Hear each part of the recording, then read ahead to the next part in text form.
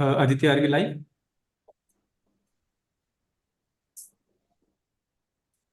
Aditya, are you live? Okay, good. Hello, everyone. Welcome to Physics for MedEd. This is Dr. Patil here, and we are now connecting for this. Hello, everyone. Welcome to Physics for MedEd. This is Dr. Patil here, and we are now connecting for this. Hello, everyone. Welcome to Physics for MedEd. This is Dr. Patil here, and we are now connecting. Okay, so I think there was some audio issue. It's sorted. So let's get connected. So before we get going with this mega recall session, let me introduce our esteemed panel. So with us, we have today Dr. Ranjit. He's a faculty for pathology. And then we have Dr. Siraj. I think the whole FMGE student community knows him very well. Our faculty for pharmacology. And then Dr. Sudha Sitaraman, our faculty for ophthalmology. And joining us today, we also have two students from the student community. We have Dr. Vijay and Dr. Arshad. So first of all, welcome all of you. So guys, we have just concluded the recent session of FMG and we're connecting to recall the questions. We understand that most of you are going through the anxiety. With every question, you have certain doubts whether I marked it right or whether it was wrong. So our team is gathering the questions and we will come out with the recall sessions for each subject, one after the other. All our 19 faculty are at it. So before we start with the individual subjects, let us begin by understanding how was the paper. So Arshad and Vijay, what do you think? How was the session this time compared to the previous FMG session? Sir, it's more like a same question pattern. The only thing the pattern was changed the 50-50 question.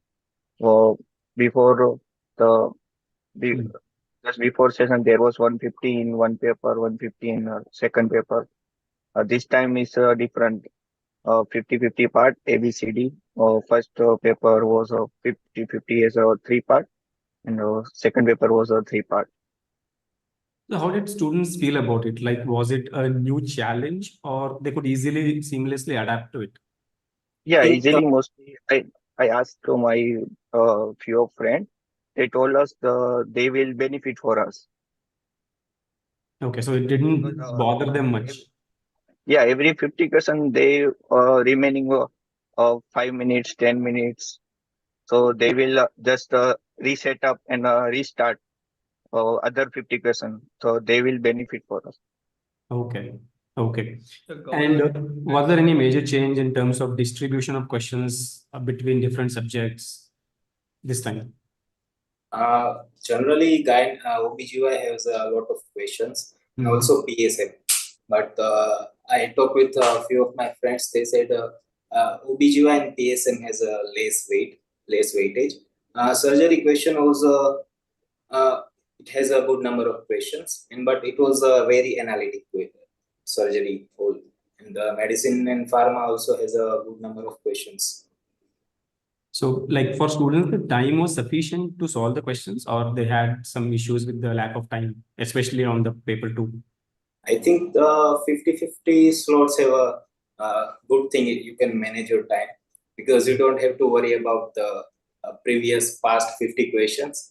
And in hurry, there is sometimes less time for mark for review questions. So I think all over the time was managed nicely because of the 50-50 slots. Okay, so what I can understand from you is that this time there was more weightage given to medicine and the surgery in comparison to the previous session, and the weightage given to PSM and the other subject was slightly reduced this time, right? Yes, sir. Mainly the OBG that we were talking about. Okay. Siraj sir, whatever questions you've heard so far, how do you rate this paper compared to previous session and with the previous? I think the previous session was also quite in a similar pattern, sir. As per the student that we have heard, part 1 was usually on the easier side. Easy to some questions were having some tricks. Other than that, the question were very easy. And part 2 there were some subjects, as rightly mentioned by Dr. Vijay and Dr. Arshad, that there were questions which was clinical, which requires some detailed information. And apart from that, subjects like ENT had usual topics that is being asked, from the ages, like the question on angiofibroma, the question on mitomycin C. So those topics are usually there, and most of the students, what they are actually saying that the question that has been asked is mostly PYQs. I mean, if one student has done, let's say, 7 to 8 PYQ, not PYQ per se, but PYTs, the topics that has been actually discussed in our day-to-day classes. If the students have gone through the previous year topics, most of their questions are going in the right direction, and they are able to solve those questions as well. So as far as I have heard so far from the student, I got a couple of students call immediately after exams as well. I was able to connect with them. They said ki they are feeling confident about it, and the paper was easy to moderate, not towards the tough side. Okay. Sir, pathology was also on the similar lines, or was it kind of unexpected this time? There are only 4 or 5 questions which I have received till now. So those 5 questions were a bit on the easier side. And Dr. Gaurav has commented that the exam was loaded with IBQs. That is also a talk like Dr. Gaurav said more than 100 plus IBQs. Generally, the students say that somewhere around 50, 60 questions were images. That's not the general dictum with FMG exams. And path image, whichever I got one, which is the inheritance, the pedigree. That's a usual one. And I don't think so that must have troubled the students. Overall, the first paper was a little bit on the easier side, like everyone in the panel said. And second paper, medicine surgery took an upper hand compared to OBG, which used to be generally the thing in FMGA. OBG used to have lots of questions. This time, OBG was a little bit less represented. Again, you cannot follow the blueprint, right? So it's there just for the namesake, but they're going to anyway play around the subjects here and there. That's what they'll do.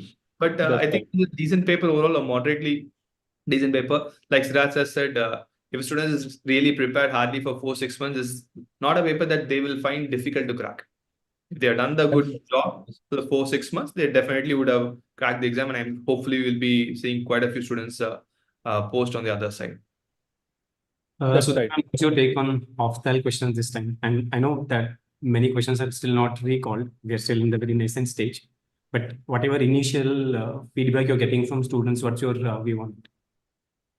As everybody is saying, it was like moderate. I think I have not received any images from Ofthal as of now. I've received like 4 to 5 questions, which are, as Dr. Siraj said, kind of PYTs. We cannot say they are PYQs exactly, but they are PYTs. And the general feedback about both the papers is usually as it is. The first paper was like had one-liners. The second paper did not have too many one-liners. And the second paper was loaded with images. But then FMG is now moving more towards clinical case-based questions and image-based questions. And so it was not really very unexpected that we would get image-based questions. Maybe we got like 10, 20 more than what we expected. But like as teachers, we have been telling students that we are likely to get more images, more case-based, longer, lengthier questions. So that is what they have followed the trend. And like with every exam, the standard is becoming like more towards NEET PG, and but it's essentially PYT. In fact, most of the PYQs, most of the questions that I have got, like that I have seen and have heard so far, they were mostly from NEET PG only. I mean, Yes, sir. Yeah. They're like PYTs. We cannot say the exact question was repeated, but in ophthalmology, like similar retinal detachment, I have got a question. I have got a question on like adenoviral conjunctivitis. Like these are expected. We don't. These are things we do commonly discuss with kids, so that's okay. The only thing I would say that most students were very much worried about this phasing of 50-50 questions. But the general consensus is it has actually worked in their favor, because once you're done with those 50 questions, you are done with that. You don't have to worry about them anymore. Probably students were very worried that what will happen, whether we'll be able to complete the questions within that given. But at least a few students that I've spoken with, they have not faced any problems in finishing those 50 questions in that slot. And they were of the opinion ki acha hi hua ki we are now done. We don't have to worry. Now we look at it as a fresh exam. So it's like a different exam. Instead of 150 mark exam, it's like 50. So maybe that has actually helped, which students actually worried about.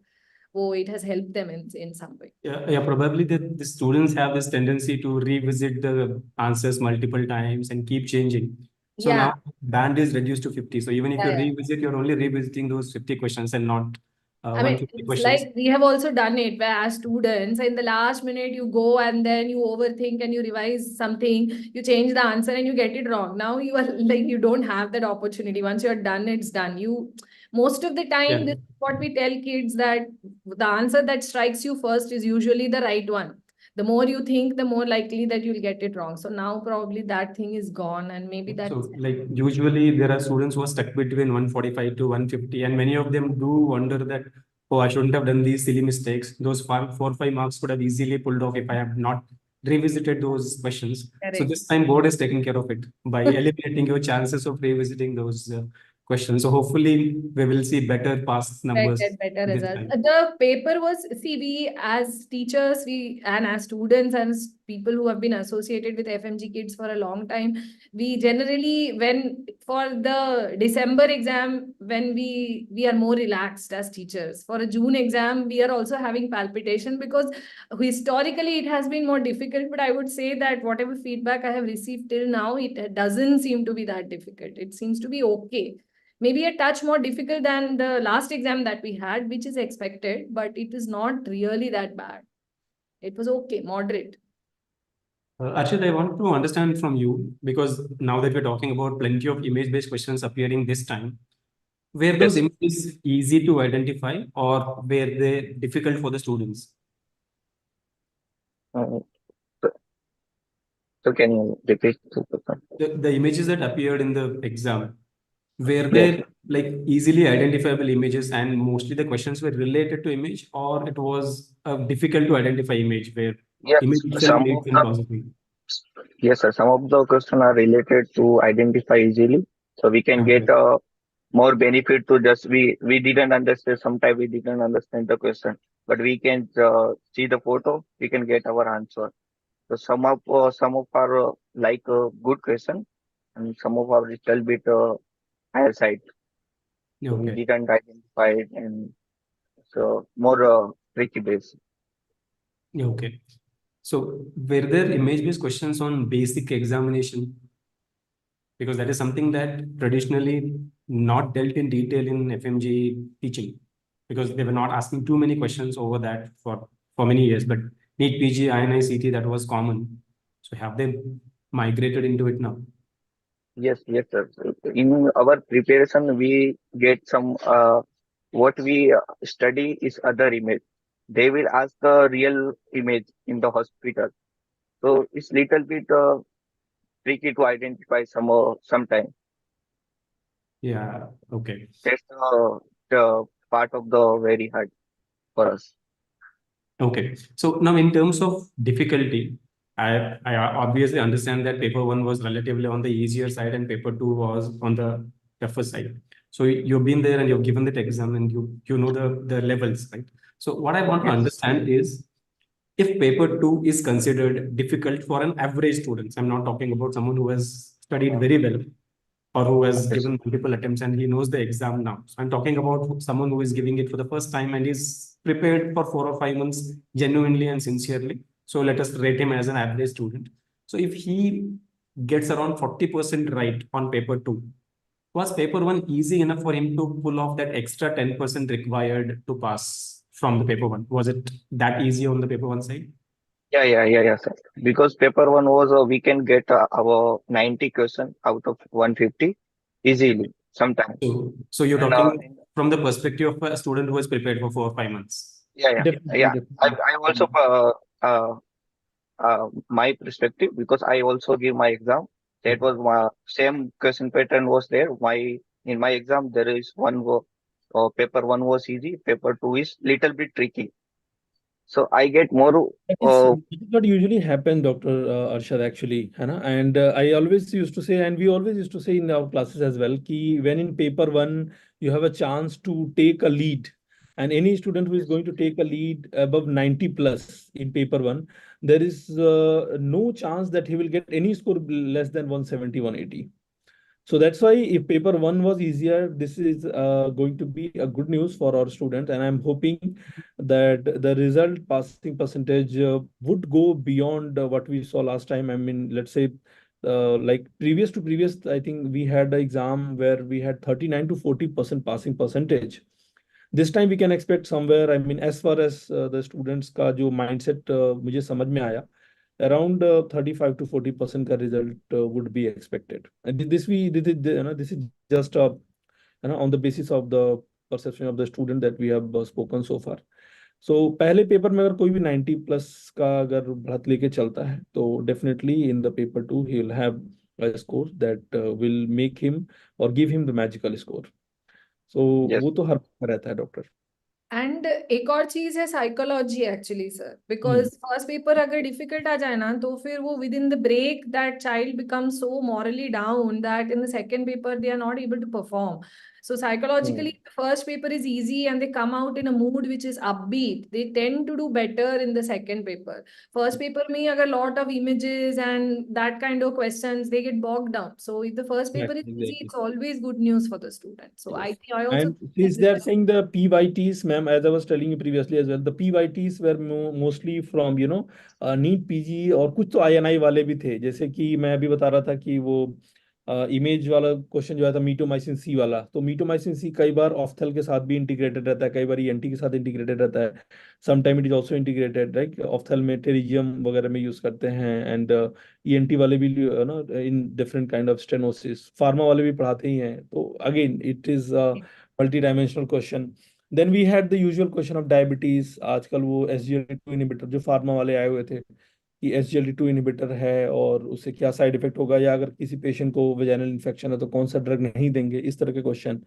Gist tumour, जो usual question आते रहते हैं, जो I think medicine में भी पढ़ाते रहते हैं, उसका ड्रग ऑफ चॉइस. पैथो में भी शायद पढ़ाते ही होंगे जिस्ट के बारे में. कम्पिटिटिव नॉन कम्पिटिटिव इनहिबिटर, वो ग्राफ जैसे बायोकेमिस्ट्री में पूछ लिया, they ask that question as well. And उसके अलावा they have also asked about this question on PCSK9 inhibitor, जो कि आई थिंक पैथो में भी एंड मेडिसिन में भी, फार्मा में भी डिस्कस करते हैं, alirocumab, evolocumab. So that was question that we got. And also there was a question on NMDA blocker, कीटामीन वाला क्वेश्चन आया था. ट्यूबरक्लोसिस का यूजुअल क्वेश्चन है. तो टॉपिक के पैटर्न सेम है. आई मीन क्लास में घुसते ही हम बता सकते हैं कि हाँ भाई ये 20-30 टॉपिक हैं, जिसमें से आपके 30 टॉपिक बता दिया, उसमें से 15 से 20 या 20 प्लस टॉपिक से क्वेश्चन आने ही आने. तो वो पैटर्न सेम है. That pattern, that topic is going to be same. And थोड़े बहुत लैंग्वेज तो चेंज करना ही है ना. The only thing is probably मतलब where I would say कि कुछ बच्चे disappoint हुए होंगे is with OBG, I think, because among the clinical subjects OBG is one of the easier ones to score.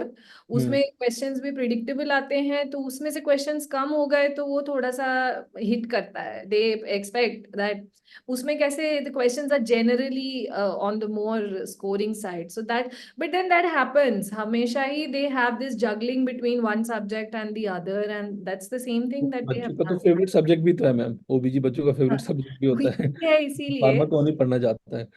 So that way, that is the only disappointment I would say. But it's not like they got really long integrated questions. उस type का कुछ नहीं आया which will really scare them. But the general standard of the exam is increasing, and it is now almost up to the level of NEET PG. In fact, a couple of papers of FMG have been even strong. I mean, I would say more difficult than a NEET PG paper. So that is something that all kids now and those who are preparing for the upcoming exams have to orient themselves to.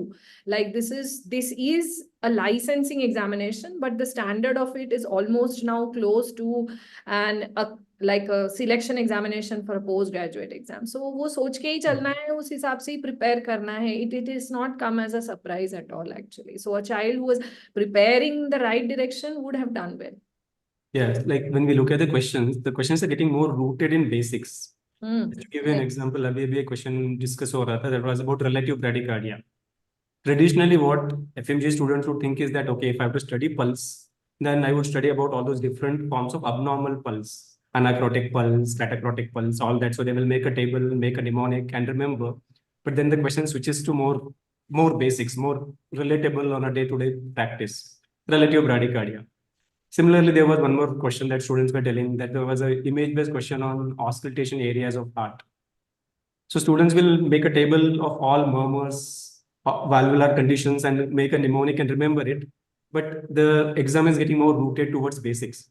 शायद आपको murmurs पता ना हो चलेगा, but the basic auscultation areas we cannot omit. So that is like I would say basics will remain important regardless of what exam we are talking about, whether it is FMGE, INICT or NEET PG. और इसलिए शायद हमको लगता है कि हाँ, these are standard topics which keep recurring. Correct.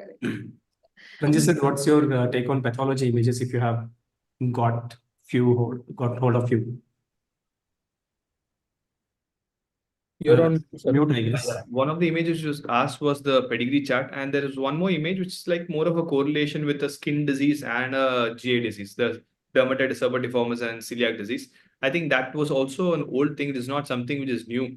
In fact, there is one thing which is new. They have moved from trinucleotide repeat disorder to hexanucleotide repeat disorder, which I feel that even if it comes in NEET or INICT, students will not be able to answer. That's any day there will be few questions which will be above the level of the students, just to make sure they'll leave the question and not attend the question.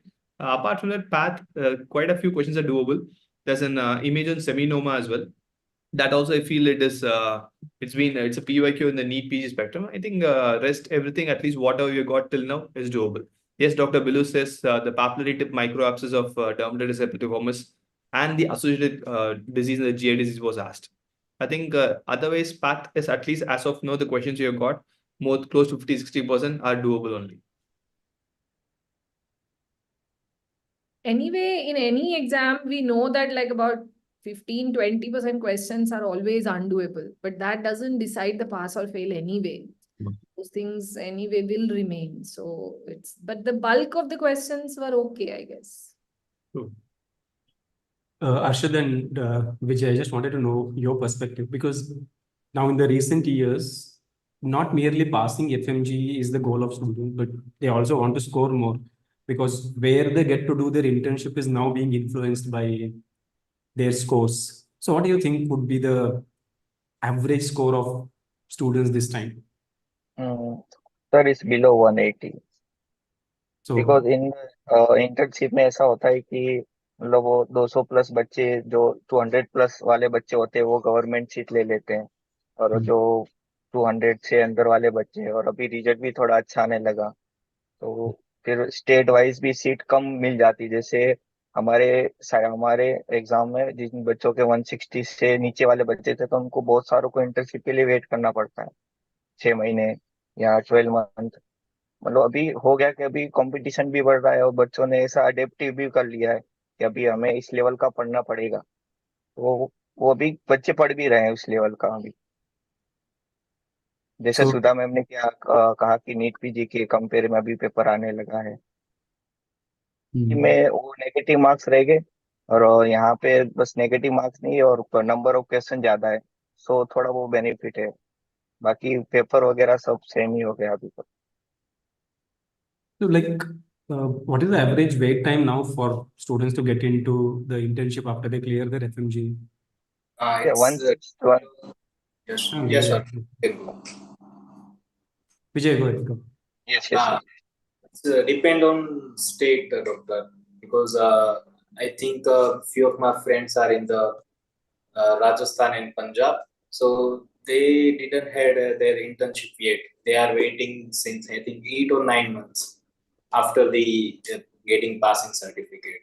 So in Gujarat there is a lot of seats, so no worries. But in other state it's a really long waiting time. In Kerala and South also. Okay. So what's the student mentality now? मतलब कि it is making them anxious before the exam that I need to score so high to get easily into internship, नहीं तो कुछ और time बर्बाद हो जाएगा, और their primary target is पहले कैसे भी करके पास करना है, फिर सोचेंगे internship के बारे में. They want to score high because अगर you don't have any chance in our own state, they can go to other state, they can apply in other state also. So they just don't want to pass, they want to score high also. And I think the INI set also score limit of 160 in FMG. You require 160 for applying for INIs. Okay. And sir, first priority was the passing the exam. So we have to pass the exam, then we will get the internship. Because getting into an anxious mode a couple of days before the exam can also have a detrimental effect on your exam day performance. So just wanted to understand the students' perspective.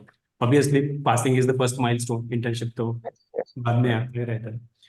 So दूसरे state में जाके भी हम कर सकते हैं, मतलब कुछ ना कुछ हो जाएगा, बस एक मेंटल स्ट्रेस से बाहर निकल जाए, एग्जाम क्लियर हो जाए, घर वाले भी खुश और सब अच्छा अच्छा होने लगता है फिर. बच्चों में इतना पैशन तो है कि एक देश से दूसरे देश गए थे टू बिकम हाँ अ हाँ डॉक्टर. तो एक स्टेट से दूसरे स्टेट अपने ही देश में जाने में क्या हर्ज है, but yeah nothing as beautiful as home state. I understand. Okay, so Billu right. Sindhu says SGLT2 like, okay, so some students are sharing questions now. Yeah, So seeing it like we'll start the discussion very soon. We had a brief discussion on just to collect the questions, and we have Dr. Jagdish who is ready with us. Dr. Santosh.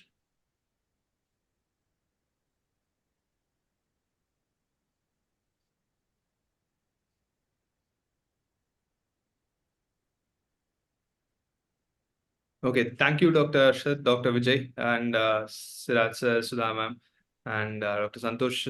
I'll be we're leaving the stage to Dr. Jagdish sir. Sir, go ahead with the ENT, and I'll be joining soon, and one by one subjects will be discussed. And I hope you guys will enjoy this recall. See you soon, guys. Bye bye. Bye-bye. See you All soon. right. Thank you, everyone. Hi, everyone. I heard that, yeah, a lot of clinical questions, more images than expected, and all of that. Let me also just quickly see your comments on the YouTube channel. Okay. All right. So, guys, ENT.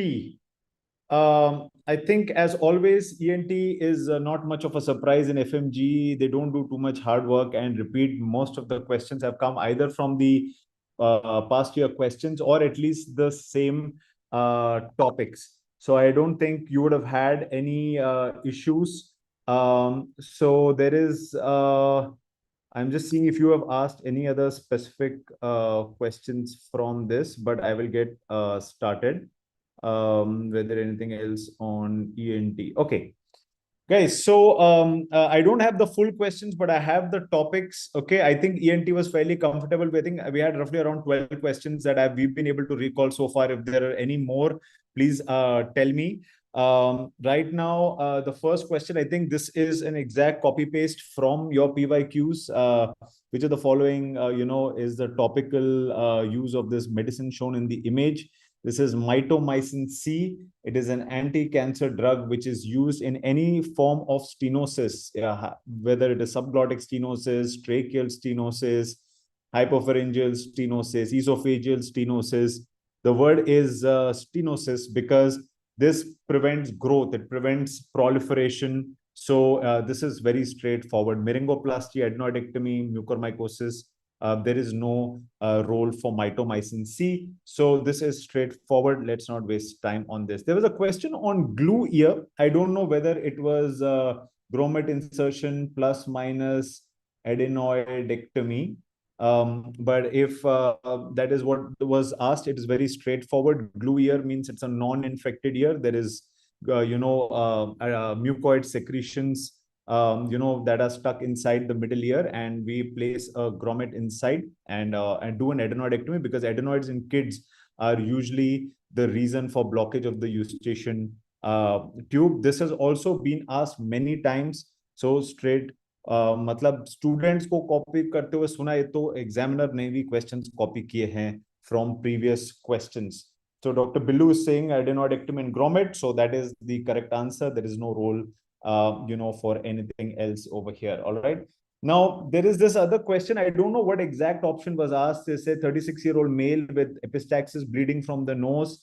Some conservative management was done, which I think was, I don't know, maybe just a Trotter's method or something like that. What is the next step of management? Now, what I don't know is whether nasal packing was already done. In this case, the nasal packing or anterior nasal packing would be the option. Otherwise, if nasal packing is done, then embolization of the sphenopalatine artery or cauterization of it would be the option. Can you recollect what was the option that was asked in this particular scenario? Then I will be able to give the answer with more clarity. was that I think they've given you a lot of clinical questions, like I've always said in our classes, live classes, as well as in our teaching sessions, that FMGE and all the upcoming exams are becoming more clinical. So lamba case history they will give, and at the end it will be a simple thing. So in this case, was it embolization was the option, or was anterior nasal packing or posterior nasal packing was the option? If history of hypertension was given, then it's most likely posterior bleed. If there is a history of injury or anterior bleed, I don't know what was asked, but if it is one of them, this would be the next option after conservative management. I think by conservative they mean non-surgical, so I think embolization or cauterization would be one of the options in this, or maybe ligation. So you can do ligation as well, ligation of the sphenopalatine artery, or embolization or cauterization. Okay, anybody here, do you remember the options? Was this question even asked, not asked? It would be good to see. Okay, I think the next question was very straightforward. Ye to aata hi hai, like a guest appearance on atrophic rhinitis. Again, female patient, nasal obstruction, merciful anosmia is a key word. Again, a very common PYQ. They're asking what other sign will you see? Generally, they've already mentioned merciful anosmia. The only other thing that you can see is a roomy nasal cavity, or foul smelling, discharge. Do you remember what are the other options that were asked in this case? Okay, so roomy nasal cavity is what was there, Dr. Billu is saying. So then that would be the other clinical finding that you would see in atrophic rhinitis.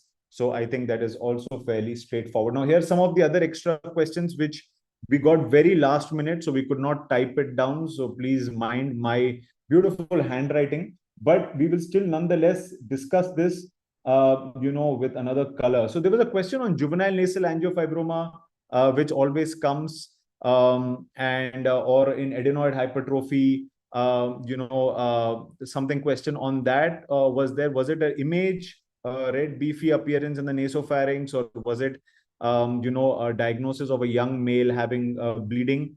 Then that one would be for juvenile nasopharyngeal angiopharyngitis. Which stage will be used in JNA? Oh, what is I see the question that you are saying is what is the staging for juvenile nasopharyngeal angiofibroma, right? Is that what you're asking? I'm not able to see. What were the options? Okay, so Prima is putting down the options. So, okay, so if Radkowski is there, then Radkowski's staging is the one that is used. Okay, so if that staging was asked, then RADKOWSKI. So we have covered this already in our sessions. Juvenile nasopharyngeal fibroma has been asked, but not much on the staging. Okay, and the staging is basically upon its extension. There is 1A, 1B, 2A, 2B, and the 2C options which are there in Radkowski's staging. There is a JNA staging also, which is separate. They don't have TNM staging over here because this is not a malignant, so there is no metastasis. Somebody is saying Radkowski's was not there, and some are saying that it is there. So for now, some staging question that was asked, let us move ahead. Okay.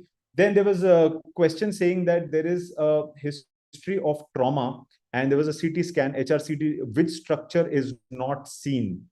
Okay, and here if you see, all these three are bony. See, cochlea has a bony, the labyrinth is covering the vestibule, semicircular canals are bony. If organ of 𝐒𝐿 was an option, organ of 𝐒𝐿 is what is present in the middle chamber of the cochlea, generally not possible to see the organ of 𝐒𝐿. Of course, in the high resolution CT scan, you will see a clover leaf-like shape like this of the cochlea, but you will only see the bony segments. You won't see soft tissue, which is more likely to be seen in MRI.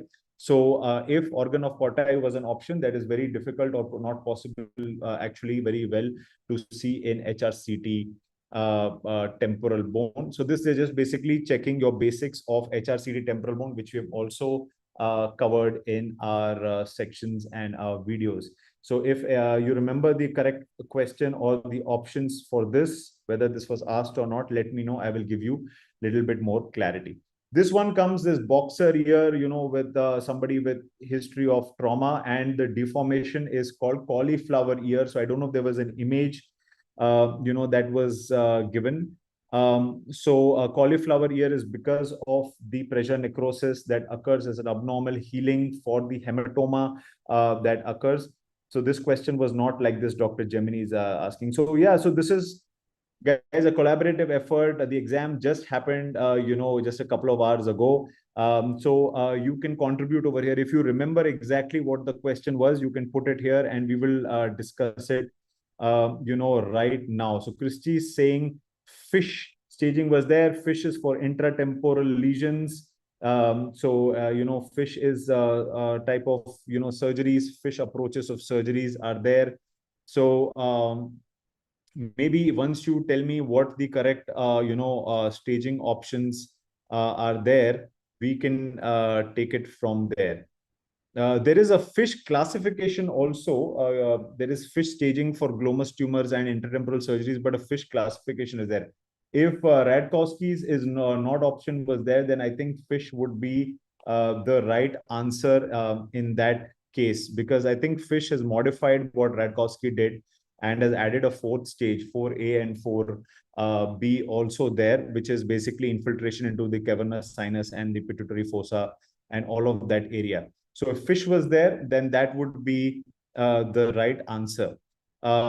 No, but fish staging for GNA and the fish surgical approaches are there for intratemporal, lesion. The basically intratemporal surgeries have the fish approach.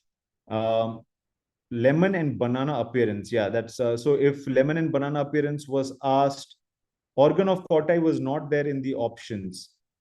Which structure is responsible for balance and equilibrium? I think then that would be the, semicircular canals. I don't know what level of question, but Tawfiq is saying that that was asked. And lemon and banana appearance was asked. Anything else, guys? This is very helpful.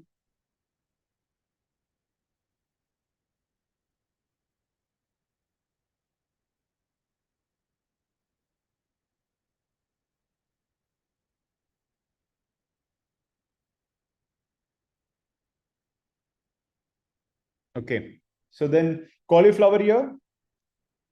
Okay, so if Tawfiq is, if squamous cell carcinoma was an option, semicircular canal was an option, then that is what is responsible. Staging of JNA document, I think fish staging was there, fish classification is there. There was one question, some ear surgery was done. They were asking that which nerve will damage eye muscles or something.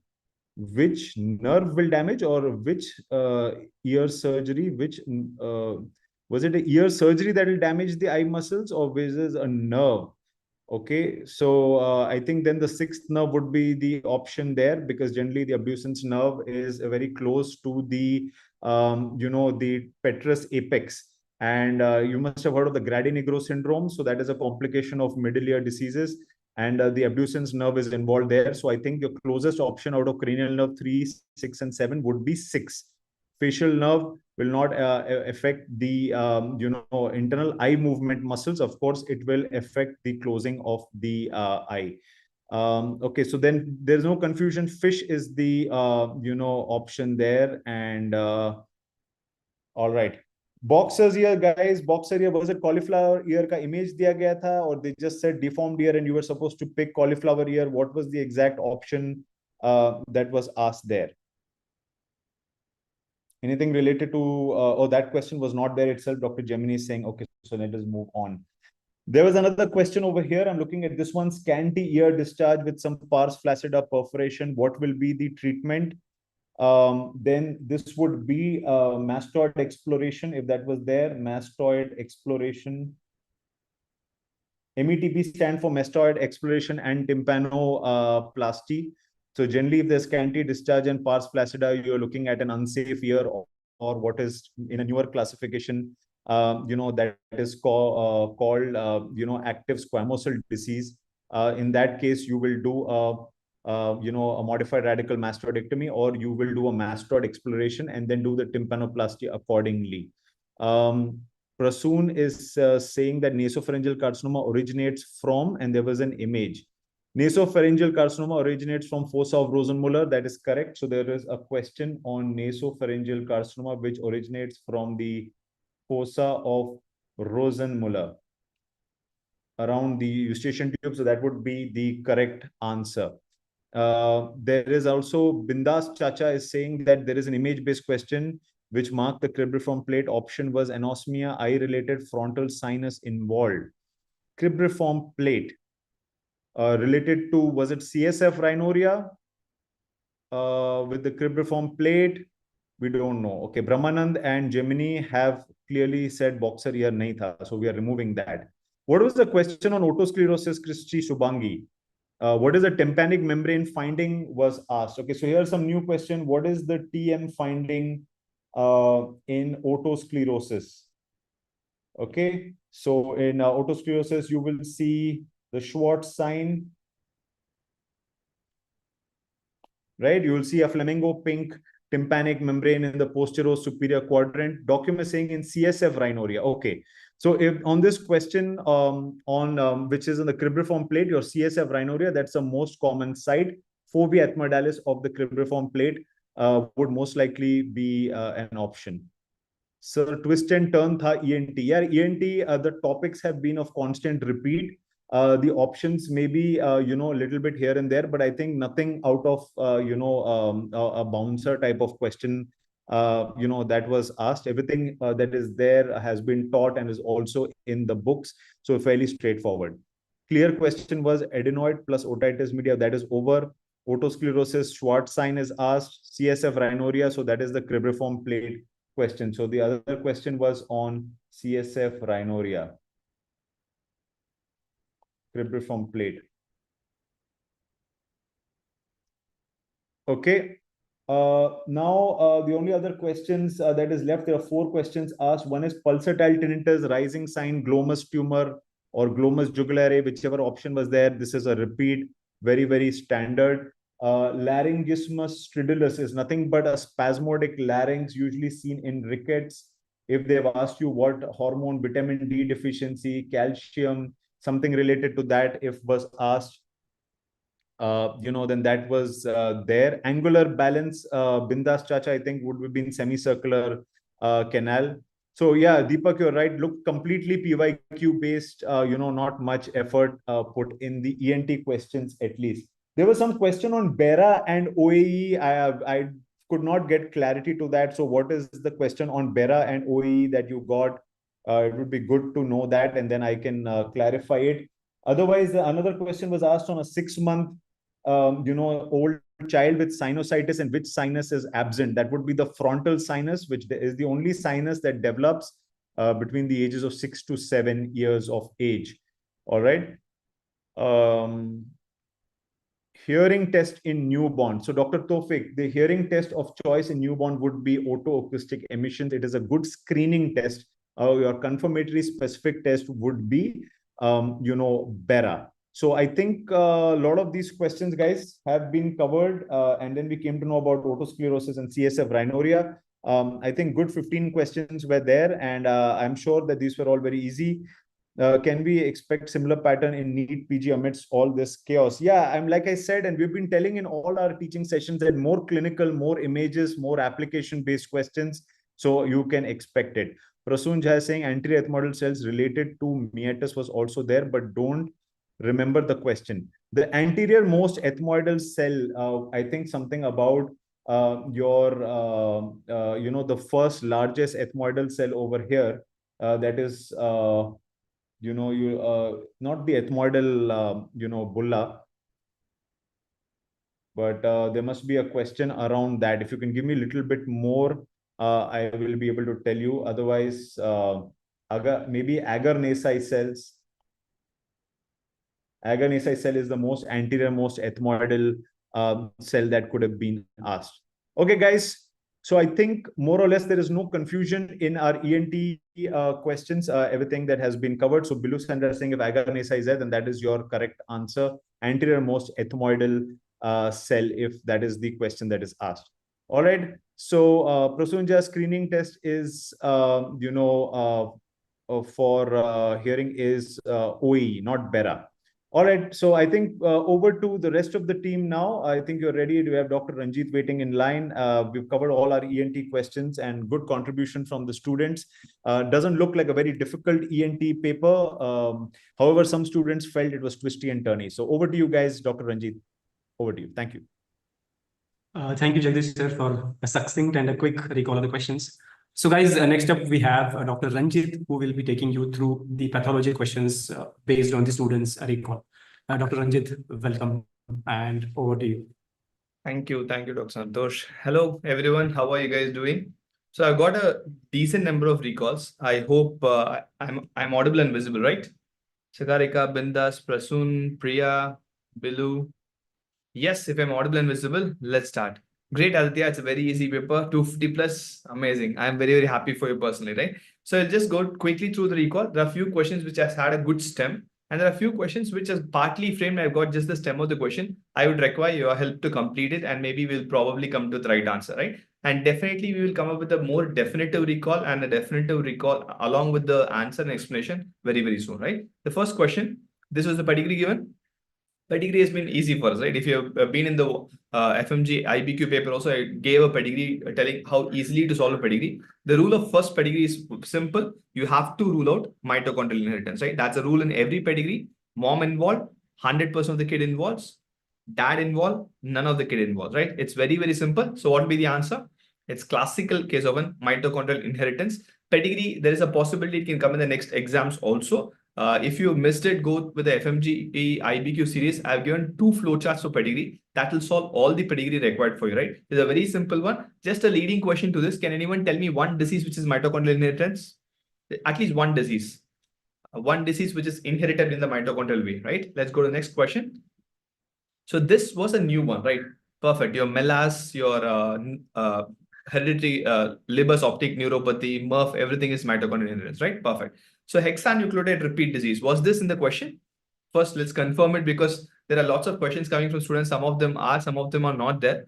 If this question is there, the answer is frontotemporal dementia. Frontotemporal dementia is an hexanucleotide repeat disorder. Generally, we need to read about trinucleotide repeat disorder. If you have made mistakes in this, don't worry. This is definitely a little bit higher up. Maybe the teacher doesn't want you to answer it. So it's a little bit higher. So ignore that. This is what gets repeated here. It's called as an open reading frame. C90 ORF is open reading frame. This is what gets repeated in frontotemporal dementia. It's an hexanucleotide repeat disorder, right? It's a new question. If it comes in the future exams, I want you guys to remember this. Please don't go and research and read more about hexanucleotide disease, right? Trinucleotide is more than enough for us, fine? Can anyone tell me one example for trinucleotide disease? Dr. Bindu, great. You listed out everything. Dr. Ishan, great. Just one trinucleotide disease. Then let's go to the next, fine? Was this question there? First, we have to confirm whether the question did come in the exam or not, right? So I just given a hint that there's a gross image of seminoma there, fine? Huntington's, Fragile X syndrome, right? All these are classical trinucleotide repeat disorder. Your this is your hexanucleotide repeat disorder, fine? Just give me a second. Okay, got it. Okay, great. So was this question there?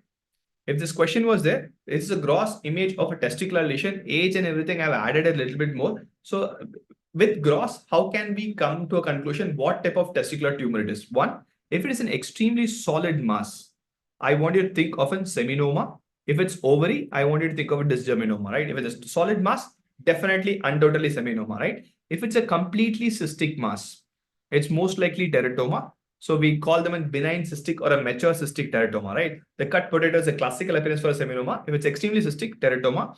If the age is less than 5 years, I want to think of a yolk sac tumor, right? These are few clues for your testicular lesions with the gross, right? Because gross is not classical for a yolk sac tumor. Age is more important. If you have a red color, completely hemorrhagic mass, can anyone tell me what tumor will it be? Perfect. That will be a choriocarcinoma, right? So that'll be choriocarcinoma. So these are few classical gross findings. Exactly cut potato appearance, solid appearance, seminoma, cystic teratoma, red color, think of in choriocarcinoma, right? Perfect. So this also must be an easy question. It's a PYQ topic. I'm sure 100% you must have done the right thing, right? Great, Saharika. Great, Brindu, right? Next question. This, I need a little bit of clarification from you. What was the exact question? Some of them say, which is the earliest marker to rise? But there are few students who says that what will rise within less than 5 hours of an infarct, right? Because this is very, very important for us to come to a conclusion. So there are one more option is LDH, right? So I'll add LDH also to that spectrum, because LDH actually raises between 1 or 2 days. It's a very slow marker to rise, right?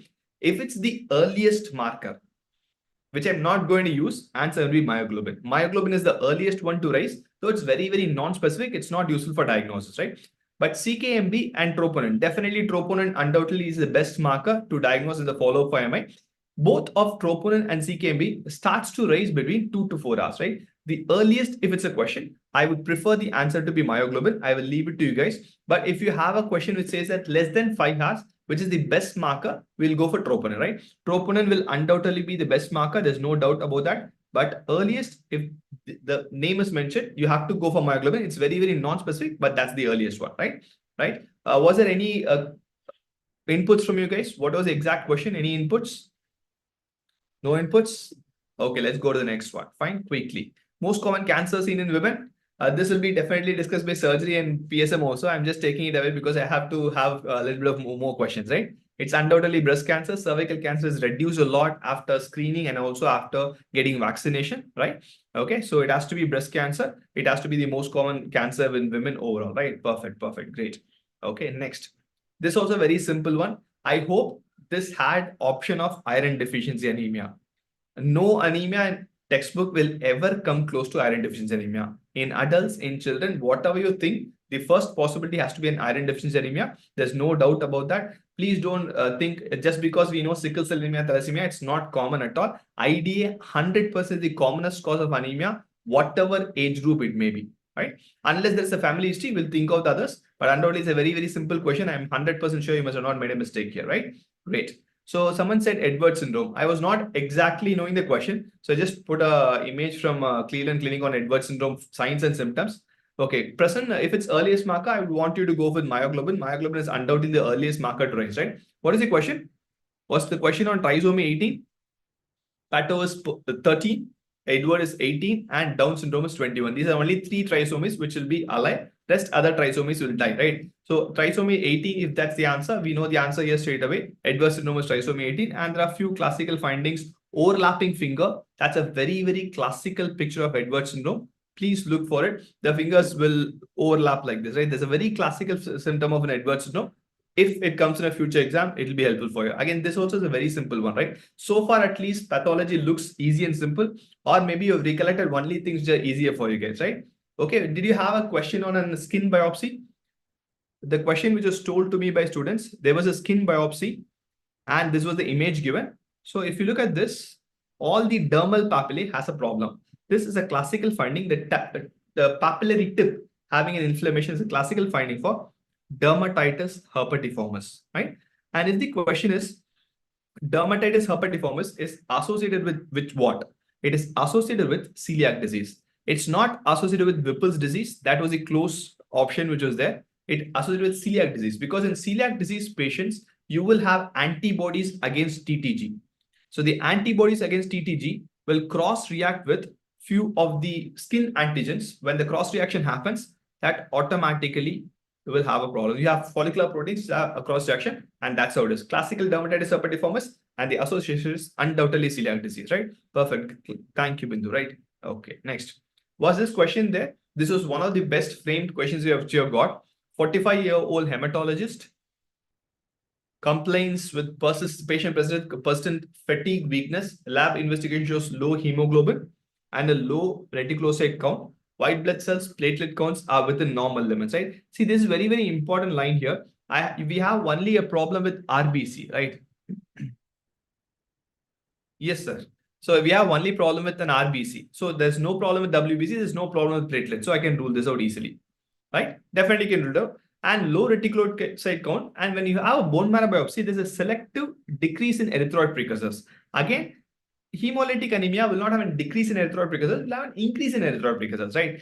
And by default, no one is ever going to go for a bone marrow examination for an iron deficiency anemia, right? So all this points out to only one thing, pure red cell aplasia. In the INICT, if you have looked at it, we had questions on pure red cell aplasia, the parvovirus and everything, right? So this is how pure red cell aplasia functions, and this is how the patient presents.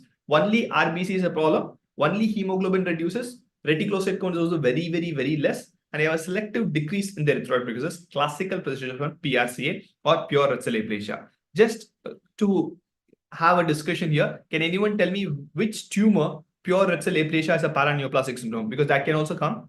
Which tumor? Thymoma, right? So this can also come. Thymoma is a tumor where you can see PRCA as a paraneoplastic syndrome, right? So this is a classical symptom or classical history of PRCA. That should be the right answer. Can anyone help me with this question? Great, sir. Sartika, right? Can anyone help me with this question? What I was not able to understand, what is it? Enzyme involved in acute inflammation.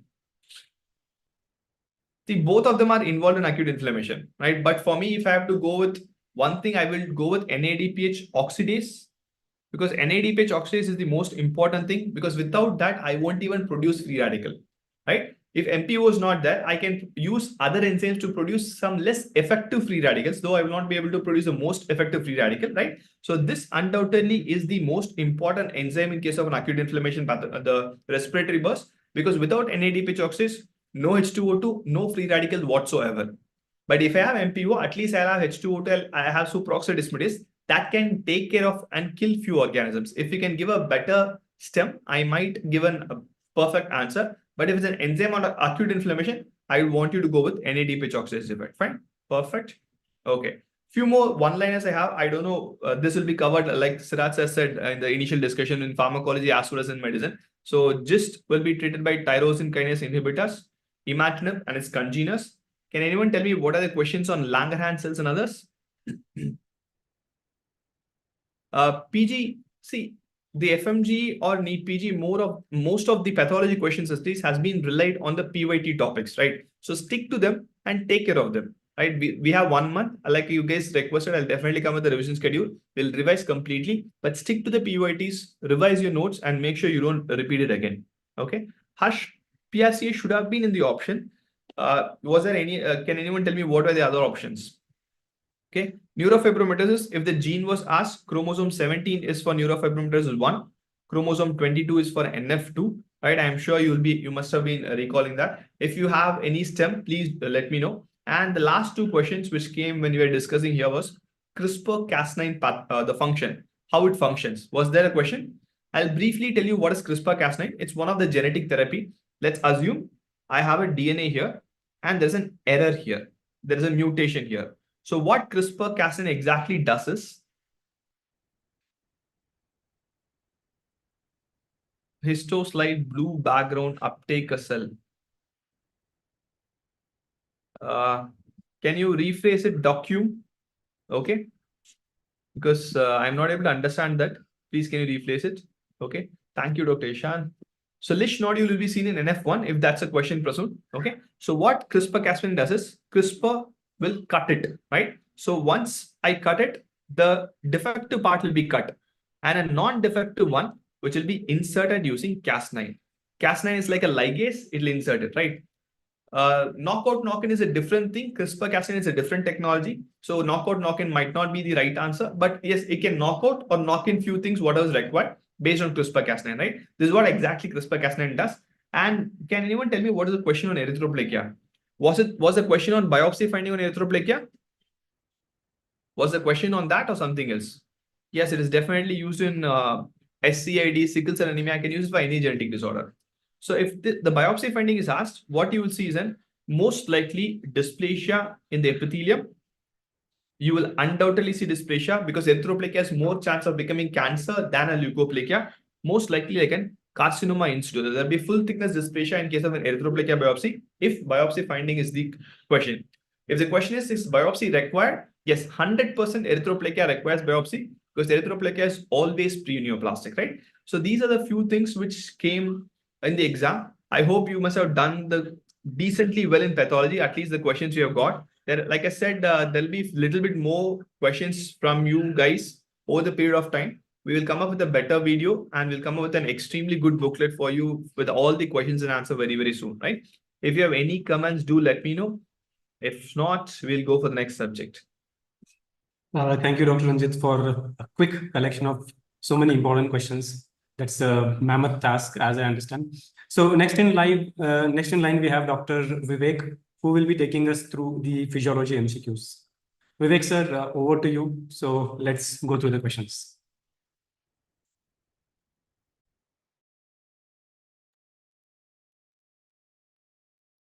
So guys, I think Rajesh sir had commented about a question on the first marker after the myocardial infarction. Well, this topic is a well asked, repeatedly asked previous year topic, and it is about the way they frame the question, right? So if they make even slight change in the wordings, the answer changes. So that is why I always tell, when it comes to previous year topics, you need to know everything in sufficient detail. Not superficially knowing few MCQ points will not suffice, right? Okay, so let us see if Dr. Vivek is ready. Okay, so guys, Dr. Vivek will take some time to get ready. So meanwhile, I will ask Dr. Pradeep to join us, and he will take you through the anatomy questions.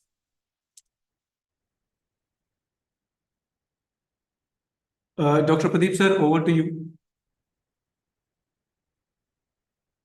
So guys, meanwhile, Dr. Pradeep connects to us and starts taking us through the questions. Like, what did you mark? And can you let me know what was the exact question on the myocardial infarction, word by word? Did they use the term specific and the earliest to rise, or just the earliest to rise? And also let me know in the options whether you had the ischemia modified albumin and hard type fatty acid binding proteins as options. Vivek sir, are you ready? So if you're ready, you can take over the podium. So let me hand over the podium to Vivek sir for the questions. Hello friends, good evening. I hope the exam went off well, and I'm sure you will crack the exam. We could gather some of the physiology questions, and let me just discuss some of those questions. The first question that we could gather from the students who came out about the oral rehydration solution. The question was that what is the rationale of adding the glucose and salt in the ORS? Was that the question actually, or what was the question exactly?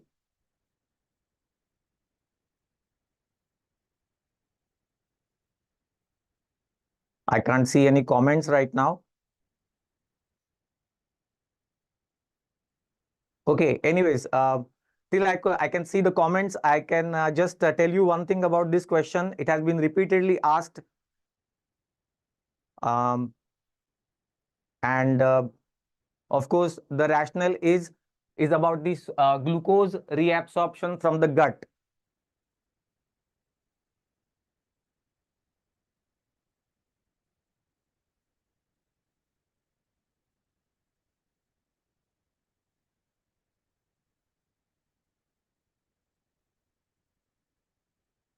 Okay, there seems to be some problem with the link. Okay, I'll go through the questions which I could gather so far. This was the question, and this is a repeatedly asked question. Rationale of adding glucose and salt in the ORS.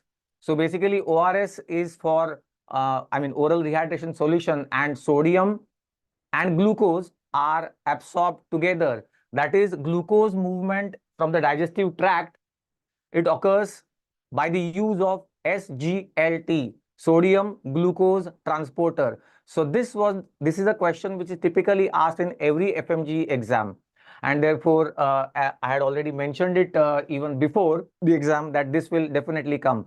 So the answer was, it uses SGLT transporter which causes transport of sodium and glucose, which is a secondary active transport or symport. So that was one question which we got.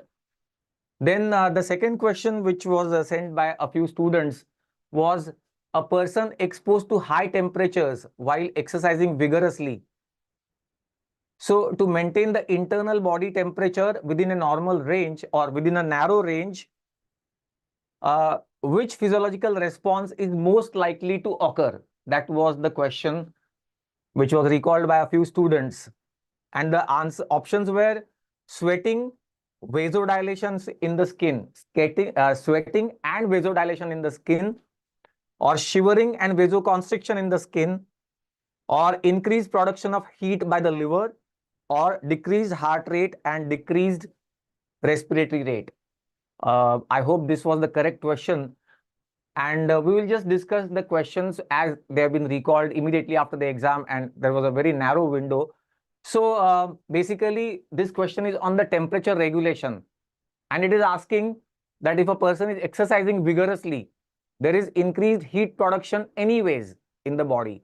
So heat needs to be lost from the body.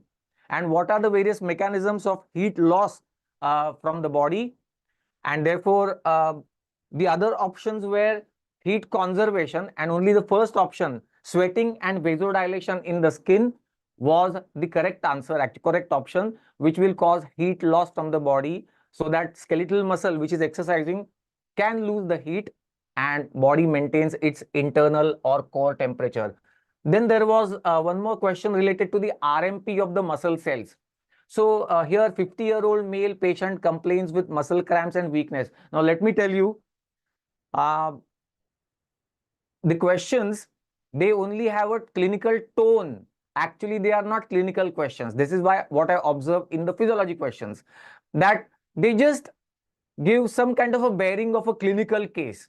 But actually, the hint was in the last line or last few words. Like in this case, 50-year-old male patient complains of muscle cramps and weakness. So physician decides to investigate the RMP. What is the typical value of RMP in the muscle cells? They are asking RMP of the muscle, skeletal muscle. Unnecessarily, they give you something so that you get distracted. So what is the RMP of a skeletal muscle? That was the question asked, and maybe the options were -35, -55, -70, -90. And of course, RMP of the skeletal muscle is -90 millivolts. So it was a simple, straightforward question actually. In the garb of clinical case. So whoever is appearing, even I mean, you all have appeared for the exam just now, but this I'm saying for the future. Even clinical case which appears to be too complicated actually is a very straightforward one. Okay, so just remember this, and hint is always given in 1 or 2 keywords. You just take up those keywords and your answer will be absolutely spot on. So that was the question. Then what fraction of the body water is typically occupied by ECF and ICF? We got this question at the very last minute. I don't know what were the options. And as suggested by Dr. Ranjit and also the other colleagues of mine, that we are going to come up with a proper questions and answers with explanations on this. So this is just a quick review of what could have been the answer. So ECF and ICF, you know, total body water is divided into these 2 major compartments, where ICF is 2/3 of the total body water and ECF is 1/3 of the total body water. So that what fraction of body water is typically divided as, or typically distributed between ICF and ECF. ICF constitutes 2/3, 66%, and remaining 1/3 is ECF. 42 liters divided into 28 and 14 liters, like that. Okay. Another question was, yes, this was a question which is which required some kind of a understanding on your end. A 30-year-old male patient presents with rigidity of muscles and inability to open his mouth. A diagnosis of botulism is made. The toxin produced by organism acts by cleaving which protein? Could you answer this question? Those who appeared just now for this exam. I hope you could, because the Clostridium botulinum is the microorganism. The condition is botulism, and it interferes with the neuromuscular transmission. How?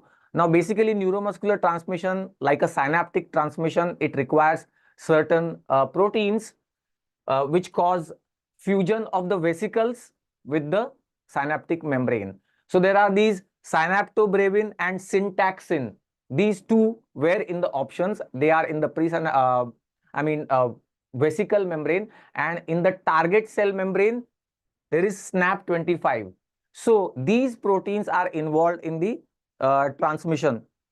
So actually, Clostridium botulinum or botulism happens because of cleaving of the protein SNAP25. This question was not complete, I guess, because botulinum toxins are of two types, botulinum A and botulinum B. However, I'm taking it as botulinum A here, and it interferes the synaptic transmission or neuromuscular transmission by cleaving SNAP25. We will gather the questions as they come up properly, and then we will come up with the video soon. What is the typical value of GFR in a healthy adult? That was a straightforward question, I guess. The typical value of GFR in a healthy adult.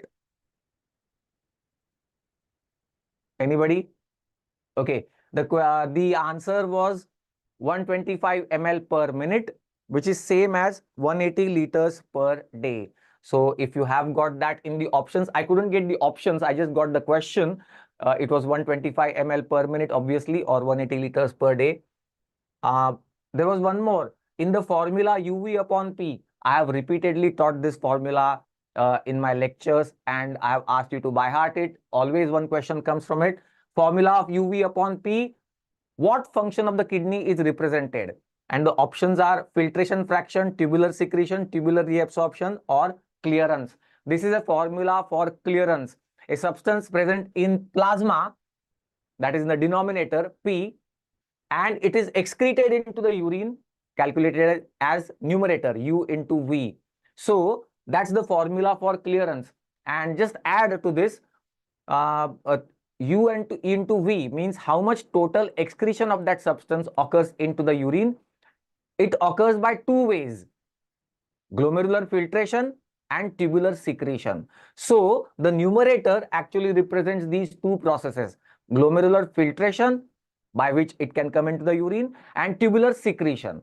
So these two combined represent the clearance and excretion of that substance into the urine. So that was one more.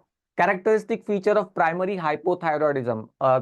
I guess there were options like low T4 and low TSH, high T4, high TSH, low T4, high TSH, and high T4, low TSH. So if it's a primary hypothyroidism, just pardon my spelling here, hypothyroidism, obviously, primarily T3, T4 levels will be less, low, and by negative feedback, the TSH levels will be high.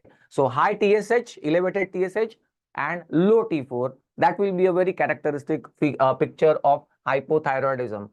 There was a question on Bombay blood group. If you could recall, any one of you, the question on Bombay blood group. Basically, Bombay blood group, students could not send me any options on this, but Bombay blood group is O, but that O is not a normal O. That O is because of recessive H gene, because H gene recessive, and therefore A and B antigens cannot be formed on the RBC membrane. That is how it becomes O. So O small h, that is what, that's how you write Bombay blood group. And the last question that I got was this. There was a picture given. This question is repeatedly asked, and they had shown this area on the apex, fifth intercostal space, and they were asking what that area is. So apex beat is where mitral area is located, and that was the answer. Mitral area, fifth intercostal space, located on the apex beat. Tricuspid area near the lower end of the sternum, and then aortic area and pulmonary area. Aortic area, second intercostal space, right sternal border, and pulmonary area, second space, left sternal border. So these were the questions from the FMGE that we got so far, and it was too early. We are just trying to give you the answers. We will collect the options properly and come up with one more video. Thank you, sir. Over to you. Thank you, sir. That's a commendable effort. Too soon after the exam, you could gather so many questions. So next up, students, we have Dr. Sudha Sitaraman, and she will be taking us through the ophthalmic questions from the recent exam. Ma'am, over to you. Thank you, Dr. Santosh. I hope I'm audible and visible so that we can start. You're very much audible. Yeah, okay. So when we were talking about the, when we were doing the panel discussion, we said that questions they have been like predictable to certain extent, and there have been some new questions, as we always have. So that's how it has been. So I would see this is not a complete recall. As I have been already, I mean, as we all of us have been saying, this is just an idea of assimilating, because students have been tired and they have been able to just recall some of the questions. We don't have the options. But see, this is one question. Please do tell me if this was exactly the question or it was different, then we can keep framing it on the way. So see, the question says that a lady present, this is a PYQ actually, lady presents with loss of vision. There is pain on ocular movements. On examination, RAPD seen, perimetry shows central scotoma. Something like this was there? Tha aisa kuch? I don't know what the options were, but obviously the answer to this is optic neuritis. Whether they have given optic neuritis in the option या फिर retrobulbar neuritis in the option, ऐसा कोई question था?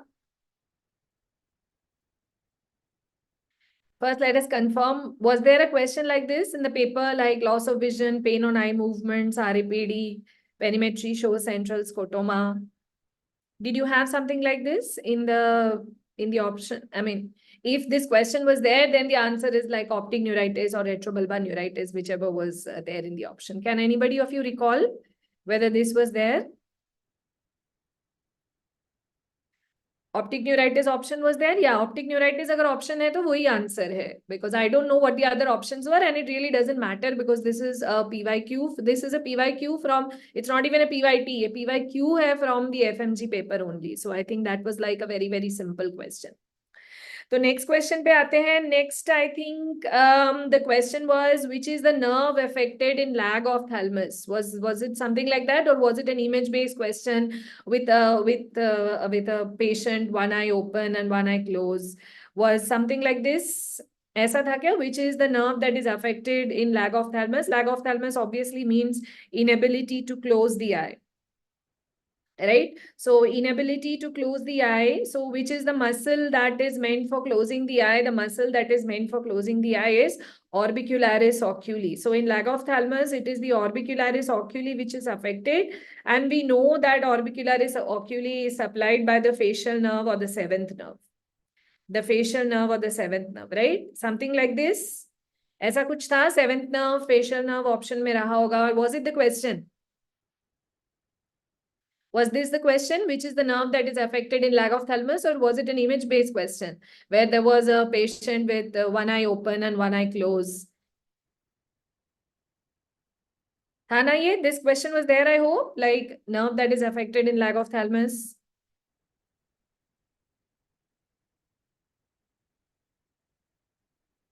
Fixed mid-dilated pupil. Fixed mid-dilated pupil or lag of thalamus same nahi hai. They are not the same thing. Or were they two different questions?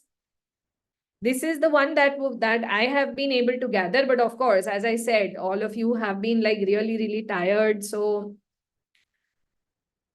was the question on fixed and mid-dilated pupil, or was the question on lag of thalamus?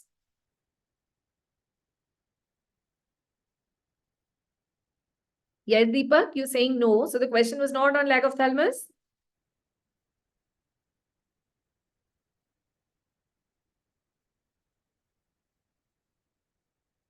Okay, so we do not know whether this was actually the question. This is what I gathered, but okay, let's then go to the next question that we have. So there was this one of the questions, which is the causative organism for hemorrhagic conjunctivitis? The causative organism for hemorrhagic conjunctivitis, ऐसा कोई question था क्या? What is the causative organism for hemorrhagic conjunctivitis? Now, for hemorrhagic conjunctivitis, the organisms are, we have adenovirus, we have 𝐒𝐂𝐈𝐀𝐻 virus, we have 𝐒𝐂𝐈𝐀𝐻 virus, we have enterovirus, and we have 𝐒𝐂 virus. So इसमें से कोई option में रहा होगा. ACE करके हम इसको याद करते हैं. I believe that adenovirus only would have been there in the options. Was this one of the questions? That what is the causative organism, or which of them is not a causative organism for hemorrhagic conjunctivitis? ऐसा कुछ था. So the causative organisms for hemorrhagic conjunctivitis are adenovirus, Coxsackie, entero, and ecovirus? This was a question, right? Yeah, there was a question on wire speculum. I know that, so we'll come to that also. Yes, Deepak, now you agree? कि ये question था, causative organism for hemorrhagic conjunctivitis. Yes. So that's one more question. Now, yes, you are saying that there was a question on the wire speculum, right? ऐसा कोई instrument रहा होगा? This is the wire speculum. This is the identify the instrument करके. This was the instrument on wires. This is the wire speculum. Correct. This was the question on wire speculum.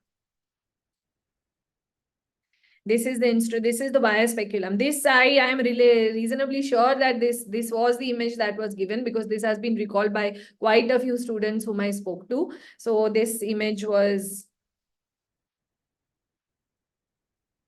okay. So there was this one question, and yes, one of you is telling me that the question on hemorrhagic conjunctivitis वाले question में Coxsackie virus was there in the option. देखो अगर adenovirus option में है ना तो adenovirus को ही mark करना है. That is the commonest one.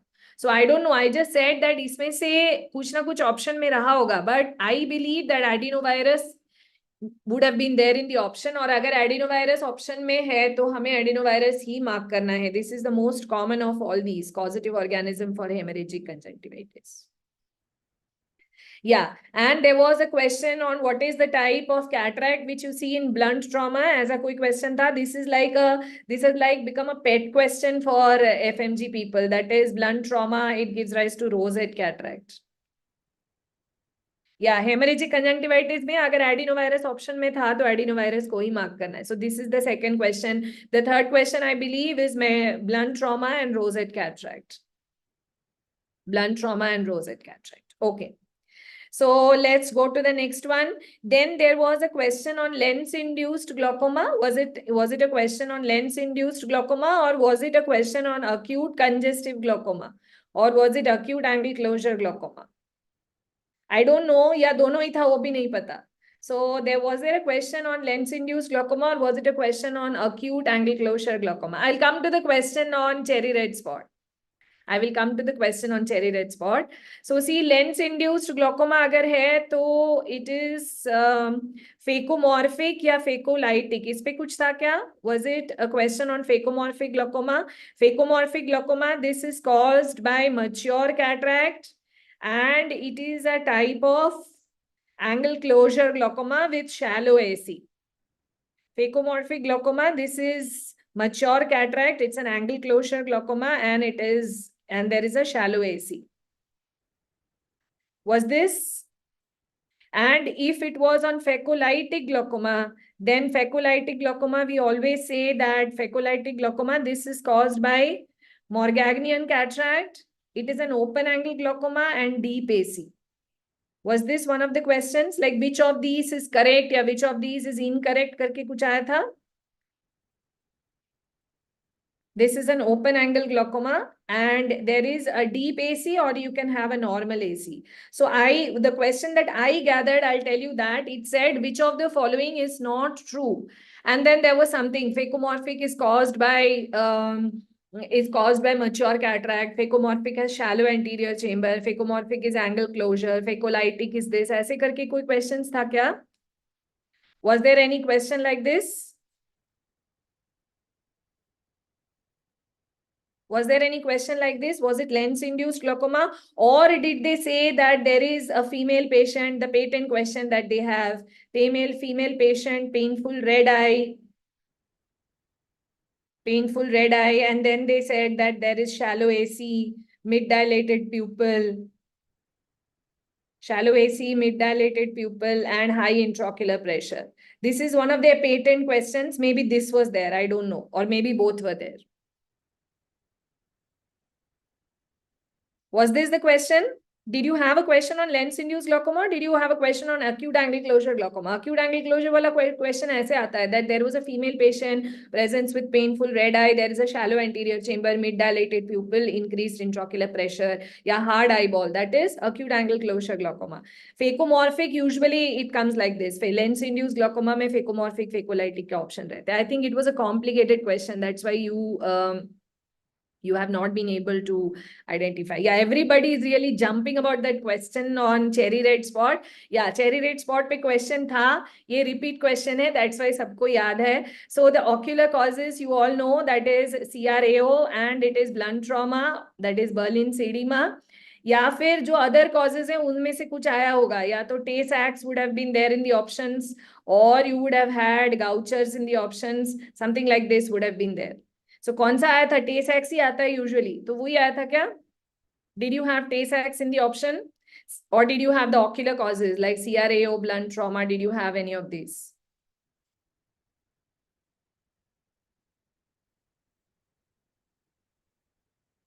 I think it was this question. There, all of you were saying cherry red spot. Tay-Sachs was there. Correct.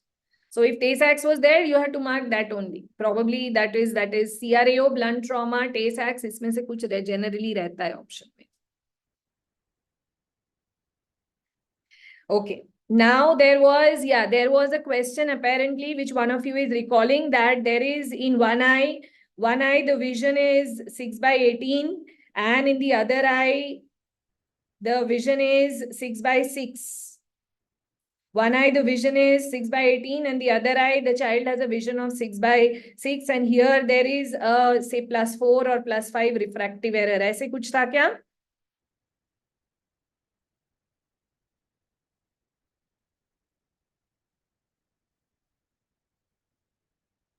Was this there? Was this there? Something like this. One eye has a vision of 6/18 and the other eye has a vision of 6/6. And the eye which has decreased vision has like a high hypermetropic refractive error. This is amblyopia. And all the other ocular findings are normal. A child presents with unexplained loss of vision in one eye, he has like +4 refractive error or +6 refractive error, something like this. I'm not exactly saying 6/18 raha hoga, maybe 6/36 something, yeah. So the question, the answer to this is amblyopia. Again, it is a PYQ. ये multiple number of times पहले भी आया है. It has come multiple number of times before this also. So this is also another very obvious like PYQ. And then there was this question, I believe, which said that a patient presents with a curtain-like vision loss, sudden loss of vision, and there is a curtain or a veil in front of the eye. ऐसे कुछ something on these lines. This is obviously retinal detachment, right? RD, retinal detachment. I don't remember, I don't know what exactly the question was, but generally they say that a patient presents with sudden painless loss of vision. The vision loss is typically described like a curtain or a veil falling in front of the eye, something like this. Right, that was yes. Yes, Anshul? Yes, the answer is retinal detachment. So this is also like a multiple times repeated question. Then there was this question on which is the normal conjunctival flora. Normal conjunctival flora. ऐसे कोई question था क्या? Now, this is very, very difficult to say like what the options were. Buzzword in the previous question was curtain-like vision loss or veil-like vision loss, which obviously made it easy to say retinal detachment. Ab normal conjunctival flora pe kya question tha, pata nahi. Now, if the options are not there, it is really very, very difficult to pick out which one should be marked. Like it has multiple flora, na usme se exactly kaun sa tha, pata nahi. Yeah, staph epidermidis, if it was there in the option, yes, then you have to mark that only. If staph epidermidis is there, then you can mark that. But abhi baki kya options mein rahe honge which we do not know. So this is I would say it's a slightly newer question, which is very, very difficult to see. Now, there was another question, that is, what are the optic disc change in glaucoma? Something like this, that is a patient presents with for fundoscopy. On examination, the ophthalmologist diagnoses the case as glaucoma. What is the characteristic optic disc finding in this case? I believe that increase in cup disc ratio करके कोई option होना चाहिए. Was it there? Increase in cup disc ratio करके कोई option था? If this was there, or large cup, ऐसे कुछ अगर option रहा होगा ना, तो that only should have been the correct option. Increase in CD ratio, increase in cup disc ratio करके कोई option था? Yeah, I understood. No fundal glow वाला जो question है ना, no fundal glow वाला option most, या white fundal glow, ये retinal detachment वाले question में most probably आया होगा. Yeah, what you're saying, no fundal glow, na? No fundal glow is probably is related to this question on RD. Either it would have said that there is a white fundal glow or no fundal glow. Now what we are talking it is this question on optic disc changes in glaucoma. So increase cup disc ratio या फिर large cup, ऐसे कुछ तो mention होना चाहिए. Large cup. This, something like this should have been there in the option. It is very unlikely that they will ask a question on glaucoma where cup disc ratio has not been mentioned. Now, once we get the options, obviously we will be able to discuss it better. But generally, when they ask something on glaucoma, they generally mention. Was there a question on vitamin A deficiency in children or Bitot spot? ऐसे कुछ था? Beaten bronze appearance. This was asked. Stargardt's disease. Beaten bronze appearance. Wow, that is like I would say new in FMG. Beaten bronze appearance of the macula, that is Stargardt's disease. This was also asked. Okay. Now, Bitot spot, what was the question on Bitot spot? What was asked on beaten bronze? Where do you get to see beaten bronze appearance? Where do you see beaten bronze appearance? That was the question. That is in Stargardt's disease. Where is beaten bronze appearance seen in the macula? That was the question. Yeah, I think that would have been the question. There was also a question on Bitot spots. Where do you get to see Bitot spot? Something like that. Or what is Bitot spot is layer X1B. Okay, this is what was, where do you get to see Bitot spot? That is vitamin A deficiency. So it was a simple question. Or did you have an image?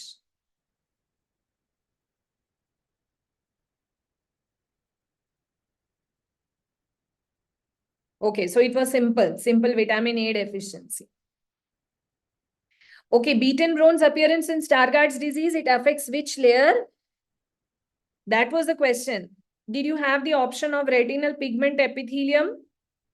Did you have the option of RPE, retinal pigment epithelium? It is a dystrophy mainly affecting the RPE. ऐसे करके था क्या? Beaten bronze appearance of the macula in Stargardt's disease, it affects the RPE, retinal pigment epithelial. Maybe that was it is a tough question. It is very, I don't expect you to recall this question. We'll be able to recall it in some time. Let us see where we,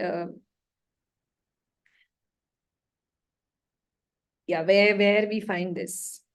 So then there was apparently one question on leash nodules. I don't know whether it was an image-based question or it was like, where are leash nodules seen? This is obviously seen in NF1.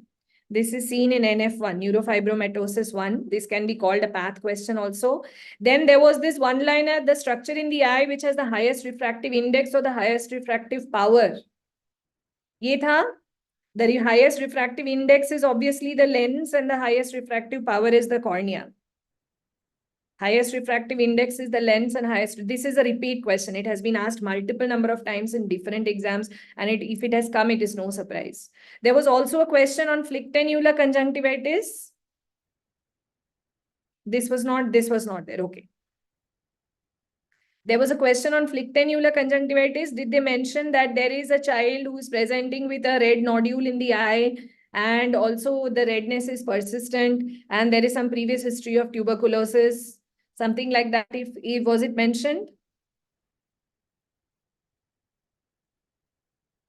So that's also a common question. That is child presenting with persistent redness, a nodule close to the limbus, and there is a previous history of tuberculosis. Yes, the answer is flictenular conjunctivitis.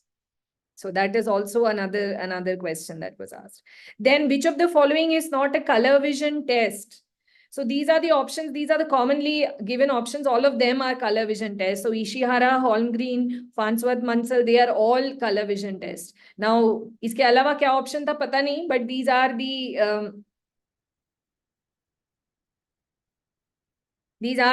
the color vision tests. Now, I don't know which is the fourth option, but the fourth option only is the correct option. If we actually had this question, which of the following is is not a color vision test. Okay, so there was a question on chemical injury to the eye also. Did you have a question on chemical injury to the eye? What was the question?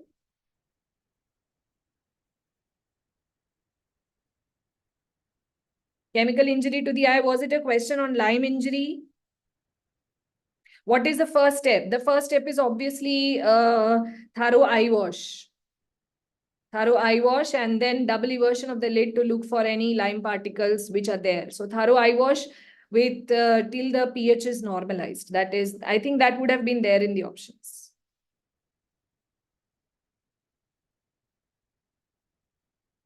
Rigorous, copious irrigation. Yeah, copious irrigation, that is thorough eye wash. That is only the correct answer. That is the first step.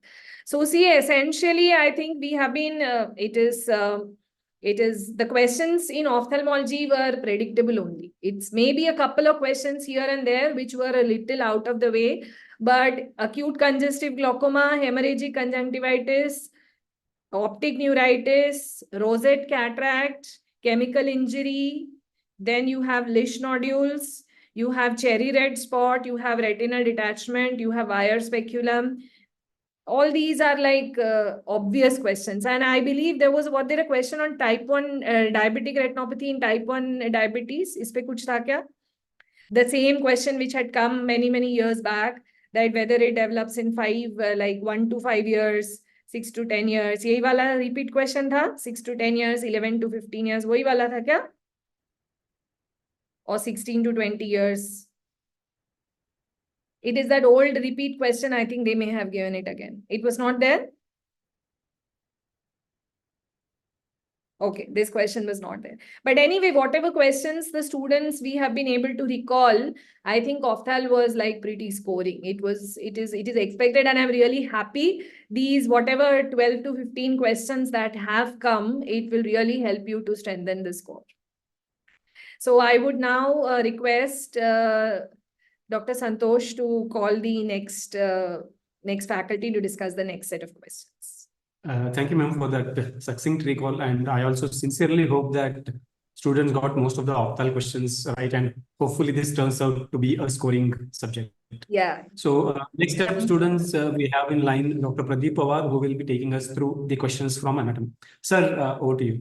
Yeah. So next up, students, we have in line Dr. Pradeep Pawar, who will be taking us through the questions from anatomy. Sir, over to you. Yeah. So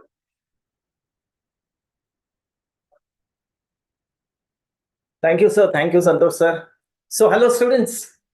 How was anatomy? Quite scoring? Visuals, kaise the? I've got some questions. Let us discuss. The first question, students, the first question here. Identify the marked structure. And this we have been constantly talking in the lectures. Yes, what is the answer for this? Identify the mark structure. The groove is, one moment.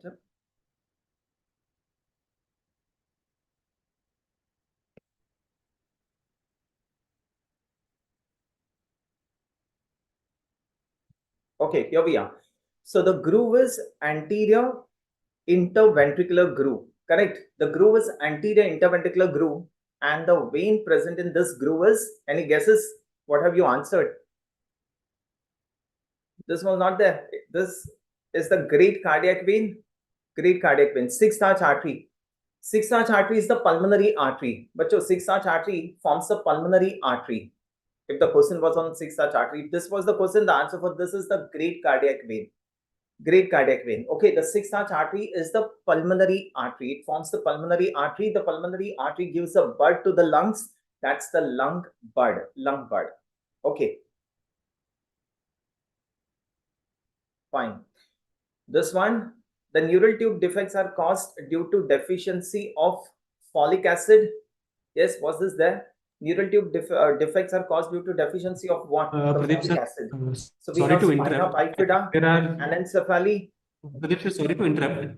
Yes. I think there are some internal issues. Inability to shrug the shoulder joint. Shrugging of shoulder joint is due to trapezius.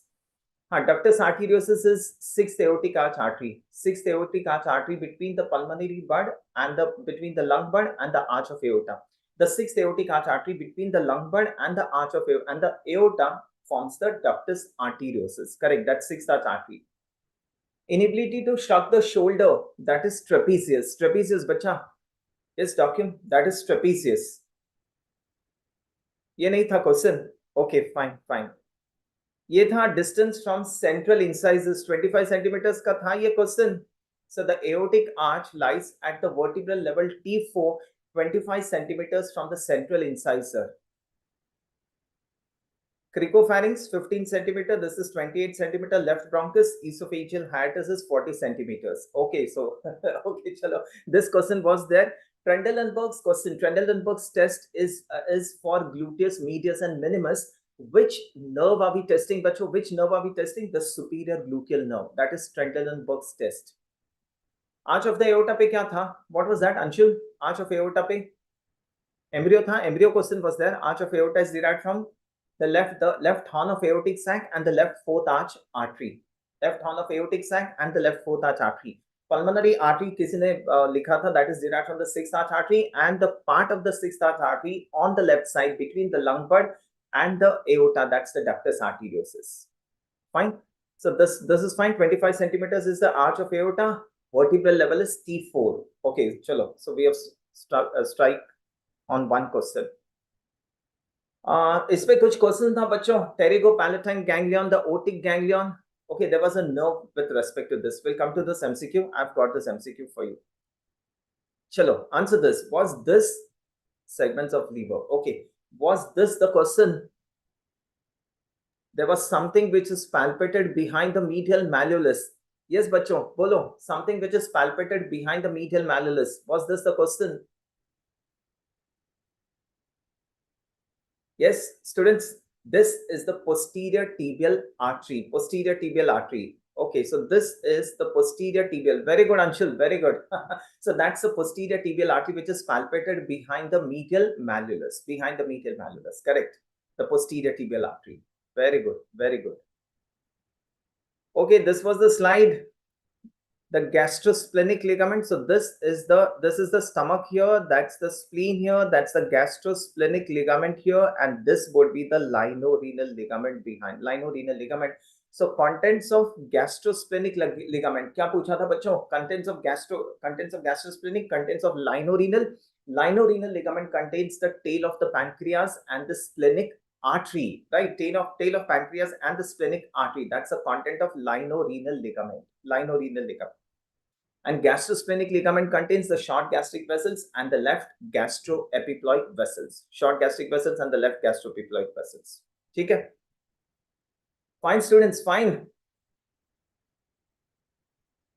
Okay, so that's about the linorenal ligament.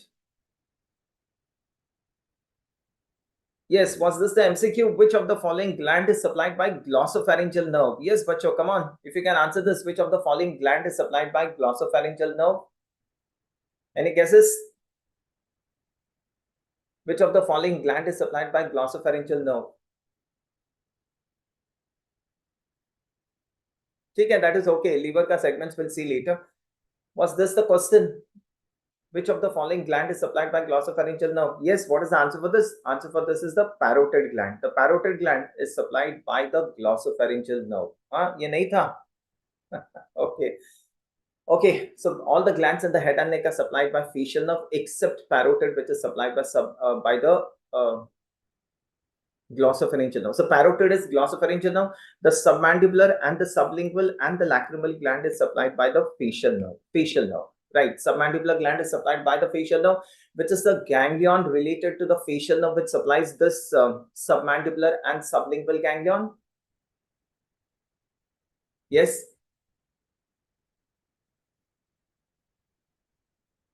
The submandibular ganglion. That's a submandibular ganglion which is hanging from the lingual nerve. Lingual nerve. Fine. Corticospinal tracts cross the midline at what level? Okay, if you can answer this, corticospinal tracts cross the midline at what level?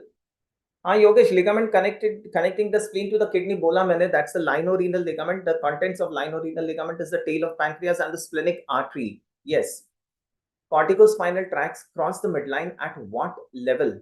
Yes, they cross in the pyramids. They cross in the medulla. Okay, in the lower half of the medulla, the corticospinal tracts, they cause elevation which are known as pyramids. Right? So that's the corticospinal tracts crossing in the medulla. Yes. Was this the question? Patient with chest pain radiating to the medial aspect of the arm, nerve involved. Yes, क्या लिखा है इसके लिए?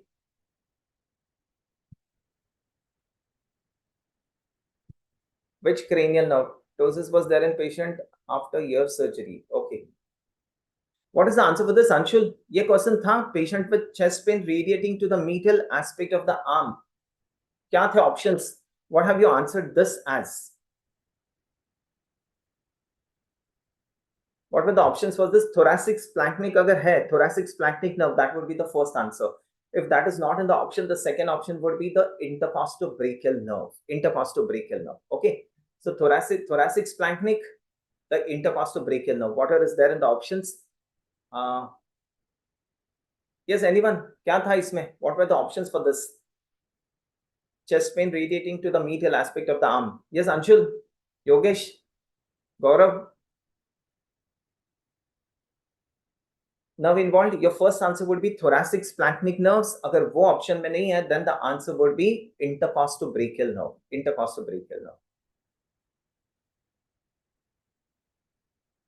Okay. Interphalangeal flexion and hyperextension. Interphalangeal flexion and hyperextension.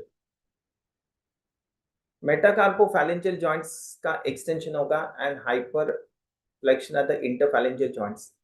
Okay, we'll see. Was there a slide of thyroid, histological structure of thyroid, and there was something which is pointed in between the colloid-filled vesicles? These are the parafollicular C cells of thyroid.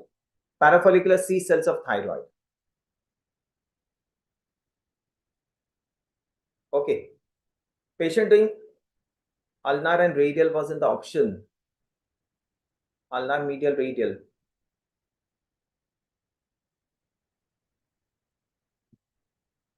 Interphalangeal joints का flexion है ना, and extension at metacarpophalangeal joints and flexion at interphalangeal joints. That is claw hand. That is involvement of median and ulnar nerve. Okay, कोई slide था जिसमें histology of thyroid was there, colloid-filled vesicle was there, and there was something in between the colloid-filled vesicle. That is the parafollicular C cells of thyroid. Joint between epiphysis and diaphysis. ये क्या है बच्चा? That's the primary cartilaginous joint. The joint between the epiphysis and diaphysis. This is also known as synchondrosis. Roshan, synchondrosis, the primary cartilaginous joint. That's the joint between the epiphysis and diaphysis, and this joint fuses after certain years. Okay, that's fine. Anything else was there? Anything else? और कुछ था? Yes, syndesmosis नहीं है वो. Syndesmosis नहीं है. Synchondrosis है. Synchondrosis. Okay. Anything about the pterygopalatine ganglion and otic ganglion? Anything on this? Was there anything on the pterygopalatine and otic ganglions, बच्चों?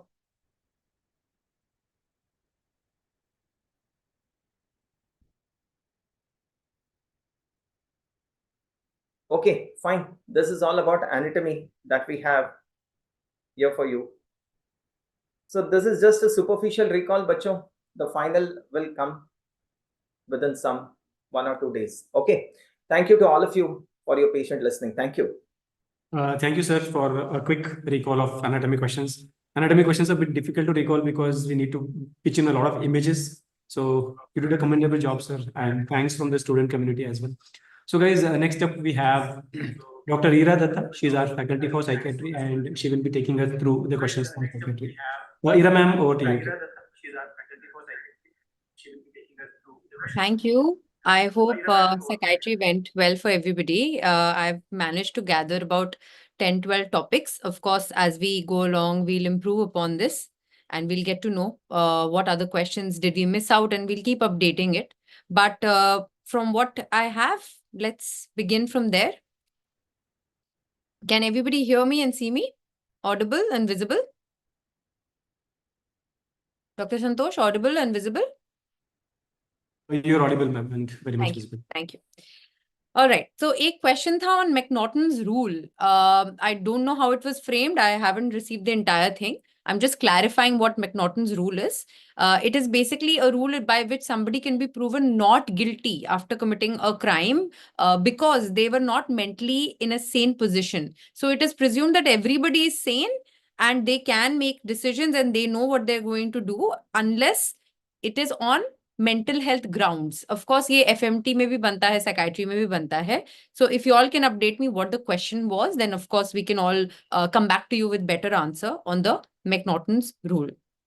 This question I have received, tell me low mood plus insomnia plus loss of appetite. ये question था, and were the options exactly what is here and what else was missing?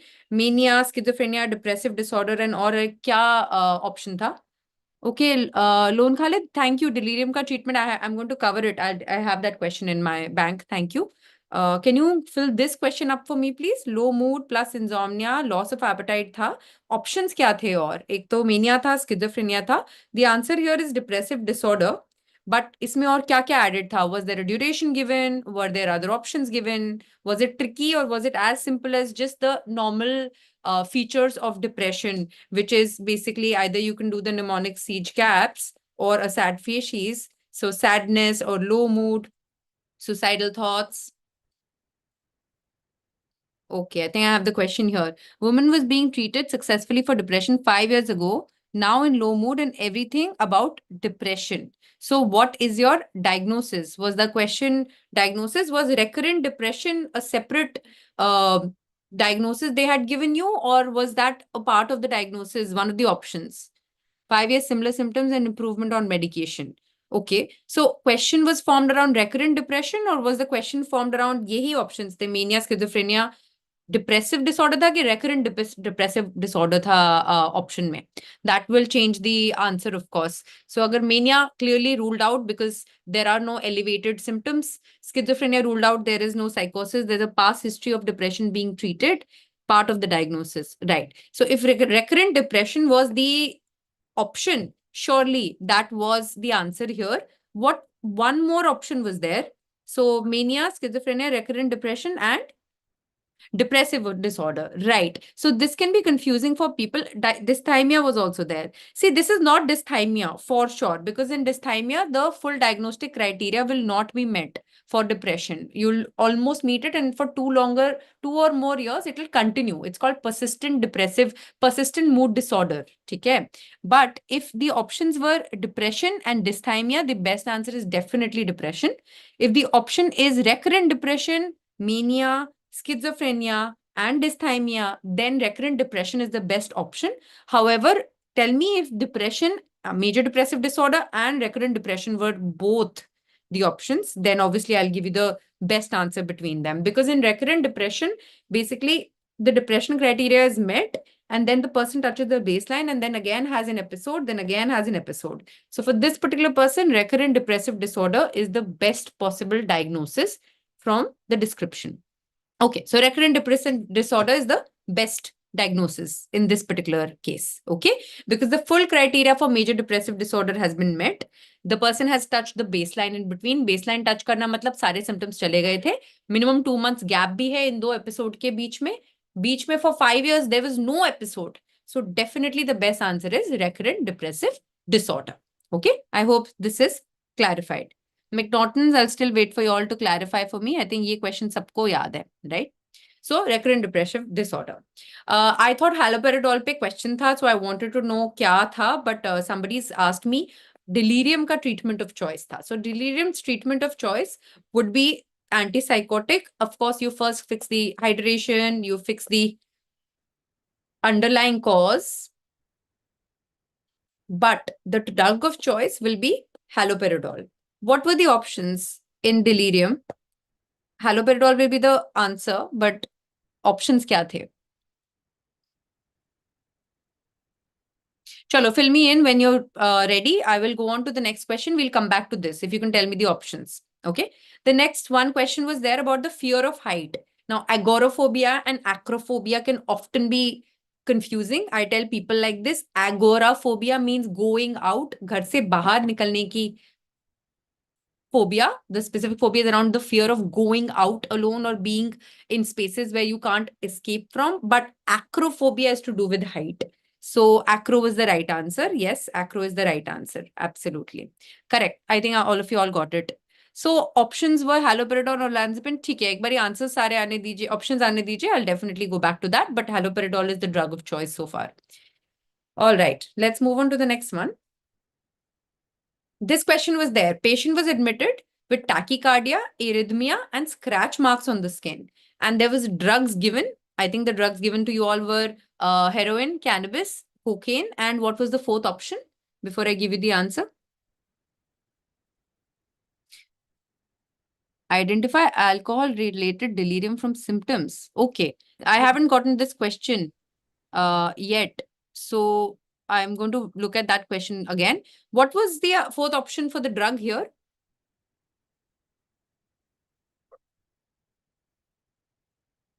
Razapam was one of the options in the delirium question. Right. Now, what were the other two options as well in the delirium question? Please tell me, let's stick to the cocaine question. Now, the best answer here is cocaine because formication hota hai. What does that mean? Delusional parasitosis, where the person thinks that there is bugs crawling under the skin, right? Bugs under the skin. Terminal malignant cancer patient in delirium, how to treat? Option haloperidol, thiopentol. Okay. Haloperidol is the best answer in that particular situation. Haloperidol, thiopentol mein se. These was not in the option. So patient was admitted with tachycardia, arrhythmia, scratch marks on the skin. Question tha ki nahi tha?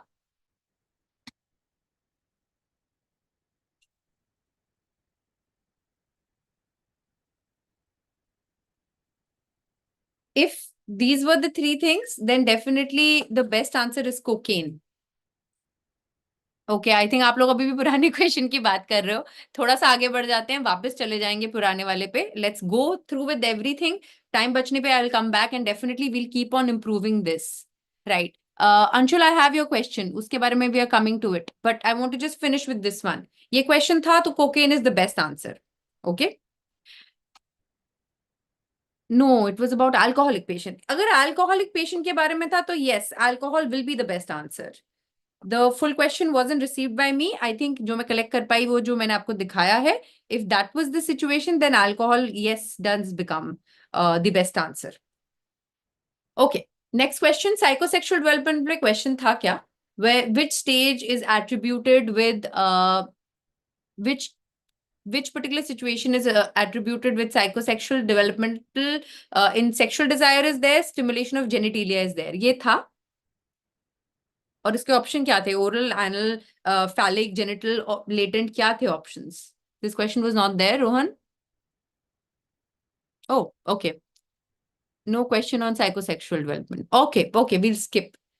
I had received this question. I think everybody said no unanimously. We'll scrap this question. ये question नहीं था.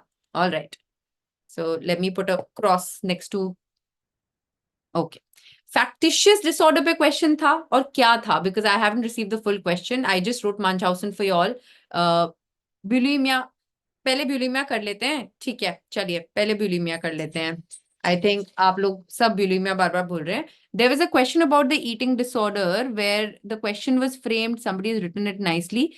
Excessive eating, stopped eating. There was a BMI of 27, doing vomiting, marks on hands for inducing vomiting. Yes, bulimia was the option. So bulimia is the best answer. So BMI high होने की वजह से anorexia नहीं है, because in anorexia the BMI is less than 17.5. Binge eating disorder नहीं है because this person goes through cycles of eating and then purging. Purging मतलब inducing vomiting. और अगर फोटो भी थी जिसके अंदर हाथ के अंदर ऐसे marks होते हैं, it's called Russell signs, where your knuckles are bruised because of inducing vomiting. Yes, bulimia is the best answer here. Bulimia nervosa is the right answer. आप सबने सही किया है. Tell me if this question was there. Stages of death or grief. क्या ये question था? Mansoor, alcohol withdrawal, delirium tremens. I'm coming back to it. Don't worry. Prosopagnosia question मैंने नहीं collect किया है. Tell me the question. I'll try my best to. Okay. No question on stages of death or grief. Okay. All right. Was this question there? 13-year-old boy was taken to the child psychiatrist by his parents. The child lies frequently, misbehaves at home, bullies, steals, and he lies. What is the diagnosis? Antisocial personality disorder, conduct disorder, ADHD, or oppositional defiant disorder? ये question था क्या?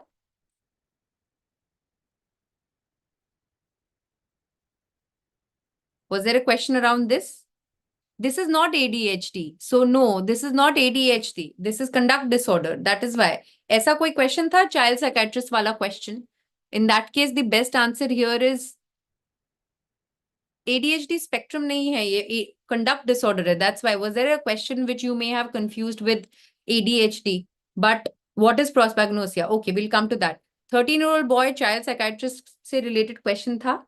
मैंने बहुत unique questions पाए हैं जो नहीं है, it appears. No question? Okay, no question. Thank you. Factitious disorder, any question? Then we'll come to delirium wala question otherwise. ये भी नहीं है. Factitious disorder पे कोई question था? No question on conduct disorder. Okay, thank you so much. We'll update that. No question on Munchausen or factitious also. Thank you, Anshul. Thank you, Rohan. Thank you for the update. Okay, stages of grief भी नहीं था. Eating disorder पे था, आप सब कह रहे हैं. PTSD पे question था क्या? We'll come back to alcohol, guys. I promise I will go back to it. I just want to finish with the entire thing and then go back. Was there a question on PTSD?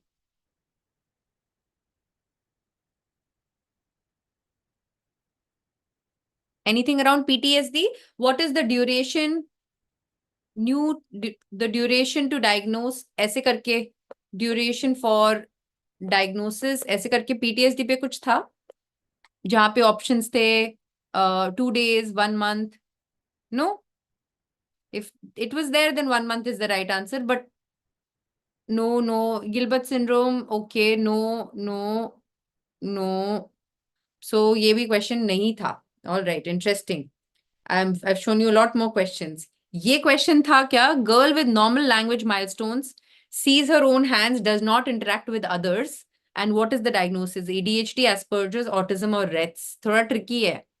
Recurrent depression, Naman, we've already covered. Yes, recurrent depressive disorder is the right answer. But there was no question on this as well. Rett's, ये जो Rett's से confuse कर सकते हो क्योंकि Rett's answer नहीं है.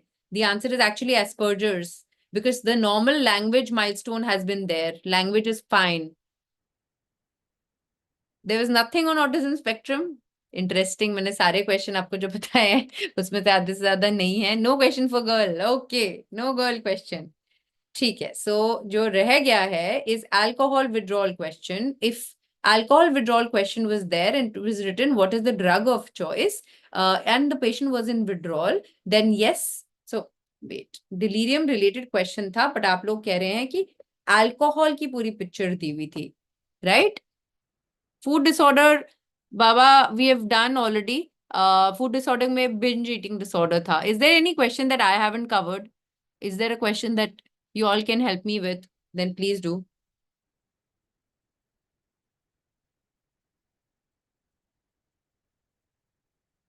Oh, the chat is.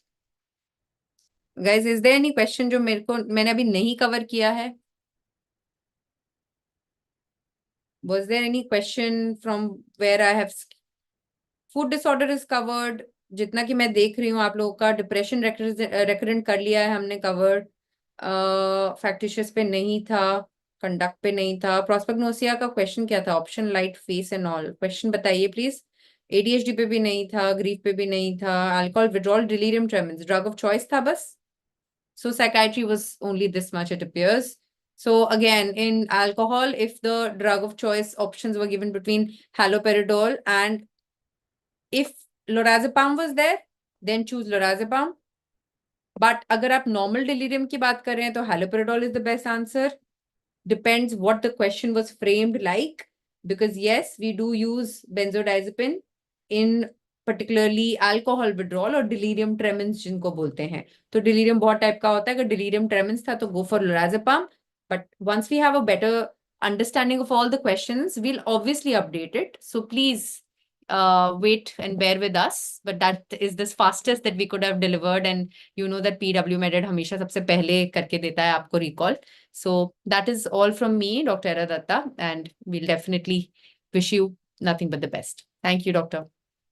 Thank you, Dr. Hira. So that was a quick and a very elaborate recall of the questions.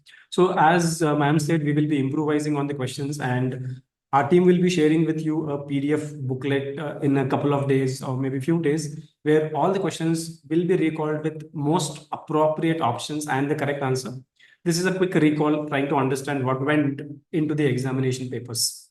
So next up in line, we have Dr. Sandeep Sriram Reddy, who will be taking us through the questions from surgery. Surgery was, as we all know, was the star subject of the day. I think plenty of questions. So obviously, Dr. Sandeep would have put his effort to gather as many possible questions. So over to you, Dr. Sandeep. Hi, sir. Hi. Good evening. I hope everybody is able to hear me. Just give me a second. You're audible, sir. You're audible. Yeah, audible. Sir, yeah. Okay, I'll take it from here. Okay.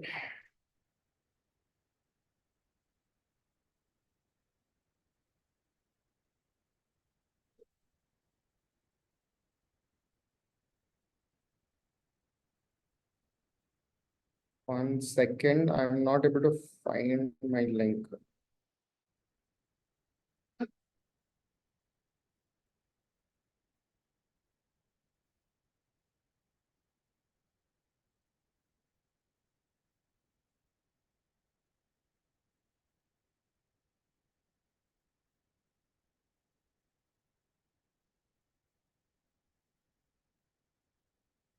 Yeah, I'm taking up, sir. I just found it. Okay, sure. Small technical issue.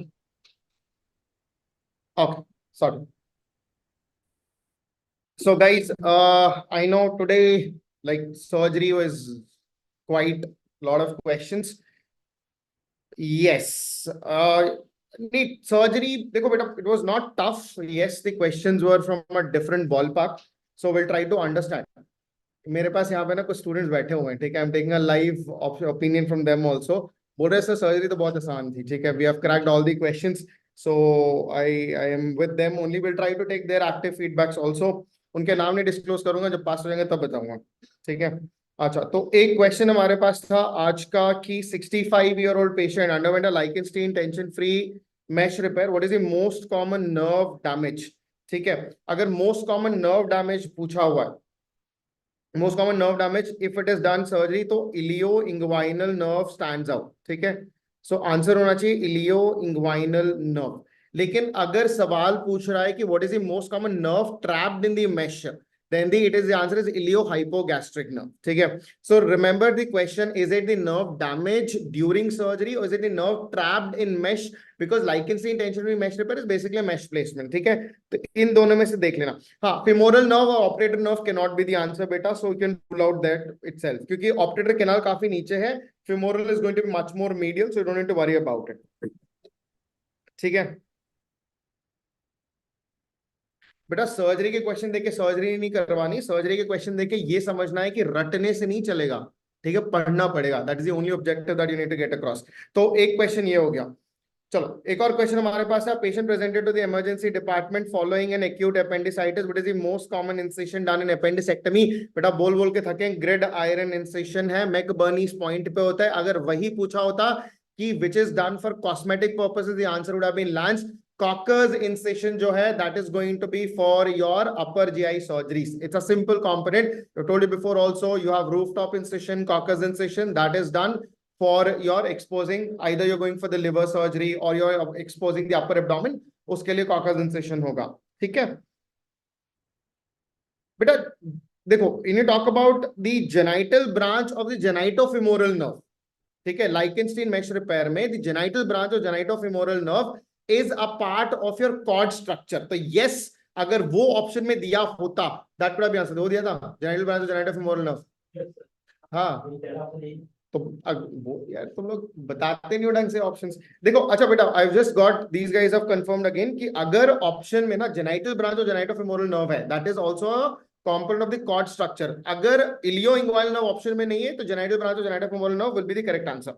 ठीक है, चलो question number 3 में क्या है? I have a 50-year-old patient with the history of trauma 10 years ago, now present with tortuous, dilated, pulsating. If the word pulsating is there, forget about a vein which is pulsatile has to be an AV fistula. तो answer यहाँ पे AV fistula बनेगा। बाकी जो एक और option varicose vein का बनता ही नहीं, because trauma and varicose vein don't go hand in hand. It's a 10 years old history, ठीक है। और ऊपर से varicose vein में dilated, elongated, tortuous मिलेगा, pulsating नहीं मिलेगा। The minute you see pulsating, it is going to be your AV fistula, ठीक है। तुम लोगों ने रखा है AV fistula मार्क किया है? हाँ, सच बोलना, ठीक है। चलो ठीक है, राइट। अच्छा, और क्या? It was there, okay. Question number 4, what is the most common cancer female India? बोल बोल के थक गए यार। Worldwide it is going to be lung cancer, India में ब्रेस्ट कैंसर है। जिसने सर्वाइकल यूट्राइन मार के अपने आप को जोर से थप्पड़ मार लो, ठीक है, because we been telling you repeatedly again and again, India में answer would be breast cancer only, ठीक है। चलो, मारा थप्पड़ नहीं मार रहा ना, ठीक है, चलो ओके। अच्छा, एक और इमेज आई थी, question number 5, what is the diagnosis? ठीक है, you can C there are these mushy veins which are present. Again, our radiologist will also take up. This is going to be a classical image for varicocele. अगर hydrocele दिया है, hydrocele में you have isodense, ठीक है, तो it would be an hypodense water collection. आपको illuminated दिखेगा MRI में, ठीक है। Rishabh sir will be taking care of it, but this is what you have to remember with respect to varicocele. अगर options कुछ है ऐड करना चाहते हो तो ऐड कर दो बेटा, कोई टेंशन नहीं है। जेजुनल एट्रीसिया पे एक सवाल आया था, अगर आपको triple bubble sign, if you have seen the triple bubble sign, then the answer would be your jejunal atresia. अगर ऐसा कुछ है, देखो हमने सर्जरी का फास्ट ट्रैक भी करवाया था, अगर ऐसी कुछ इमेज है, you can C I have given you neonatal recurrent vomiting का एक चार्ट दिया था, उसमें आपको सिंगल बबल बताया था, डबल बबल बताया, ट्रिपल बबल बताया था। अगर ये जो ट्रिपल बबल वाली इमेज है, आंसर आपका जेजुनल एट्रीसिया है, ठीक है, क्लियर बेटा? अगर नहीं, वैरिकोसील में भी स्क्रोटम कैन बी स्वोलन, ठीक है, वैरिकोसील में भी we can find bag of worm appearance, ठीक है। तो I need the question to be reconstructed properly. अगर इमेज जो एमआरआई की दी अगर ऐसी है हूबहू, then the answer is going to be varicocele, there is no worry about it,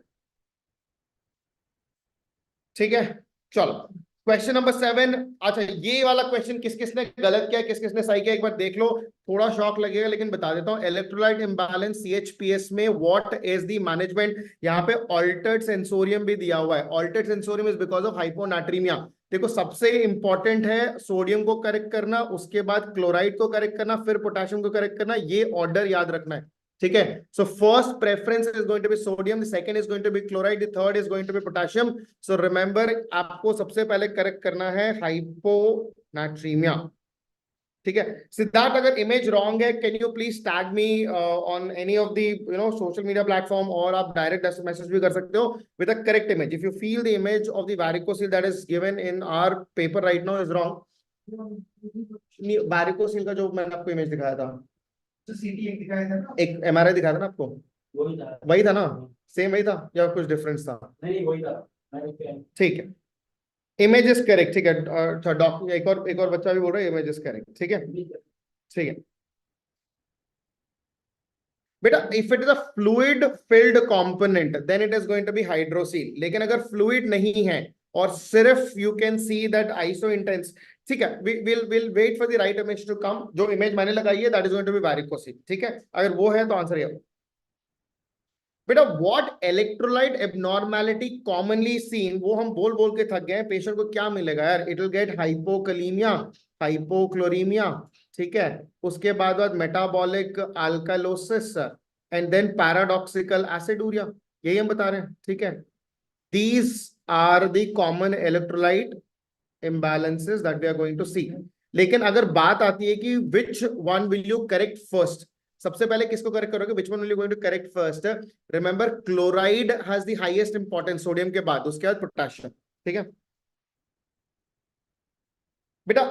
hydrocele में पेन नहीं होता है, there is no pain in hydrocele, there be a dragging discomfort in varicocele per से।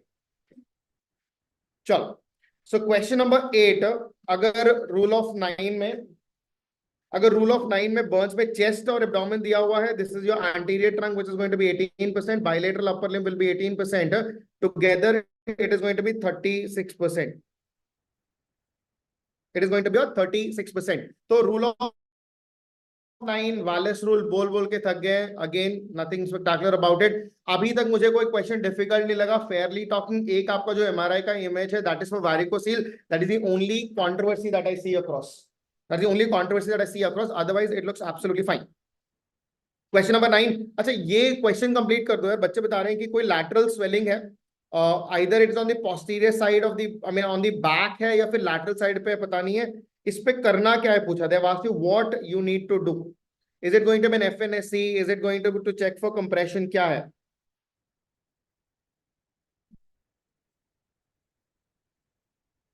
Can I get a quick feedback on this swelling वाला part? There's a lateral swelling which is present. अब बाहर wait करो. Hold on for a second, guys.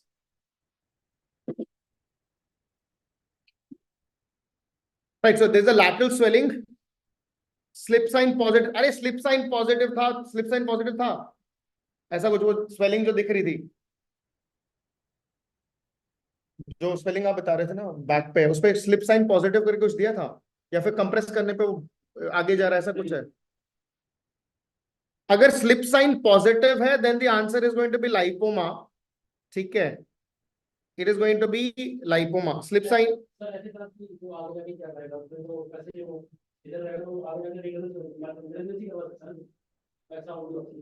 नहीं, अगर lipoma है तो it is benign, you don't need to do anything. Lipoma के लिए एफएनएससी भी नहीं करना है, नो नीड, ठीक है। और अगर लाइपोमा दिया हुआ है स्लिप साइन, आपको जो स्लिप साइन के लिए देख, क्लिनिकली आपको ये देखना है कि is it having a slip sign और नॉट, ठीक है। No need for FNAC, no need for ultrasound. बेटा लाइपोमा में it is called as universal tumour, you don't need to do FNSC, you don't need to do an ultrasound, you don't need to do anything else, only clinical examination to look for slip sign, and that is more than enough. When in doubt, अगर आपको लग रहा है कि doubtful है, then you can go with FNSC, लेकिन उसमें doubtful में क्या है कि स्किन जो है it is not pinchable, slip sign negative है, इट इज नॉडुलर हार्ड है, ऐसा कोई फीचर दिया तब आप FNSC करोगे, ठीक है। Options were most chance of malignancy and whether the swelling can be reduced. बेटा lipoma is irreducible, it does not have any potential for malignancy, तो ये दोनों तो गलत ऑप्शंस हैं, ठीक है। एफएनएससी करने की जरूरत नहीं, चेक फॉर कंप्रेशन। बेटा lipomas need not be excised, lipomas are universal tumours, you can leave them, you don't need to worry. इस क्वेश्चन को वापस रिकंस्ट्रक्ट करेंगे, अगर लाइपोमा दिया हुआ था you don't need to worry at all.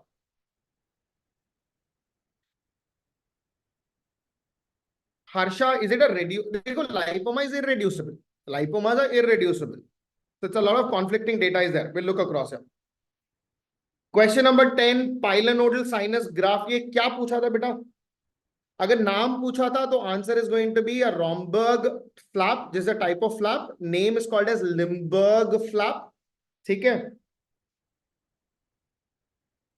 Okay.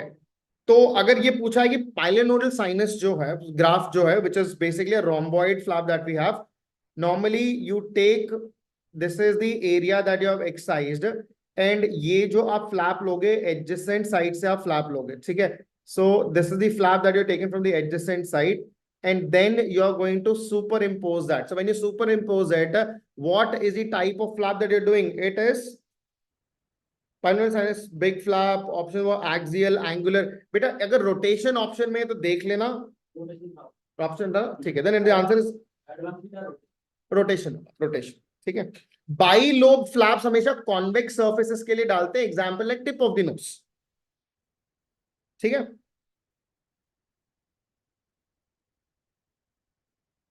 Clear? बेटा बाइलोब नहीं होगा, bilobe is for convex surfaces, that is for nose, ठीक है।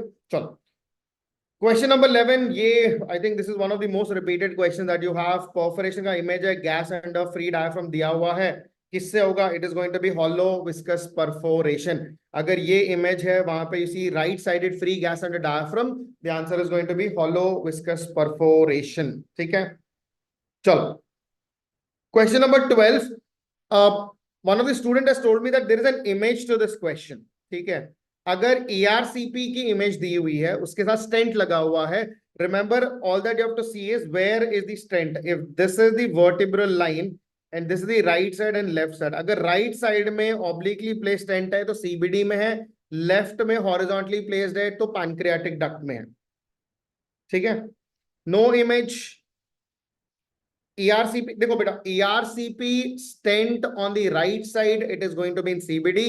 If it is on the left side crossing the vertebra, that is basically ये ऐसा midline cross कर रहा है, if it is crossing the midline, it is going to be your pancreatic duct stenting. ठीक है,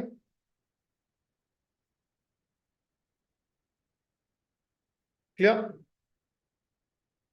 चलो क्वेश्चन नंबर 13, स्किन ग्राफ्टिंग का image दिया था और somebody has told me that it is on the dorsum of the foot, meshing के साथ दिया हुआ था, ऐसे नेट मेश की तरह, नेटवर्क की तरह था। If it is there then it is going to be 𝐒𝐻।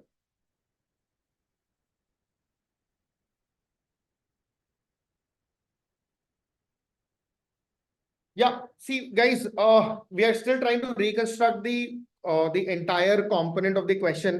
अभी के लिए I'm taking an active feedback. आपका जो भी आपको इमेजेस या ऑप्शंस लग रहे हैं, you please comment it on the chat box. ठीक है, हाँ चैट बॉक्स में डाल दो, उसके बाद मैं बैठ के आराम से ना जो अपने सेशन का chat, I will reevaluate it, I will take all your options into consideration and then move forward. बेटा सुनाई नहीं, क्यों नहीं सुना बेटा? ये सब तो सुना सुना के थका दिया था आपको, पीछे जाके एक बार देखना है। चलो अभी जस्ट फोकस करते हैं क्वेश्चन पे, कोई टेंशन नहीं है। क्वेश्चन नंबर 14 क्या है? There is a huge ulcer on the foot. अच्छा, ये अल्सर कैसा था? डीप अल्सर था, शैलो अल्सर था, was it around the ankle, was it on the sole? Sole पे था, बोन दिख रहा था ना। पेशेंट को डायबिटीज दिया हुआ था हिस्ट्री में, तो डायबिटिक फुट अल्सर हो गया। ठीक है, history of diabetes, bone exposed, osteomyelitic changes with deep ulcer with punched out edges, the answer is going to be diabetic foot ulcer. बेटा deep on the sole, venous ulcers cannot be deep. What are the characteristics of venous ulcer? बोल बोल के थके ना। It will be there on the gaiters area. It is going to be a shallow ulcer. It will have a sloping edge. It will have a pale, scanty, unhealthy granulation tissue. ठीक है, तो वो venous ulcer होगा। अगर it is there, if it's a deep ulcer, if the bone is involved and then or exposed per se, and if the patient is known diabetic, this is either option में देख लेना trophic ulcer के नाम से होगा। अगर trophic ulcer नहीं है तो दूसरा ऑप्शन हो जाएगा diabetic foot ulcer. It is called as the diabetic foot ulcer. बेटा यस जया, अगर ट्रोफिक ऑप्शन में है तो आंसर हो जाएगा ट्रोफिक अल्सर। ट्रोफिक ऑप्शन में था तो ट्रोफिक आंसर। ठीक है, हाँ ट्रोफिक, प्रेशर इंड्यूस्ड है बेसिकली। ठीक है, हाँ ठीक है, ट्रोफिक अल्सर। डायबिटिक पेशेंट को ट्रोफिक अल्सर ही होता है। डायबिटिक फुट अल्सर था, डायबिटिक अल्सर था बेटा, नो हिस्ट्री ऑफ डायबिटीज बोल रहे हैं। अच्छा देख लेते, अगर बेटा अगर डायबिटिक फुट, देखो for a trophic ulcer it has to have ischaemia. ठीक है, अगर डायबिटीज सुपर इम्पोज है, उसमें भी माइक्रो एंजियोपैथी होती है जिसकी वजह से फुट अल्सर बनता है, तो देख लेना कि डायबिटिक की हिस्ट्री थी कि नहीं।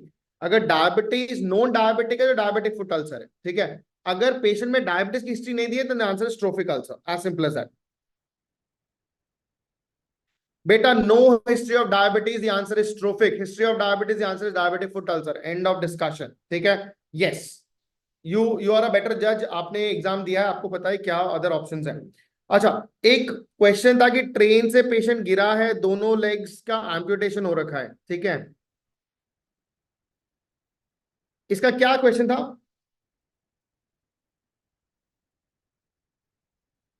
बेटा व्हाई नॉट आर्टीरियल अल्सर? बेटा आर्टीरियल अल्सर के लिए हिस्ट्री होना जरूरी है इश्कीमिया का ना। Where is the ischaemic history? हाँ, अगर amputation was done post trauma due to crush injury, it's a life saving procedure. It's a life saving procedure. ठीक है, if the amputation is done post crush injury, amputation is a life saving procedure. ठीक है, if it is done secondary to crush injury, If it's done secondary to crush injury, this is a life-saving procedure. This is a life-saving procedure. ठीक है? चलो, great. Question number 17. अच्छा, ये mesh placement का क्या सवाल था कि कोई इमेज दी थी और मेश रखा हुआ था, कहाँ रखा हुआ था वो पूछा है. नहीं वो हाँ मेश का ऑप्शन इनले था, इनले था, ऑनले था, सबले भी था. अच्छा, आईपॉम भी था. ठीक है. अच्छा बेटा देखो, when you talk about the mesh placement, अगर वो स्किन और रेक्टस के बीच में तो ऑनले है. अगर वो रेक्टस शीथ और रेक्टस एब्डोमिनस मसल के बीच में है, that is going to be, if it is to rectus it is inlay. अगर वो रेक्टस के नीचे है, it is going to be sublay. अगर वो पेरिटोनियम के नीचे है, it is going to be IPOM. Again I have told you, will discuss in detail also. Mesh का प्लेसमेंट देख लेना. अगर इफ इट इज प्रेजेंट, अगर ये स्किन है, and if you talking about this is the abdominis muscle that you have, this is the rectus abdominis muscle.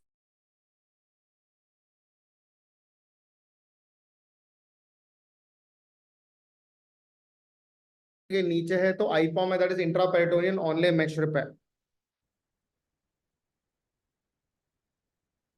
देखो, if you are able to see peritoneum को peritoneum के ऊपर रखा हुआ है mesh, if the mesh is placed above the peritoneum. देखो, अगर आपको इंट्रा एब्डोमिनल ऑर्गन नहीं दिख रहा है, you are seeing only peritoneum. हाँ, पेरिटोनियम दिखा था, ऑर्गन्स नहीं दिख रहे थे, तो आईपॉम हो ही नहीं सकता. ठीक है, तो मसल और पेरिटोनियम के बीच में रखा था. का मेश की प्लेसमेंट कहाँ थी? स्किन के जस्ट नीचे था, या फिर रेक्टस खोल के डाला था? कहाँ डाला था? रेक्टस ओपन कर, तो it is going to be sublay बेटा. अगर रेक्टस ओपन करके डाला हुआ है, इंट्रा एब्डोमिनल ऑर्गन दिख नहीं रहे, the answer is going to be sublay. ठीक है बेटा, it is going to be, if you are placing a mesh above the level of peritoneum, it is going to be sublet. ठीक है, if it is below the peritoneum, it is called as IPOM, that is intraperitoneal onlay mesh repair. ठीक है. हाँ, I need to see the image. अगर Google में किसी को image मिलती है, काइंडली फॉरवर्डेड इट, बिकॉज ये थोड़ा क्वेश्चन डिफिकल्ट था, मैं भी मान रहा हूँ. ठीक है. अच्छा बेटा, अभी के लिए मेरे पास ये 17 क्वेश्चंस का क्लट आया है. अगर कोई और क्वेश्चंस आपको पता है, जस्ट लिवर सेगमेंट एक आया था. ठीक है. अच्छा, क्या था लिवर सेगमेंट में क्वेश्चन? ऐसे मार्क किया हुआ था उसमें.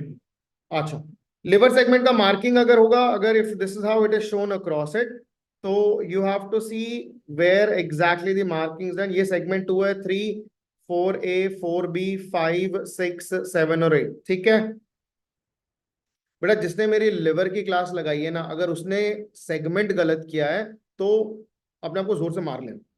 ठीक है, उससे ज्यादा मैं कुछ नहीं बोल सकता. और क्या क्वेश्चन था? और कोई सवाल? और कोई सवाल? अभी के लिए 18 क्वेश्चंस है मेरे पास. Anything else? Anything else? Anything else? और कोई सवाल?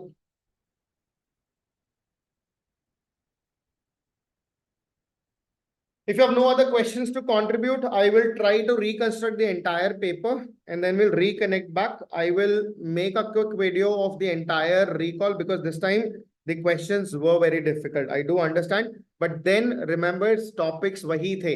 जिसने रटा है उसके लिए difficult है. Those who have done well in terms of concepts, they could have answered very well.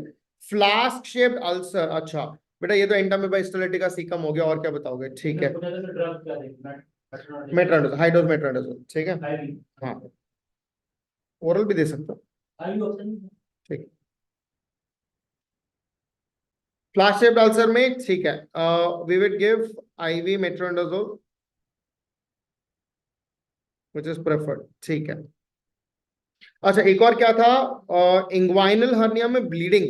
बेटा, इंग्वाइनल हर्निया में ब्लीडिंग हमेशा इंफीरियर एपिगैस्ट्रिक आर्टरी के डैमेज से होती है. ठीक है, अगर ये वाला क्वेश्चन था तो देख लेना, ब्लीडिंग इन इंग्वाइनल हर्निया. ठीक है.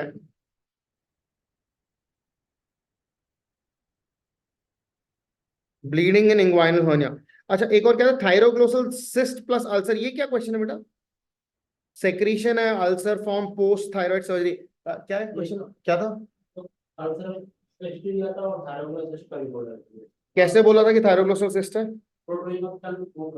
अच्छा, तो हिस्ट्री ऑफ थायरोग्लोसल सिस्ट है, अब वहां पे अल्सरेटेड, तो थायरोग्लोसल फिस्टुला ऑप्शन में था, थायरोग्लोसल फिस्टुला ऑप्शन में था, was there an option for thyroglossal fistula? So thyroglossal cyst है, उसके बाद अल्सर बना है, ulcer over the head, biopsy showed atypical cells. अच्छा ठीक है,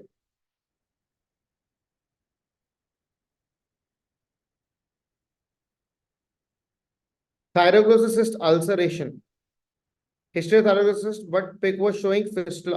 बेटा फिस्टुला आपको दिखेगा नहीं, यहाँ पे एक अल्सर दिखेगा, ये देख लेना। उसमें ऑप्शंस क्या क्या थे, कुछ आइडिया है? मैनेजमेंट इसका सिस्टरंग ऑपरेशन नहीं होगा, सिस्टरंग दिया था वहां पे, क्या ऑप्शन था वहां पे? हायोइड बोन का एक्सटेंशन दिया हुआ था,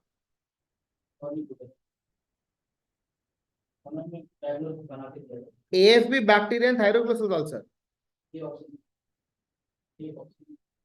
एएफबी एसिड फास्ट, तो वो तो टीबी हो गया ना एएफबी। ऑप्शन में आरसीसी भी था। Okay, will try to reconstruct this question. ठीक है, और कोई question? Any more questions? Liver segment, फ्लास्ट ulcer, bleeding, inguinal hernia, thyroglossus cyst, anything else? चलो ठीक है, so that's it from my end guys. squamous cell cancer in option, then have to see the images बेटा। ठीक है sir, ये वाला question में cystic swelling था और option was thyroid prominent tissue. अच्छा, ब्रेस्ट पर भी था भैया, ब्रेस्ट पे क्या सवाल था?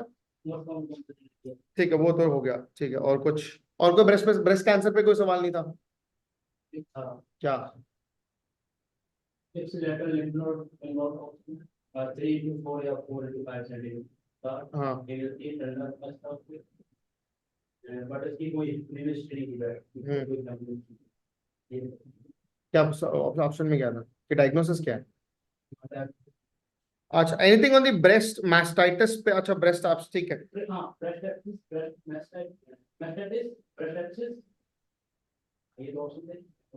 मैलिग्नेंसी था,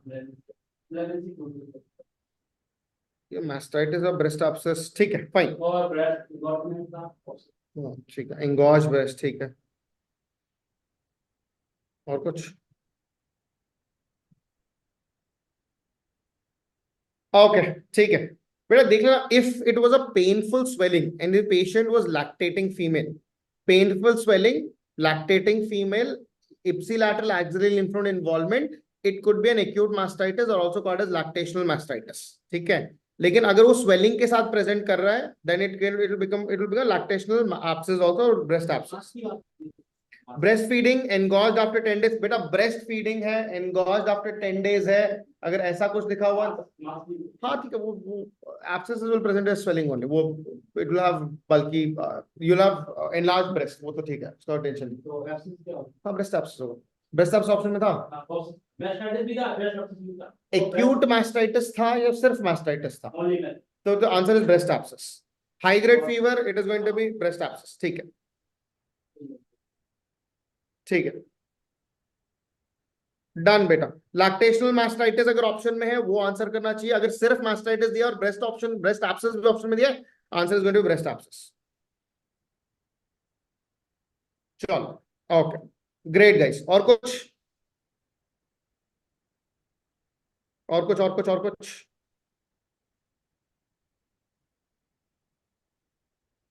ठीक है, तो I try to collect few more, उसके बाद हम आराम से बैठ के सारे ऑप्शंस भी रिकंस्ट्रक्ट करेंगे। इस बार का पेपर वाज गुड, ठीक है, हाँ, तो डोंट वरी अबाउट इट, थोड़ा आपको, you should have kept your mind cool, क्योंकि ऑप्शंस थोड़े ट्रिकी हैं, लेकिन अगर थोड़ा ध्यान लगाओगे तो एलिमिनेशन के through you have gotten the answer. ठीक है, अम्बिलिकल हर्निया पे क्या सवाल था यार? अम्बिलिकल हर्निया पे कोई सवाल था? ठीक है, देख लेंगे। टेस्टिस की क्या इमेज दी थी? वो एमआरआई वाली जो इमेज थी वही वाली थी? ठीक, ओके। एक एक स्पेशल दिया था और उसमें पूछा था।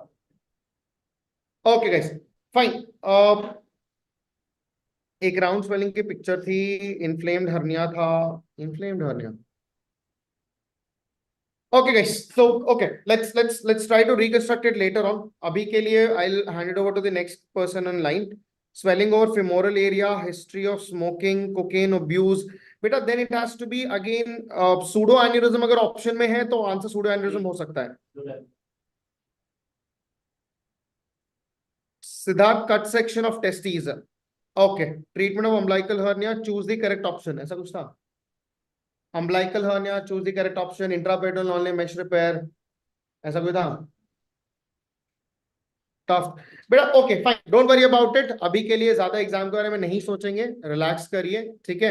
अभी रिकॉल के बारे में देखो. यस, द क्वेश्चन इस बार का जो लेवल था थोड़ा ट्रिकी भी था, थोड़ा डिफिकल्ट भी था, I do agree, but then it is nothing to worry about. ज्यादा डिसहार्टन होने की भी जरूरत नहीं है.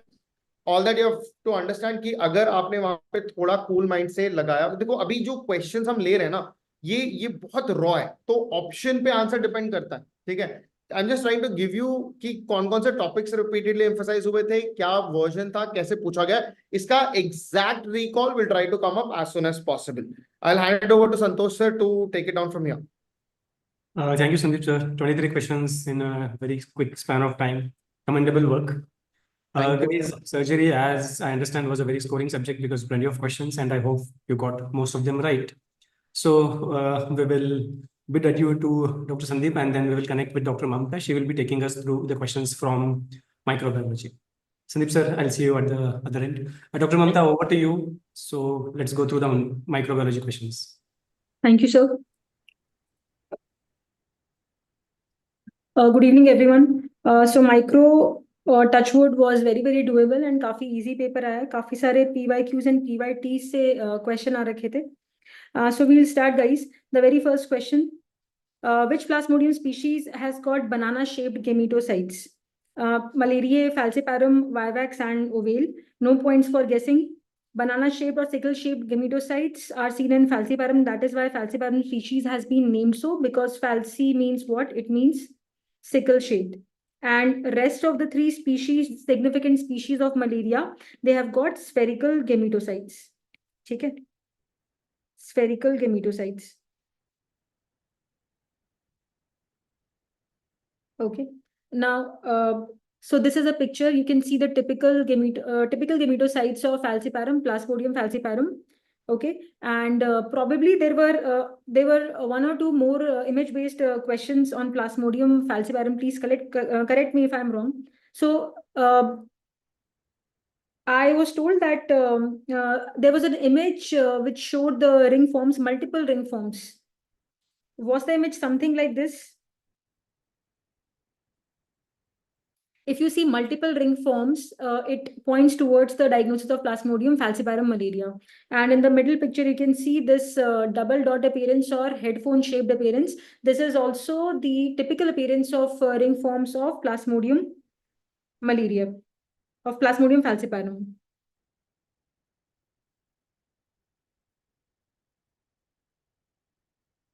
Okay. Now, next question was incompletely recalled, but still we can answer this. Painless ulcer on genitalia is seen in which of the following conditions? Genital herpes, chancroid, donovanosis, or the last option, if any of you can please recall. Now, painless ulcer hai, to answer will go towards donovanosis. Genital herpes is painful. 95% of the cases are because of HSV2, 95%. Rest of the cases are because of HSV1. Okay, was it painful? अगर painful है तो फिर herpes भी हो सकता है और शैंक्रोइड भी हो सकता है. Can anyone please help with the options of this question then? Himani is mentioning painless. Those of you who are commenting that painful ulcer was asked.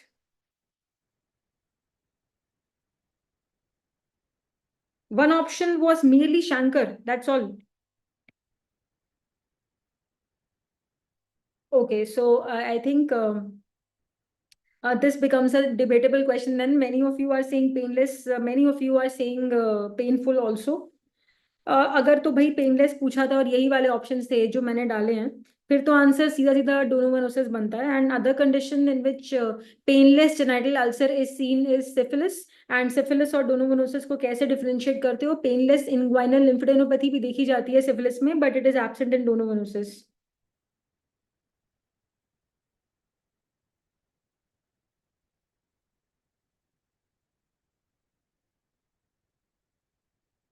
Okay. Okay, I'll take more feedback on this question, whether it was painless or painful. I highly doubt that painful पूछा होगा, because in that case it is tough to answer, because genital herpes and chancroid तो दोनों ही painful होते हैं फिर. ठीक है, that's what I said, Ajmal. फिर तो देखना पड़ेगा कि इसका आंसर क्या बनता है. I highly doubt कि painful पूछा होगा. Multiple ऐसा कुछ ऑप्शन मेरे ख्याल से नहीं था कि both A and B are correct. In case they had asked painful. Okay, chalo, we'll move to the next question. Now, unfortunately, I could not get any options in this. There was apparently a question on obligate intracellular organism. Which of the following is an obligate intracellular organism? Any feedback, any inputs on this? Obligate intracellular कौन से हैं वैसे? M. Leprae हो गया अगर bacteria की बात करें, रिकेट्सिए, क्लैमाइडिए, वायरसेस हैं obligate intracellular. Obligate intracellular was not asked. Okay, chalo फिर. Are you sure? Maybe wrongly recalled. चलो आगे बढ़ते हैं. Okay. Next question. A vector for scrub typhus is. Now I'm not sure whether there was a separate question on the mite and a separate. I mean, there was one question on scrub typhus or two questions.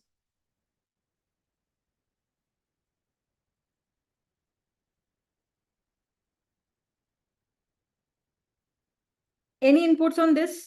अगर तो सिर्फ vector पूछा था scrub typhus का, तो सीधा सीधा answer ट्रॉम्बिकुलेट might हो जाएगा. स्क्रब टाइफस तो पढ़ के जाना ही होता है, because it is the most common rickettsial disease in India. And अभी के लिए तो ये इट इज द री इमर्जिंग रिकेट्सियल डिजीज. अच्छा, अदर ऑप्शंस वर माइट तो मैंने लिख ही दिया, ट्रॉम्बिकुलेट माइट. ओके, लाउस, टिक, एच माइट. ट्रॉम्बिकुलेट माइट पूरा लिखा हुआ था. अच्छा, vector for not scrub typhus, but they mentioned the entire organism. Okay.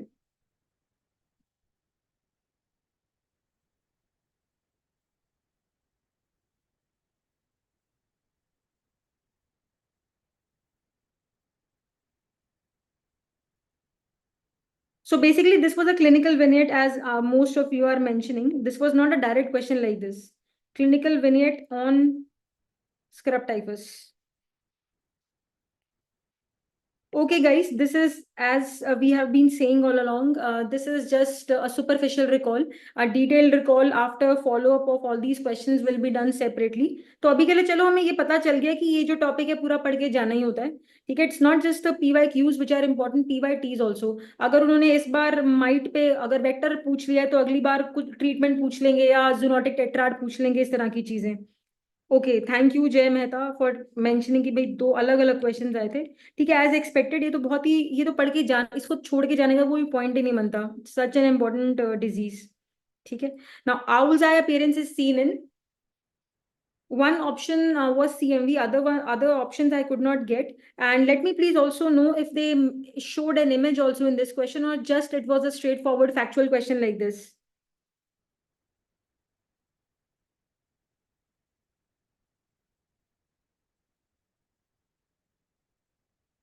Okay, other option Himani, EBV. और कोई ऑप्शन? तो आंसर तो इसका CMV है. Okay, no image. ठीक है, ऑप्शंस के बारे में कुछ और?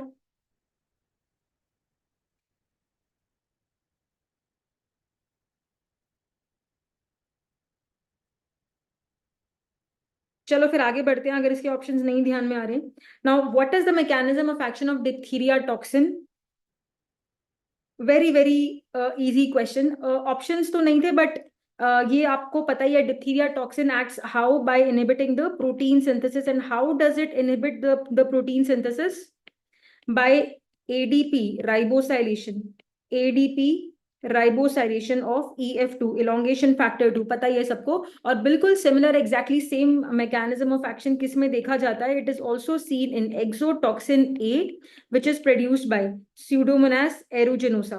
तभी Pseudomonas aeruginosa में जो ब्लैक नेक्रोटिक स्किन लीजन्स वाली चीज हम पढ़ते हैं ecthyma gangrenosum, that is by virtue of this toxin only. लेकिन remember D for diphtheria, D for destruction, तो डिप्थीरिया टॉक्सिन जो होता है ना, that is more potent, more destructive, more lethal as compared to the exotoxin A of Pseudomonas aeruginosa। इसको याद रखो। Exotoxins के mechanism of action तो they have to be done for any exam। बहुत ही सिंपल है और बहुत ही डायरेक्ट क्वेश्चन है। इसके अलावा और क्या ही पूछेंगे आई मीन टॉक्सिन्स के बारे में?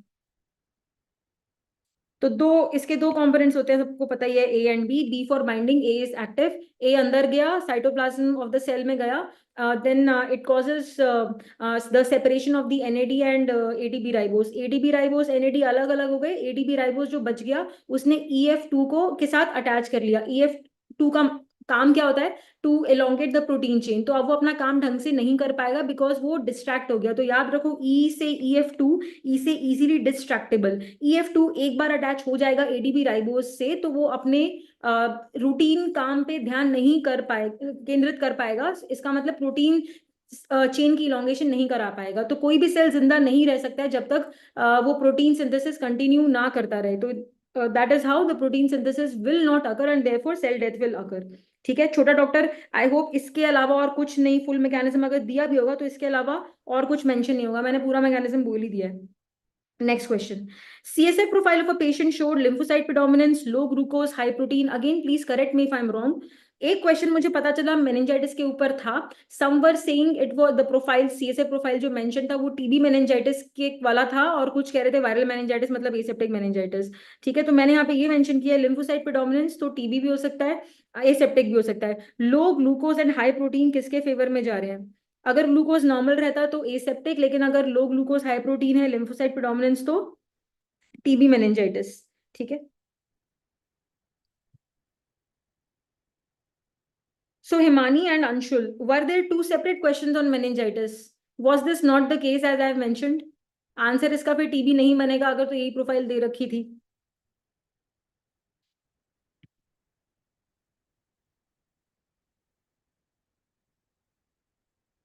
Okay. So some of you are mentioning polymorphs and not lymphocytes were mentioned and CSF appearance was described to be cloudy। अरे वाह, परसेंटेज भी 78% पॉलीमॉर्फ्स, फिर तो फिर बैक्टीरियल या पायोजेनिक मेनिंजाइटिस होगा। ठीक है so do familiarise your self with this table जो आप हर जगह पढ़ते हो, माइक्रो में भी पढ़ते हो, मेडिसिन में भी, पीच में भी पढ़ोगे। ठीक है ना, आगे बढ़ते हैं। Treatment of Entamoeba histolytica infection. अब आई डोंट नो इसमें अब अल्सर का ट्रीटमेंट पूछा था या फिर अभी भी लिवर एब्सेस था, क्या था ये भी आप ओके। एक्यूट मेनिंगोएन्केफेलाइटिस पे was there a separate question? Okay, like guys, let's just talk about this question right now on your screens. Treatment of entamoeba histolytica. इसके बारे में any inputs?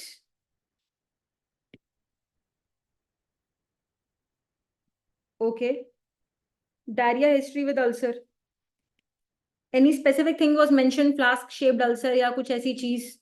Just to tell you कि it is entamoeba histolytica infection या फिर directly नाम दे रखा था? Okay, flask shaped was mention. ठीक है फिर तो डायग्नोसिस बन ही गया। ट्रीटमेंट के लिए आपको पता ही है ड्रग ऑफ चॉइस क्या है, मेट्रोनिडाजोल। ठीक है ल्यूमिनल एजेंट्स भी देते हैं लाइक पैरोमोमाइसिन, आयोडोक्विनोल। ठीक है ये तो फिर काफी सिंपल है। तो देखो ये भी एक ऐसा टॉपिक है जो पूरा ही पढ़ के जाना है, ऐसा नहीं सिर्फ अल्सर का नाम पता होना चाहिए। Most common site of intestinal amoebiasis, ileocaecal region, second most common site sigmoid colon वगैरह, ये सब चीजें भी पता होनी चाहिए, सब कुछ ही पता होना चाहिए इसके बारे में। तो देखो ये भी एक easy question from an easy topic. Next question, dermatophyte के ऊपर एक क्वेश्चन था image based and I was told कि ये वाली इमेज आई थी। इसमें भी थोड़ी सी कंट्रोवर्सी थी, सम स्टूडेंट्स वर कमेंटिंग की माइक्रोस्पोरम की इमेज थी, but this was the image which was told by most patients.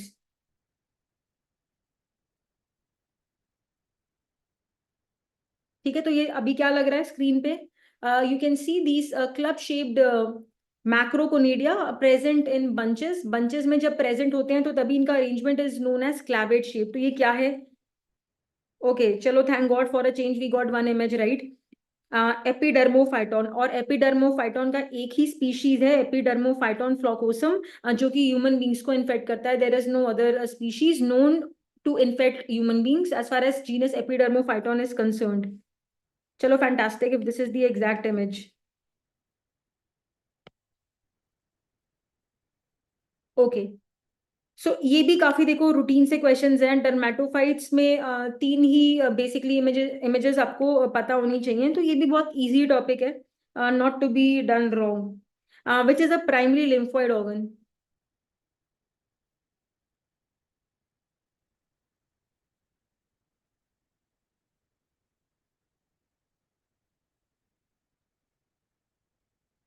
Now, which is the primary lymphoid organ? Thymus, spleen, liver, lymph node. Answer is what? Answer is thymus. Thymus and bone marrow are the primary lymphoid organs. ठीक है, liver तो है ही नहीं, spleen, lymph nodes, mucosa, associated lymphoid tissue, they are examples of the secondary lymphoid organs. Primary lymphoid organs वो हैं जहाँ पे lymph nodes, जहाँ पे the lymphocytes undergo maturation, and the secondary lymphoid organs are those organs जहाँ पे lymphocytes wait for their cognate antigen to arrive so that they can put up an immune response against that antigen. ठीक है, next question. A patient presented to the hospital with hydrophobia, rabies is suspected, and corneal scrapings are collected from the patient. What test should be done in this specimen, on this specimen? अब अच्छा, इसके options में options were not recalled. I suppose this was one of the options, direct immunofluorescence, because this is the gold standard और corneal scrapings पे ये करते हैं. Even though corneal scrapings अगर आप लेते हो DIF करने के लिए, it is usually positive in the late stage और sensitivity उतनी अच्छी नहीं होती है. इसके लिए DIF करने के लिए best specimen is going to be the hair follicle from the nape of the neck. Can anyone please help with other options in this question? और क्या दे रखा था? और देखो, एक चीज बड़ी सिंपल है इसमें, अगर मान लो इसमें IIF इनडायरेक्ट इम्यूनोफ्लोरेसेंस दे रखा होता, स्पेसिमेन क्या दे रखा है? Corneal scrapings. ठीक है, इनडायरेक्ट इम्यूनोफ्लोरेसेंस किसके लिए होता है? Antibody detection. ठीक है, तो इस प्रकार के ऑप्शंस तो ऑटोमेटिकली आप कॉमन सेंस से ही रूल आउट कर सकते हो, तो इनडायरेक्ट इम्यूनोफ्लोरेसेंस तो कहीं से नहीं होगा। और वैसे भी जैसे मैंने बताया, डायरेक्ट इम्यूनोफ्लोरेसेंस करते ही हैं कॉर्नियल स्क्रैपिंग्स पे।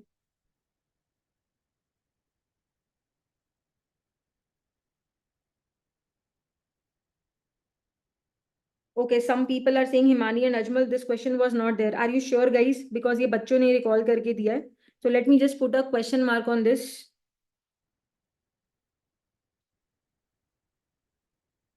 Anyways, तो अगर ये क्वेश्चन आया भी होगा तो पक्का DIF तो दे रखा होगा ऑप्शंस में. चलो, next question. Diagnostic test for monkey pox. अब इसमें एक option I was told PCR, जो कि बाय द वे आंसर है, और दूसरे ऑप्शन रिकॉल कर सकते हो. Okay, understood. Many of you are saying this was not an answer, but this was not a question. Okay.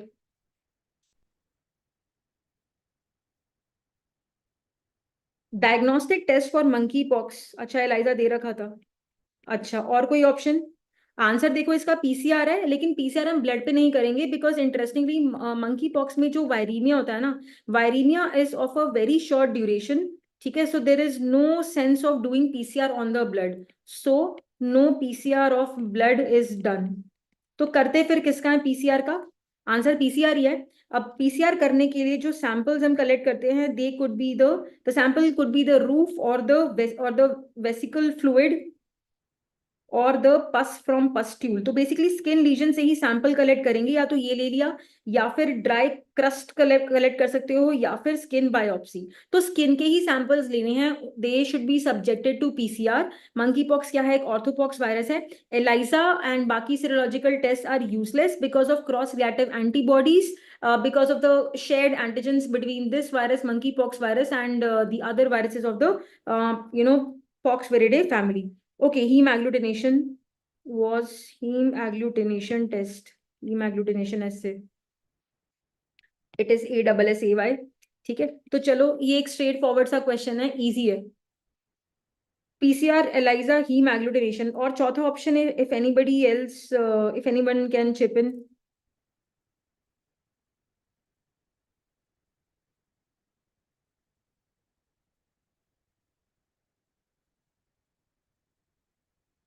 Okay, was there an image-based question on histoplasma?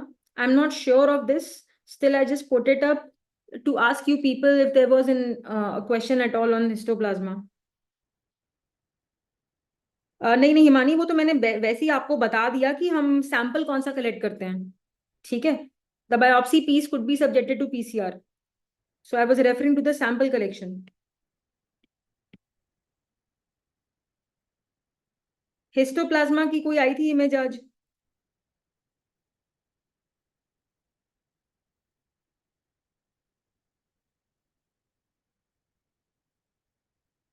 Histoplasma में basically वो आपसे image based question क्या ही पूछ सकते हैं. Histoplasma you all know it's a dimorphic fungus, ठीक है. It exist in two forms, yeast form and the hyphal form. Yeast form at human body temperature and the hyphal form, hyphae or the mold form at environmental temperature 25 degree Celsius. Hyphae जो कि environment में रहते हैं, they are going to be the infective form, ठीक है.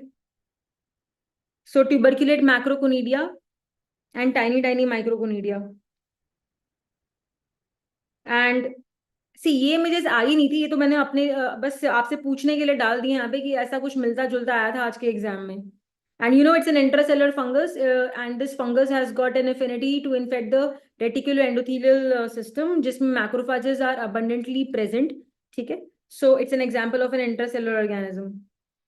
Yes yes of course septate hyphae.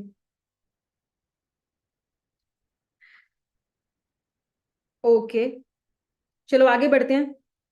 अब patient presented with some unknown, ये आया था क्वेश्चन, क्योंकि अब तो मुझे भी डाउट हो रहा है because some questions were there on some Telegram groups, so I have just put it up now. Let me know if this was a question on chromoblastomycosis. आया कोई ऐसा क्वेश्चन आज? Yes, hand foot mouth disease का I think drug पूछा गया है, not the cause. Okay doctor यम, you are referring to this image. Histoplasma के बारे में कह रहे हो? ऐसी कोई आई थी इमेज आज?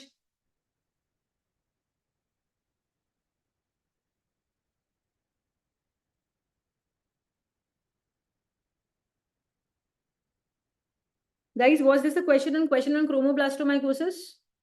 आया भी होगा तो बहुत इजी है. अगर तो इस प्रकार का क्वेश्चन आया है and it mention the brown coloured body spherical structure seen, it is referring to what? Copper penny cells or medullary bodies or muriform cells or sclerotic bodies. चलो पता नहीं ग्रुप वाले लोग कौन सा पेपर देख के आए हैं. एनीवेज, तो रेबीज का एक आप लोगों ने मना कर दिया मुझे और एक क्रोमोब्लास्टोमाइकोसिस नया है, नहीं आया है. चलो ठीक है. कुछ क्वेश्चन एडिनो वायरस या हेमोरेजिक कंजंक्टिवाइटिस पे आया है आज?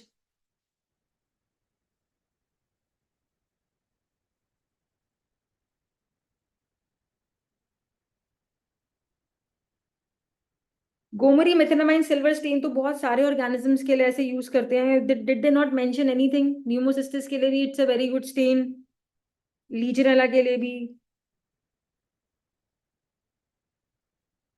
एडिनो वायरस के ऊपर किसी प्रकार का कोई क्वेश्चन आ जाया है या फिर हेमोरेजिक कंजंक्टिवाइटिस कहीं पे किसी क्वेश्चन में आपने पढ़ा हो आज?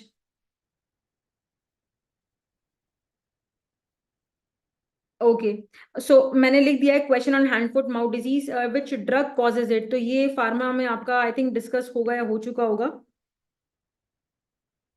Okay let me just add that question. Okay, could you please help me with this one? Gomari methenamine silver stain.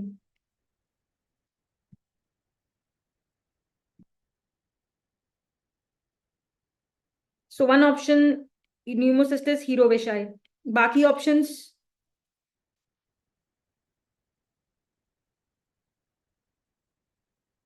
अगर तो hand foot mouth disease is caused by what, तो एक तो आपका हो गया coxsackie virus, coxsackie A and enterovirus 71, ठीक है. पर ये शायद नहीं पूछा है. आई वाज टोल्ड कि ड्रग पूछा है ना. ड्रग्स की जो पूरी लिस्ट आप याद करते हो फार्मा में, तो ये भी एक एक्सपेक्टेड, ये मतलब कॉमनली आस्क्ड टॉपिक है, तो इसको भी अच्छे से करके जाओ. Now normal conjunctival flora. normal conjunctival flora has Staphylococcus epidermidis, Streptococcus pneumoniae, Streptococcus pyogenes. अब देखो इसका आंसर है Staphylococcus epidermidis. आप सबको पता है Staphylococcus epidermidis is an example of coagulase negative Staphylococcus. इसके नाम में ही species name is epidermidis. तो एक तो स्किन पे कमेंसल है ना, स्किन पे तो है ही है, तो स्किन इसी से याद कर लो कि स्किन के साथ साथ ये it's also part of normal conjunctival flora. Not just this but also lactobacillus species. तो ये दोनों together constitute the normal conjunctival flora. इसके अलावा सेकंड नंबर पे, ये तो इन दोनों को हम साथ में लेके चलेंगे, staff epidermidis and lactobacillus together, ठीक है. उसके बाद सेकंड नंबर पे, मतलब सेकंड मोस्ट कॉमनली जो कि पाया जा सकता है organism, that is Propionibacterium acnes. ये वाला सेकंड हो गया, ठीक है. अब D option was not recalled but I suppose शायद स्टाफ ऑरियस होगा. सारे उन्होंने स्टाफ स्ट्रेप्टोल लिख रखे हैं. अगर तो स्टाफ ऑरियस होता वो भी आंसर नहीं होता. Staph aureus is found in less than 30% of the people as normal conjunctival flora, ठीक है. तो बच गए हमारे बी और सी ऑप्शन. अब इन पे कुछ टिप्पणी करेंगे. Streptococcus pneumonia and Streptococcus पायोजीन्स. Pneumonia आपको पता ही है अल्फा हेमोलिटिक होता है. स्ट्रेप्टोकोकस पायोजीन्स क्या है, बीटा हेमोलिटिक, ठीक है. अब both these organisms प्लस हमारे जो एंटेरोबैक्टीरियसी में जो ऑर्गेनिजम्स आते हैं, ठीक है, इकोलाई वगैरह, एंटेरोबैक्टीरियसी फैमिली के मेंबर्स प्लस मोराक्सिला कैटरैलिस, ठीक है, ये सारे के सारे plus other plus विरिडन streptococci also, विरिडन streptococci, जो कि हम कैसे यूजुअली पढ़ते हैं उनके बारे में. They are important mouth commensals and most common cause of subacute bacterial endocarditis. ये सारे के सारे they are found in a very small percentage of people. So staph epidermidis और lactobacillus together being the most common flora in the conjunctiva, इसको मत भूलना please. और staph aureus is present in less than 30% of the patients. बाकी सब बहुत ही लो percentage में पाए जाते हैं.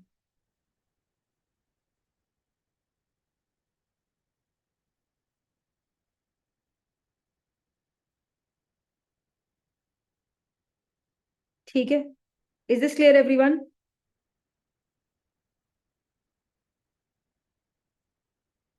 Okay, so you have added one question. Gomari methylamine silver stain is done for what?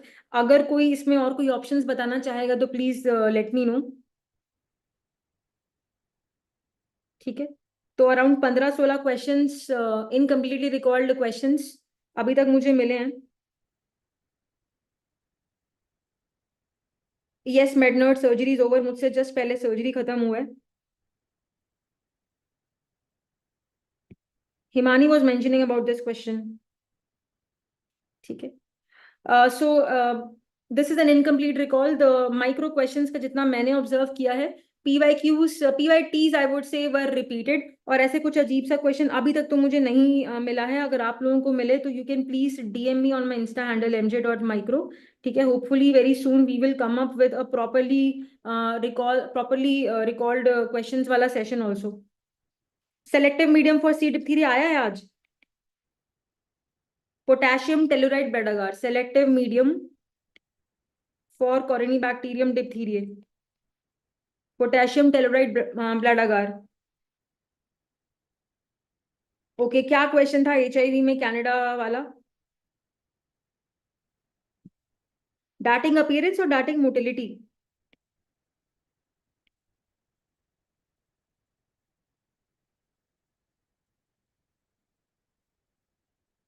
Are you sure Himani इसी तरह से कुछ लिखा हुआ था? डार्टिंग अपीयरेंस थी या मोटिलिटी थी?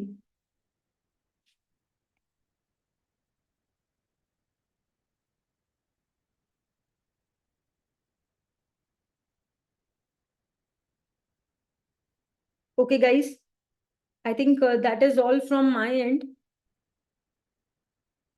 ठीक है, so take a break today. ठीक है, आज आराम करना, रेस्ट करना. All of you have worked very hard. So with this, I will end this session, and please don't forget to share any other questions or recalled options on my Insta handle. Will be very, very thankful to you. Thank you, everyone, and God bless. Thank you, ma'am, for this elaborate recall, and I hope students have got the most questions right. So with this, we are moving on to the next topic, next subject, which is biochemistry. And with us, we have Dr. Rajesh Jambulkar ready with the questions. So over to you, sir. Hello, sir. Hello, Santosh, sir. Hi, sir. So this is a You're quick not in clear. superficial recall for the biochemistry. Those few topics are overlapping there. See this. So we'll discuss one by one question and this is superficial recall. एक अच्छा recall लेके हम आएंगे थोड़ा सा detail में रहेगा. This is superficial recall. Now see, there were question on Lesch-Nyhan syndrome. All of you know that there is this question was also discussed this question in ASAP session. Also, there is question on this topic in test and discussion. So this is the answer is HGPRTs, hypoxanthine guanine phosphoribosyltransferase transferase enzyme deficiency. Self mutilating activity अब भी recently final हुआ हमारा south Africa के साथ, उसमें काफी सारे लोगों ने नेल बाइटिंग की होगी. So there is severe nail biting means self-mutilating activity in the Lesch-Nyhan syndrome due to deficiency of HGPRTase, which is an enzyme of purine salvage pathway. Because of defect in formation of nucleotide in brain and RBC, there is neurological manifestations in the form of head banging, self-mutilating activity, and also there is increase in the uric acid level. So this was the question on the Lesch-Nyhan syndrome. Okay. And this is X-linked disorder, most commonly affect the male. So this question was already discussed by the Sudha ma'am on the bit-out spot, that is due to vitamin A deficiency. And this is a clear-cut question, repeat question. This is PYQ, that is X1B, that is bite-out spot. Due to keratinization of the conjunctiva, there is a triangular white opaque plaque on the conjunctiva due to deficiency of vitamin A. Okay. Yes, sir. Symptoms were given. Hi, Himani. Self-mutilating activity is the classical symptom of this Lesch-Nyhan syndrome. Okay. So what was the exact question on niacin deficiency? If this was the image, this is the standard image, necklace dermatitis, necklace shape, Castle's necklace dermatitis. Dermatitis on the sun-exposed part of the body, typically involving the neck, erythematous demarcated rash on the sun-exposed part of the body, Castle's necklace. The treatment was asked. What was asked here? So it is due to niacin deficiency, will give the nicotinic acid in the treatment. Diarrhea, dementia, yes, nicotinamide is given. So here answer is nicotinamide, which is given in the treatment of this Castle's necklace dermatitis, diarrhea, dementia, dermatitis, Castle's necklace. ये तो standard image है. हर PYQs में, PYT session में, FMG जो हमने revision लिया, IBQ series ली, उसमें भी ये इमेज दिखाई गई थी. ओके. और ASAP test and discussion session में भी ये इमेज हमने ली है. Yes. Hi, Docume. Hi, Bhanja. Hello, everyone. So this was the question on niacin. Then mechanism of diphtheria toxin. Just Mamta ma'am ने ये question recall किया. ADP ribosylation of eukaryotic elongation factor 2, which blocks the translation process. This blocks the translation process. It is required for this eukaryotic elongation factor 2. It is required for the elongation of the peptide. So it blocks the protein biosynthesis in the eukaryotes. So this is very, very important question from the protein biosynthesis. So there were a lot of questions which are integrated with the different subjects. Okay. So this is already discussed. So we'll not take the extra time for this. ये भी question Ranjit sir ने discuss किया. Marker for myocardial infarction. दो words एकदम important है. One is specific and second word is enzyme. तो यहाँ पे अगर स्पेसिफिक वर्ड है, so specific markers are CKMB, troponin. These are the specific markers, troponin I and troponin T. So before troponin T, troponin I also increases. So it is less than 5 hours was there. Huh? Less than 5 hours. If there is specific in the question, so answer will be troponin. Then CKMB, see, after the 4 hours, after the injury, myocardial injury, there is troponin started rising. And after 4 to 6 hours after the myocardial injury, CKMB started rising, but CKMB reaches at its peak earlier than the troponin. If it is enzymatic and specific, answer is CKMB.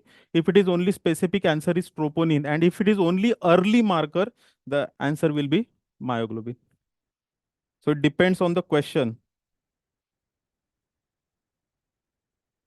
Hi Debasis. It depends on the question. So already Ranjit sir ने ये question discuss किया, तो इस पे भी हम ज्यादा कुछ डिस्कशन नहीं करेंगे. So first increase, if it is first increase, answer is myoglobin.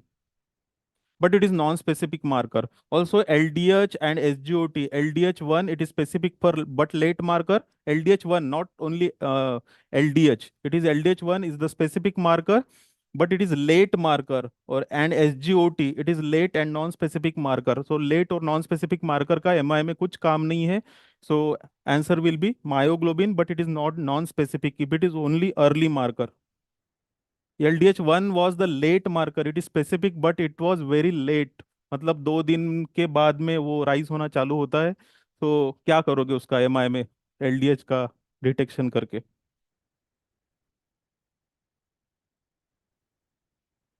ये ऑलरेडी जगदीश सर ने लिया. Laryngismus stridulus it is in the rickets. Vitamin D deficiency, calcium deficiency causes the laryngeal spasm. Okay, ये भी already discuss हो गया है. Zellweger syndrome. Is there any question on Zellweger syndrome and peroxisome deficiency? Is there any question on Zellweger syndrome? Cerebro-hepatorenal syndrome. Peroxisomal biogenesis disorder. What was the exact question?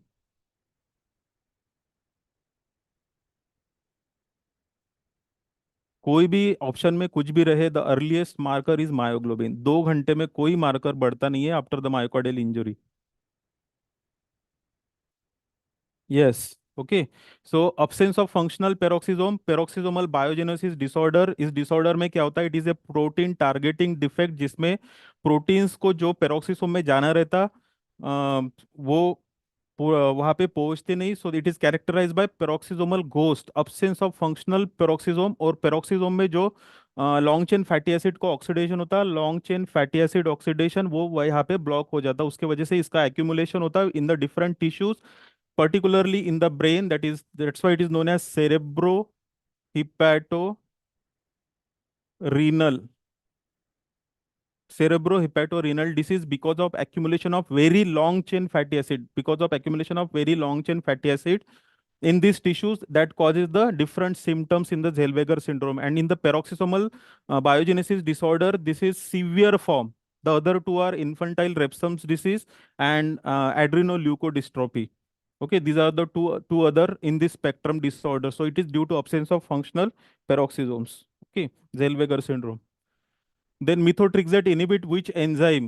So this is a typical example of competitive inhibition which inhibits the dihydrofolate reductase enzyme. So if this was in the answer, this is answer, dihydrofolate reductase. What is the role of this dihydrofolate reductase? It converts folic acid into dihydrofolate, and dihydrofolate is converted into tetrahydrofolate.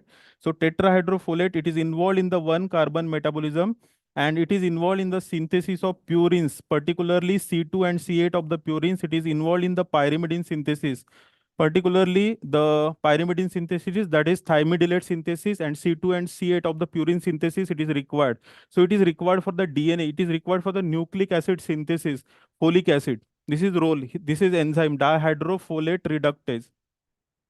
Dihydrofolate reductase. And methotrexate, it is anti-cancer drug. It is used in the treatment of various cancers, and it inhibits the dihydrofolate reductase enzyme by competitive inhibition. So methotrexate inhibit which of the following enzyme? It is dihydrofolate reductase.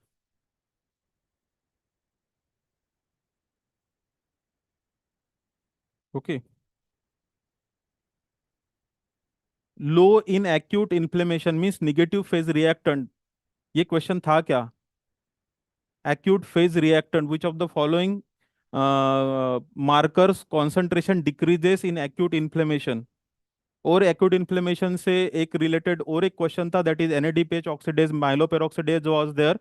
So NADPH is the best answer there, because NADPH it is responsible for the respiratory burst in the inflammation, and it causes the synthesis of free radical that causes the killing of the bacteria. That is also known as a respiratory burst. Now is low in acute inflammation, एक question था क्या?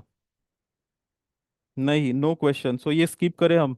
So these are the negative acute phase reactant: albumin, retinol binding protein, transthyretin, and transferrin, if this question was there.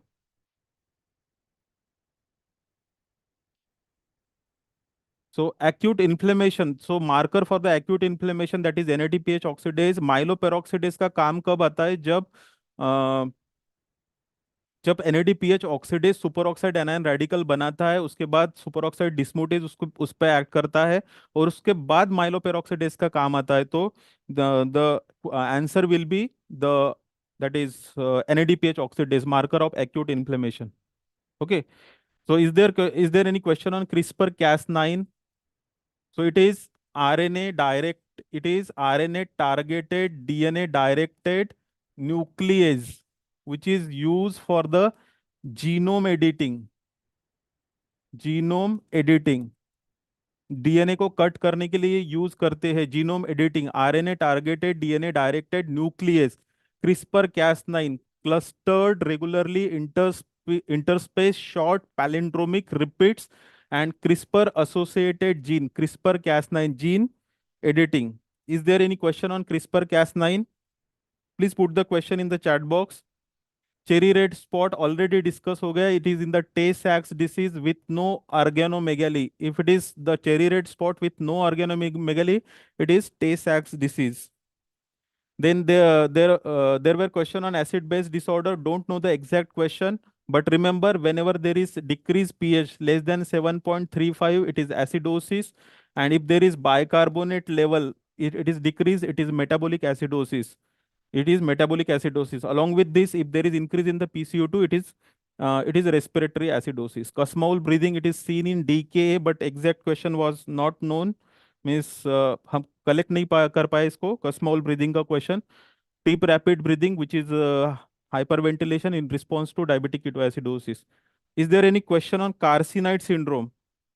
Carcinoid syndrome, HIAA से related कुछ था क्या question? Excretion of HIAA, hydroxyindole acetic acid in the urine. Anyone please contribute?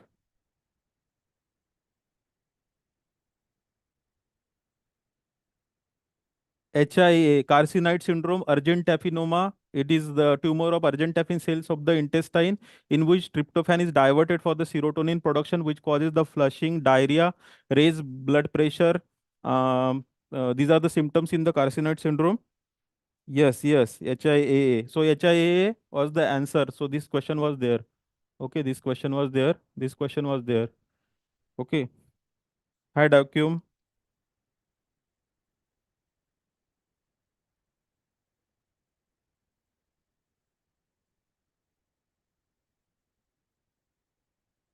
Heart nerves disease पे कोई सेपरेट question था क्या? Heart nerves disease, any question? Is there any question on the heart nerves disease, which is again related with the tryptophan, defective absorption of tryptophan and other neutral amino acids, due to which there is neurological manifestation in the form of coordination disorders, that is ataxia, and there is classical 3Ds. इस पे था क्या question? लेकिन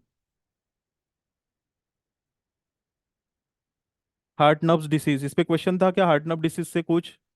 और लैक्टोलोज पे कुछ question था? Yes, heart nerves disease, there were question on heart nerves disease. So this heart nerve disease is due to defective absorption of tryptophan and other neutral amino acid. There is neurological symptoms in the form of the ataxia, that is coordination disorders, and there is that is pellagra-like symptoms, classical that 3Ds in the pellagra, diarrhea, dementia, dermatitis. और lactulose पे कुछ question था क्या? Is there any question? Is there any question on composition of lactulose? Is there any question on composition of lactulose? क्योंकि ये भी काफी सारे लोगों ने बताया कि लैक्टोलोज पे भी क्वेश्चन था करके. It is galactose plus fructose. Remember, whenever there is oolose, remember oolose means ketose sugar, that is fructose. So it is fructose plus galactose, not lactose. It is disaccharide used for the treatment of, yes, lactulose tha. So this question was there, lactulose. So it is galactose plus fructose. याद रखना, कभी भी ये oolose अगर ending में है, that means it is ketose sugar, it is fructose. So it is galactose plus fructose. This is a disaccharide. It is used in the treatment of carcinoid syndrome भी था. Okay. Hydroxyindole acetic acid excreted in the urine. So lactulose, it is given in the treatment of constipation. Lactulose. PCR के steps पे कोई question था क्या? Is there any question on PCR steps? 3 steps, important steps, that is denaturation, annealing and extension. इसको ही बोलते हैं denaturation, renaturation and synthesis. Denaturation, annealing, extension, denaturation, denaturation, renaturation and synthesis. ये question था कि PCR steps. No question, so this was not there. So these are the near about 12 to 13 questions on the biochemistry, but it is integrated questions, a lot of questions integrated with other subjects. Subjects, for example, acid-base disorder, small breathing, then CRISPR-Cas9. A lot of questions were there on the biochemistry topic. So easy questions. So see, PCO2 123, O2 21. 7.1 7.1 means acidosis, and if there is PCO2 123 मतलब बहुत ज्यादा हो गया. Remember PCO2 PCO2 means carbonic acid. अगर carbonic acid बड़ा है तो it is carbonic acid means acidosis, और ऊपर से पीएच भी डाउन है. पीएच कितना है? 7.21 means acidosis. It is respiratory acidosis. Direct question था क्या? लेकिन कुछ तो भी कॉम्प्लिकेशन होगा, इतना डायरेक्ट नहीं पूछते एसिड बेस्ड डिसऑर्डर पे. If 123 and 7.21 were there, it is answer by Debasis Bhanja. So answer would be lactulose पे exact question क्या था? Respiratory acidosis is the answer here. Just wait, respiratory acidosis. Acidosis मतलब क्या रहेगा? 7.21 pH and the PCO2 123. Okay, lactulose से question था. Is there any other question apart from these questions? So this is all about the biochemistry questions in the FMGE examination. Over to you, Santosh sir, please. Thank you, sir, for such a quick and succinct recall of the questions. So students, we are building up the stems as well as the options. So help us with your options and questions through social media, and we will come out with a much detailed compilation. Sir, I will take it forward from you now. Okay, thank you, sir. Okay, so guys, so the next up is medicine, and this time medicine had a big representation. Time was less, so I have not been able to compile all the questions. Whatever I have been able to compile parallelly hosting this show, I will be sharing with you. But as I have already said, we will be coming out with a booklet which will contain all the questions and all the appropriate options and the correct answer. So that helps us to kind of build the base for those who are preparing for the subsequent exam. Okay, so let me start with the first question. So this is going to be our first question. The question is about Kussmaul's sign. Now, I don't have the clarity whether the question was on Kussmaul's breathing or Kussmaul's sign. Okay, so as Rajesh sir has already told you, if it was about Kussmaul's breathing, it is seen in DK, and if it was about the Kussmaul's sign, let me tell you first what Kussmaul's sign refers to. It refers to paradoxical rise in JVP. Normally, what happens? Paradoxical rise in JVP during inspiration. Normally, what happens during inspiration, the JVP decreases. Because of the negative interthoracic pressure, all the blood is getting moved into the right atrium. So JVP decreases during inspiration. But if during inspiration JVP increases, we call it as Kussmaul's sign. It is typically seen in those conditions where we are not able to transfer the blood from right atrium to right ventricle for whatever reason. So causes include tricuspid stenosis or constrictive pericarditis, then restrictive cardiomyopathy, right ventricular MI, and massive pulmonary embolism and severe pulmonary hypertension. So if the question, okay, so what was the question? So question, if they're asking not seen in, right? So please remember, it is not seen in cardiac tamponade. That is a standard repeatedly asked question. In fact, I have been repeatedly telling this, that differentiation between constrictive pericarditis and cardiac tamponade, almost every exam they ask a question. In the last exam, there was a question about the presence or absence of why descent on the JVP, again trying to differentiate between cardiac tamponade and the constrictive pericarditis. Agar question tha ki Kussmaul sign is not seen in, so cardiac tamponade would have been the answer. Okay. So then there was one more question rooted in basics, that is relative bradycardia is seen in. Okay, this is bit of a controversial question. या शायद मैं ही इसको controversial बना रहा हूँ क्योंकि first let us understand what is this relative bradycardia. Relative. Debussy, if there was an image, please do share it with me so that I can build a better stem for the question. Okay. So normally what happens when body temperature increases, for every 1 degree Celsius rise in body temperature, heart rate increases by 10 beats per minute, right? There is increase in heart rate by 10 per minute, 10 beats per minute. This is what we call as Leibovitz rule. Leibovitz rule. But in some conditions, despite rise in body temperature or despite development of fever, proportionate rise in heart rate doesn't happen. We call it as relative bradycardia. There is another name given to it. Now that we're talking about this question, those who are preparing for the subsequent exam and they're connecting today should know it is called as Paget's sign. Okay. So this is seen in various conditions. Okay. So it is seen in dengue. Yes, it is seen. Okay. It is seen in leptospirosis. Yes, it is seen. Is it seen in brucella? Yes, it is seen. I have not come across many case reports saying that in pertussis or bordetella infections, we do see the relative bradycardia. So if the question was relative bradycardia is not seen in, then to answer clear, it is not seen in bordetella. But if it is seen in, then ये तीनों में हो जाता है brucella, leptospirosis as well as dengue. और अगर choice करना है एक seen in ही question है, not seen in नहीं है, you have to choose one. I would suggest brucella because that is where it is traditionally been described. Brucella, and in India, the first week of typhoid is where it has been traditionally described in the books. But ये सारे conditions जो मैंने बताए वहाँ पे होता है. Okay. Then I heard that there was one question on pulsus bisphaerians. So can anybody help me to construct the stem? What was this question about? Pulsus bisphaerians. No question on pulsus bisphaerians? Okay. So if there is no question, I will omit it for now. Or are you responding to the previous question on the relative bradycardia? So if there's no question on relative bradycardia, good. But anyway, we learned 1 or 2 points. Good for a clinician going forward. Once you become an intern, this is going to be helpful. Okay. There was no question on pulsus bisphaerians. Okay, we will skip it now, but let me tell you 1 or 2 points. What is pulsus bisphaerians? This is a condition where there will be 2 systolic peaks. Normally, when we palpate the pulse, we get only 1 peak in the systole. Diastole also, there is a peak which we don't feel or don't palpate. So the artery comes and hits our palpating finger once and goes. So that one sitting is happening in the systole. So when 2 systolic peaks are there for the pulse, we call it as pulsus bisphaerians. It is traditionally seen in patients with aortic regurgitation or patients with aortic regurgitation along with aortic stenosis. That's it. Okay, so then there was a basic simple question about the characteristic feature of primary hypothyroidism. A repeatedly asked template trying to differentiate between primary versus secondary hypothyroidism, right?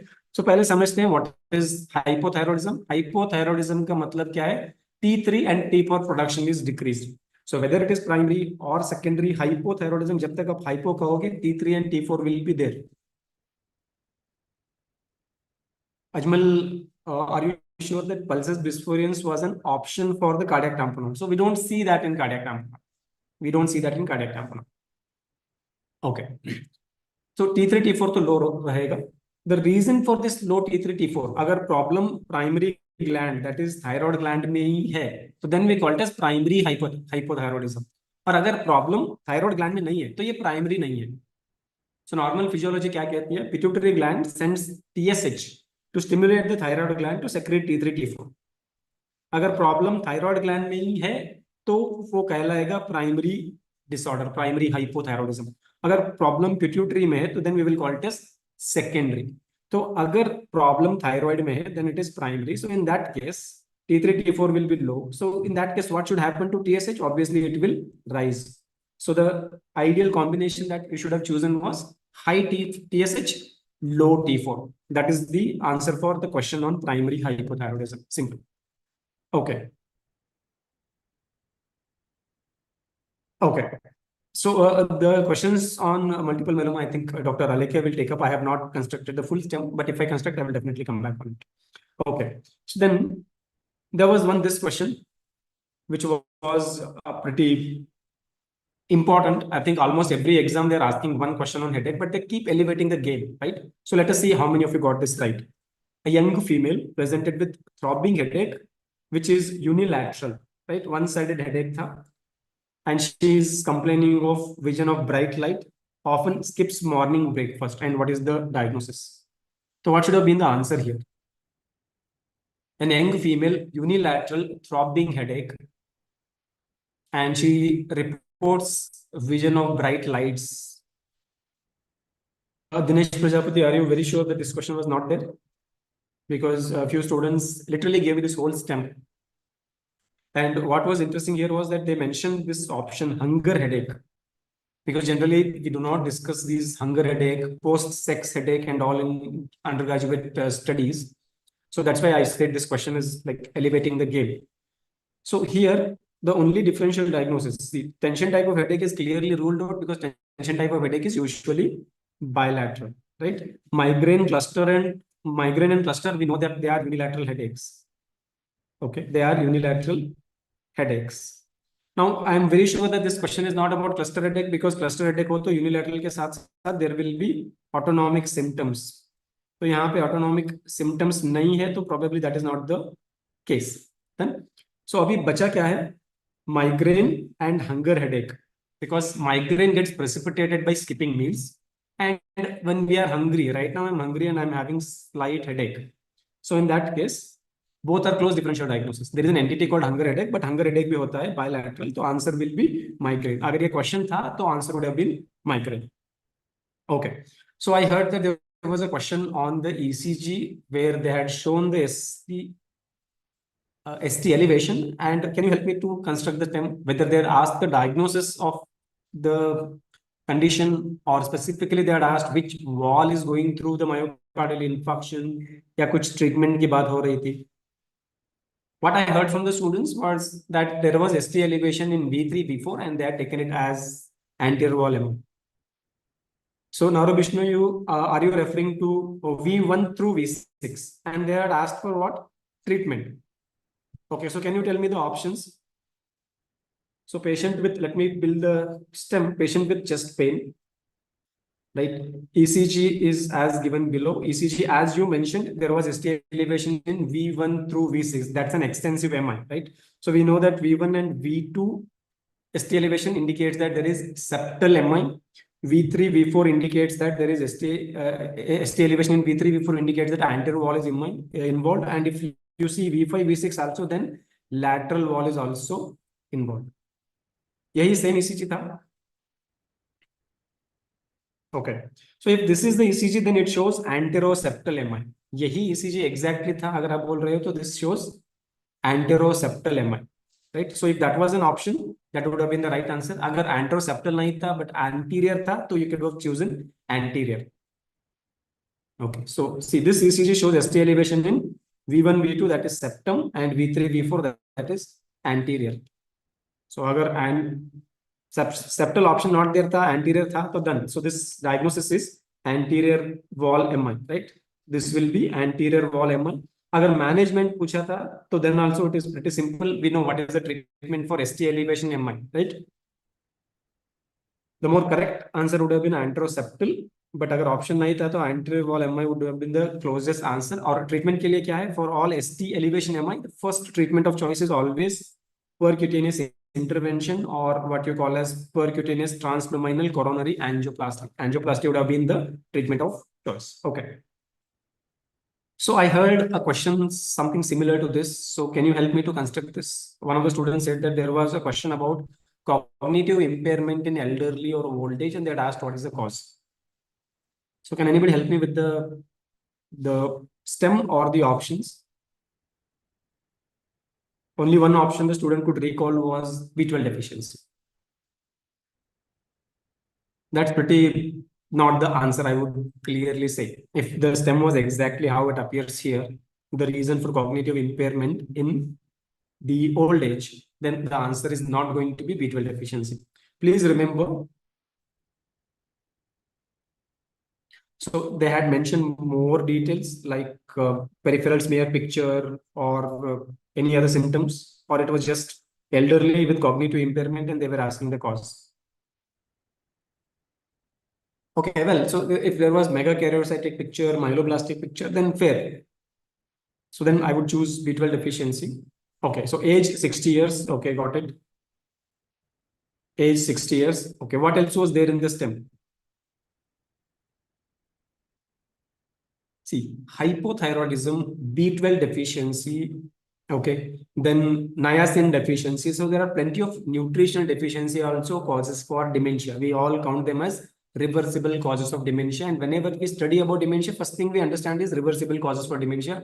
उसको rule out करने के बाद ही we go to the diagnosis of Alzheimer's disease, Lewy body dementia, Parkinson disease with dementia, right?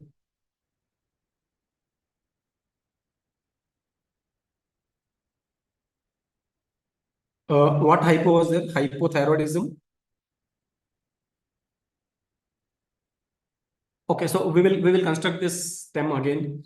Probably we need to fine tune this question because please remember, guys, aging is not the reason for the cognitive impairment, and the most common cause for cognitive impairment in elderly is still Alzheimer's disease. All these reversible causes are quite less. Okay, so they had asked cause of anemia. Okay, so let us get back to this question and reconstruct this step because crucial details are required. Okay, so I heard there was one more question on rhinocerebral mucormycosis. Right? Was it as simple as what I mentioned here? Rhinocerebral mucormycosis seen in or associated with? Rhinocerebral mucormycosis is seen in or is associated with. तो अगर ऐसा था तो the answer was Yogesh, please do share it on Telegram or Insta. I will reconstruct it better. Okay, so if this question was not there, I will skip. But anyway, because we have opened up this question, let me tell you what should have been the answer. In Asia, the most common risk factor and thus the most common underlying cause for development of mucormycosis rhinocerebral is going to be diabetes. And in the Western world, it is the post-transplant patients. And if question was twisted and asked in the recent times, what is the most common cause? Then it is the COVID-19 infection. And please remember, steroids is something that comes to mind when we think about mucormycosis, but not the inhaled steroid. It is the parenteral steroid or large dose oral steroid, which becomes the risk factor. Okay. So then there was one more question on this rescue PCI. Rescue PCI.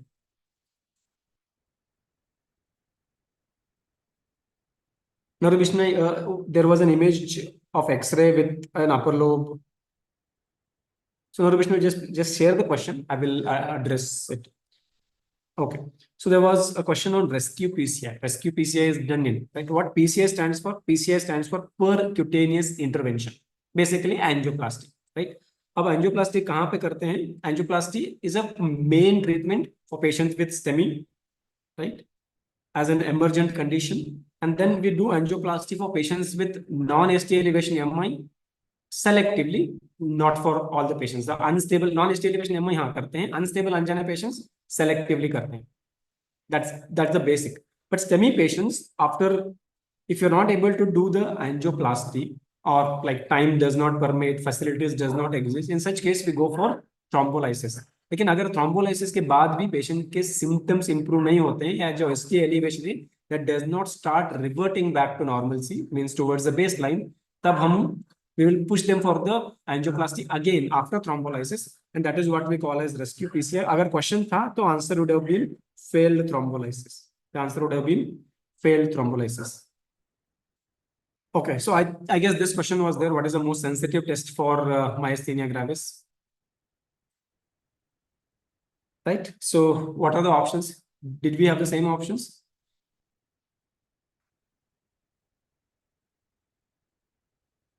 Dr. I'll take that up. Okay. So there was a question on myasthenia gravis. What is the most sensitive test, right? So obviously, I think all of us know what is the most sensitive test. The most specific test is going to be serum acetylcholinesterase antibody levels. And the most sensitive test is going to be SFEMG or single fiber electromyography, right? That is the most sensitive test. That is going to be the most sensitive test. Okay. I heard there was a question on muscle biopsy. No, it is not. Muscle biopsy is not. Okay. So muscle biopsy was one more option. Muscle biopsy becomes investigation when you think of muscle disorders, right? Myositis, especially when you have to differentiate between some myositic disorders, we go for muscle biopsy. Otherwise, no role of muscle biopsy when it comes to diagnosis of neuromuscular junction disorders. Okay. I guess there was a question on sarcoidosis. So can anybody share the stem? As you share the stem, we will reconstruct. We will move to the next question that was listed.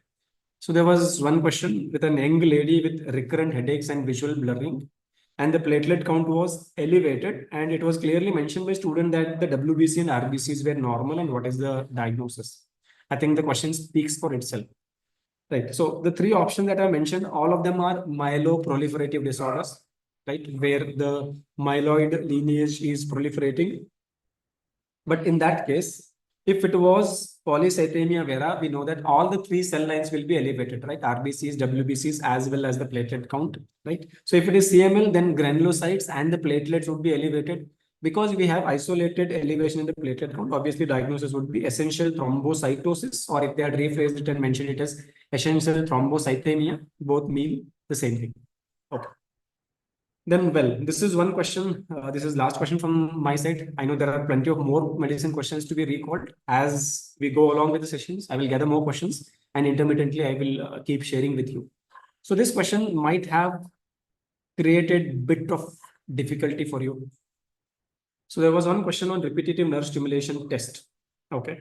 They are asked incremental response on repetitive nerve stimulation test is seen in, and please confirm whether they had mentioned that patient has got bulbar weakness and autonomic dysfunction. Bulbar weakness and autonomic dysfunction. Now, what is this bulbar weakness?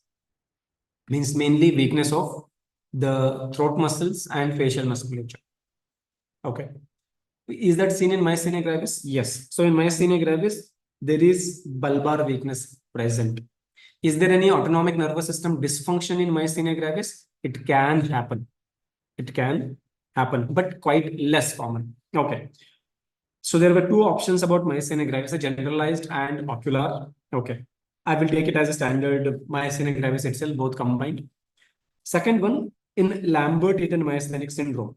Okay. Generally, there is no bulbar weakness, but autonomic nervous system dysfunction does happen. Okay. And then last option was botulism. Okay. What is botulism? It's a toxin which affects the presynaptic activity. And because of that, even patients with botulinum toxicity will have bulbar weakness, and they will also have autonomic nervous system dysfunction. And then now coming to the interpretation of the repetitive nerve stimulation. In myasthenia gravis, repetitive nerve stimulation will show decremental response. Decremental response means the more and more I stimulate the muscle will go on becoming weak. So the compound muscle action potential goes on decreasing. So in both forms, there will be decremental response. And in Lambert-Eaton and botulism, there will be incremental response. There will be incremental response. So now looking at this, you should tell me what should be the answer. So question is about incremental response. So it has to be either Lambert-Eaton or botulism. दोनों में कैसे differentiate करेंगे? Lambert-Eaton में there will be no bulbar symptoms or less likely. It will be less likely. Single fiber electromyography is the most sensitive test for myasthenia gravis. Myasthenia gravis. I think there was a similar question which I just dealt with. तो इस question के लिए अब answer क्या बनेगा? Obviously, it is not Lambert-Eaton myasthenic syndrome, and I know that many of you might have answered Lambert-Eaton क्योंकि basic understanding क्या है? Repetitive nerve stimulation test में myasthenia gravis we will have decremental response, and the Lambert-Eaton we will have incremental response. But इस question में थोड़ा सा catch था. The catch was there is bulbar involvement and autonomic dysfunction. Autonomic तो Lambert-Eaton में भी होता है, but generally face and bulbar region is paired. It is mostly the limb proximal muscles which become weak. So my answer for this question would be option D, provided the stem was as we constructed here. Okay, so guys, help me with more questions so that I will compile as we go along, and I will, whenever I get time in between the sessions, I will keep shooting the questions. For now, this is all we could gather from medicine. I know there are still questions pending from the acid-base disorders, respiratory failure. I'm trying to gather them, and then I'll get back to you. So for now, I will hand over the baton to Dr. 𝐒𝐿𝐿𝐄𝐝, she is our faculty for orthopedics, and she will take over from me and she will discuss the questions from orthopedics. Dr. 𝐒𝐿𝐿𝐄𝐝, over to you. Hello, sir. You're audible and loud and clear. Yes, thank you, sir. So, guys, welcome. Hope you're all, not disheartened. I hope the exam was really okay, average, because people who have studied well should be benefited, right? So I hope this exam is that way. So you need little bit of reading, revising, everything is required. From the orthopedics point of view, they were absolutely good questions. Maybe some 8 to 9 questions are there from ortho. So we'll discuss exclusively from orthopedics now. So the first question was the Box's fractures, right? So the Box's fractures, we all know the eponyms of the fractures are very, very important. Any exam, it might be FMGE, INI, CTP, NEET, PG. So the Box's fractures is nothing but the fifth metacarpal base, right? Fifth metacarpal neck fracture. So this is a fist. When you make the fist and you hit hard, there is a fracture occurring in the fifth metacarpal neck. So that is your Box's fracture. Similarly, there were one more question that is regarding the Bennett's and the Rolando, right? So Bennett's and the Rolando, if you remember, these are the thumb metacarpal fracture. So that is the first metacarpal fractures, right? So how do you remember? B is bi. That means 2. So there are 2 parts in Bennett's, and the third one is 3. Tri is Rolando. This is Rolando is a comminuted fracture.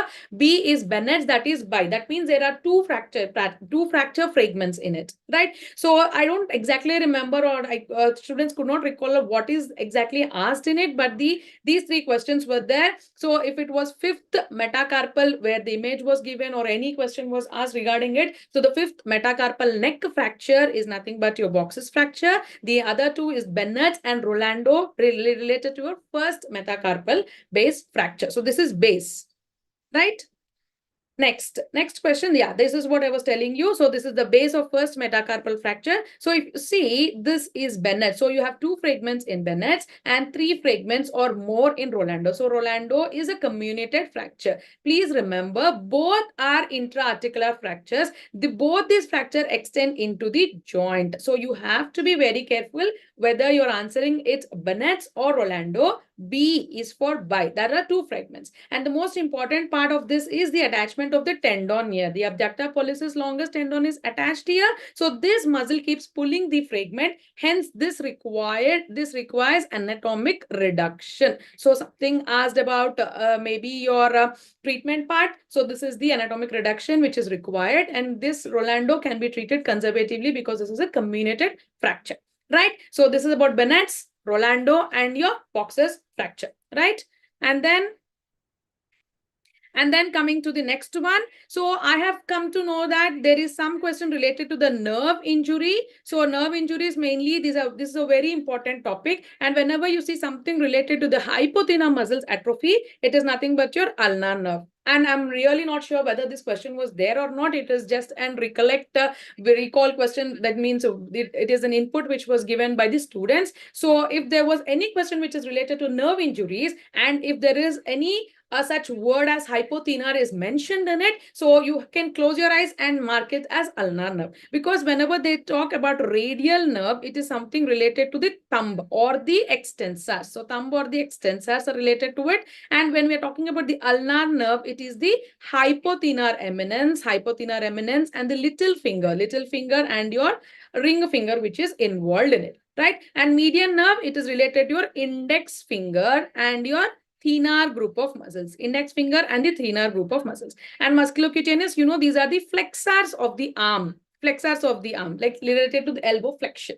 So based upon that, you can see, okay, Banja, Rolando fracture ka level pucha tha. Okay, Ronaldo fracture, which level? So this is again your first metacarpal base. So if that is the question, we are sorted. So the first metacarpal base is your Ronaldo fracture. Right? Okay. Okay, this is the trauma case, right? This is the RTA which I was talking about, Rajesh. So the RTA here is related to some injury to the hand. And whenever there is an injury to the hand and that resulted in hypothenar muscles atrophy, then the nerve which is damaged here is the ulnar nerve, right? If it is any, some wrist drop, if it was wrist drop or finger drop, then it is related to your radial nerve, right? So drops, any drops, wrist drop or finger drop, that means there is no extension. That is related to your radial nerve. It is related to your hypothenar, then it is ulnar nerve. Okay, then 2 questions we are sorted. Then it is Paget's disease. So this was the clinical image or X-ray which was given. So this is the cotton wool appearance, and this is mostly, it is very, very important clinical or radiological sign which is seen in case of your Paget's disease. And Paget's disease, remember, yeah, if it was finger drop which is there, then the answer would be radial nerve, right? Radial nerve ka jo the branch hota hai na, wo posterior introitious nerve hai. So if there is a finger drop, then the answer is radial nerve. Please remember that. Okay. Yes. And then moving on to the Paget's disease. So it is usually seen in 60 years old patients, 60 years old. And this is associated with the parvovirus. There is one virus which is associated with it. And it could be because of some gene mutations. And what you actually see is there will be a lot of sclerosis. So in Paget's disease, there will be sclerosis, then there will be lysis, and then there will be sclerosis, right? So these are the phases. And in the sclerosis phase, what happens is there will be increase in the size of the head size. So they will mention it as the head size has increased, and there is a closure of the opening foramens, that is otosclerosis, which will result in deafness. So all these are related to your Paget's disease. But directly, if you see the image, this is the cotton wool appearance of the skull, where this is in the sclerosis phase, right? So that is related to your Paget's disease. Yes, Banja, that is what I meant to enable to extend is radial nerve. That is pin, that is finger drop is pin nerve, that is posterior introitious nerve, right?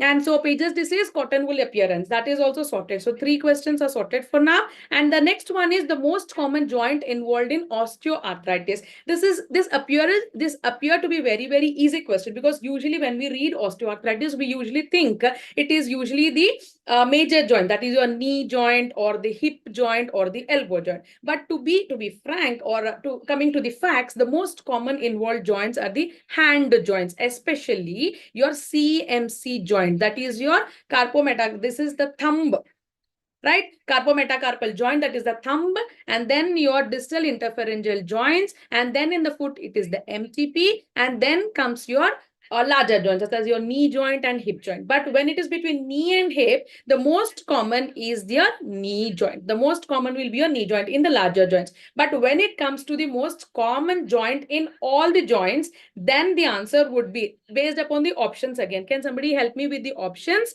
So if the option is related to thumb, DIP and MTP, any of these 3 could be the option. And if these 3 are mentioned, so the first option, what I would prefer is either thumb or the DIP. Okay. So depending upon the options. So I need your assessment, I need your inputs from this question.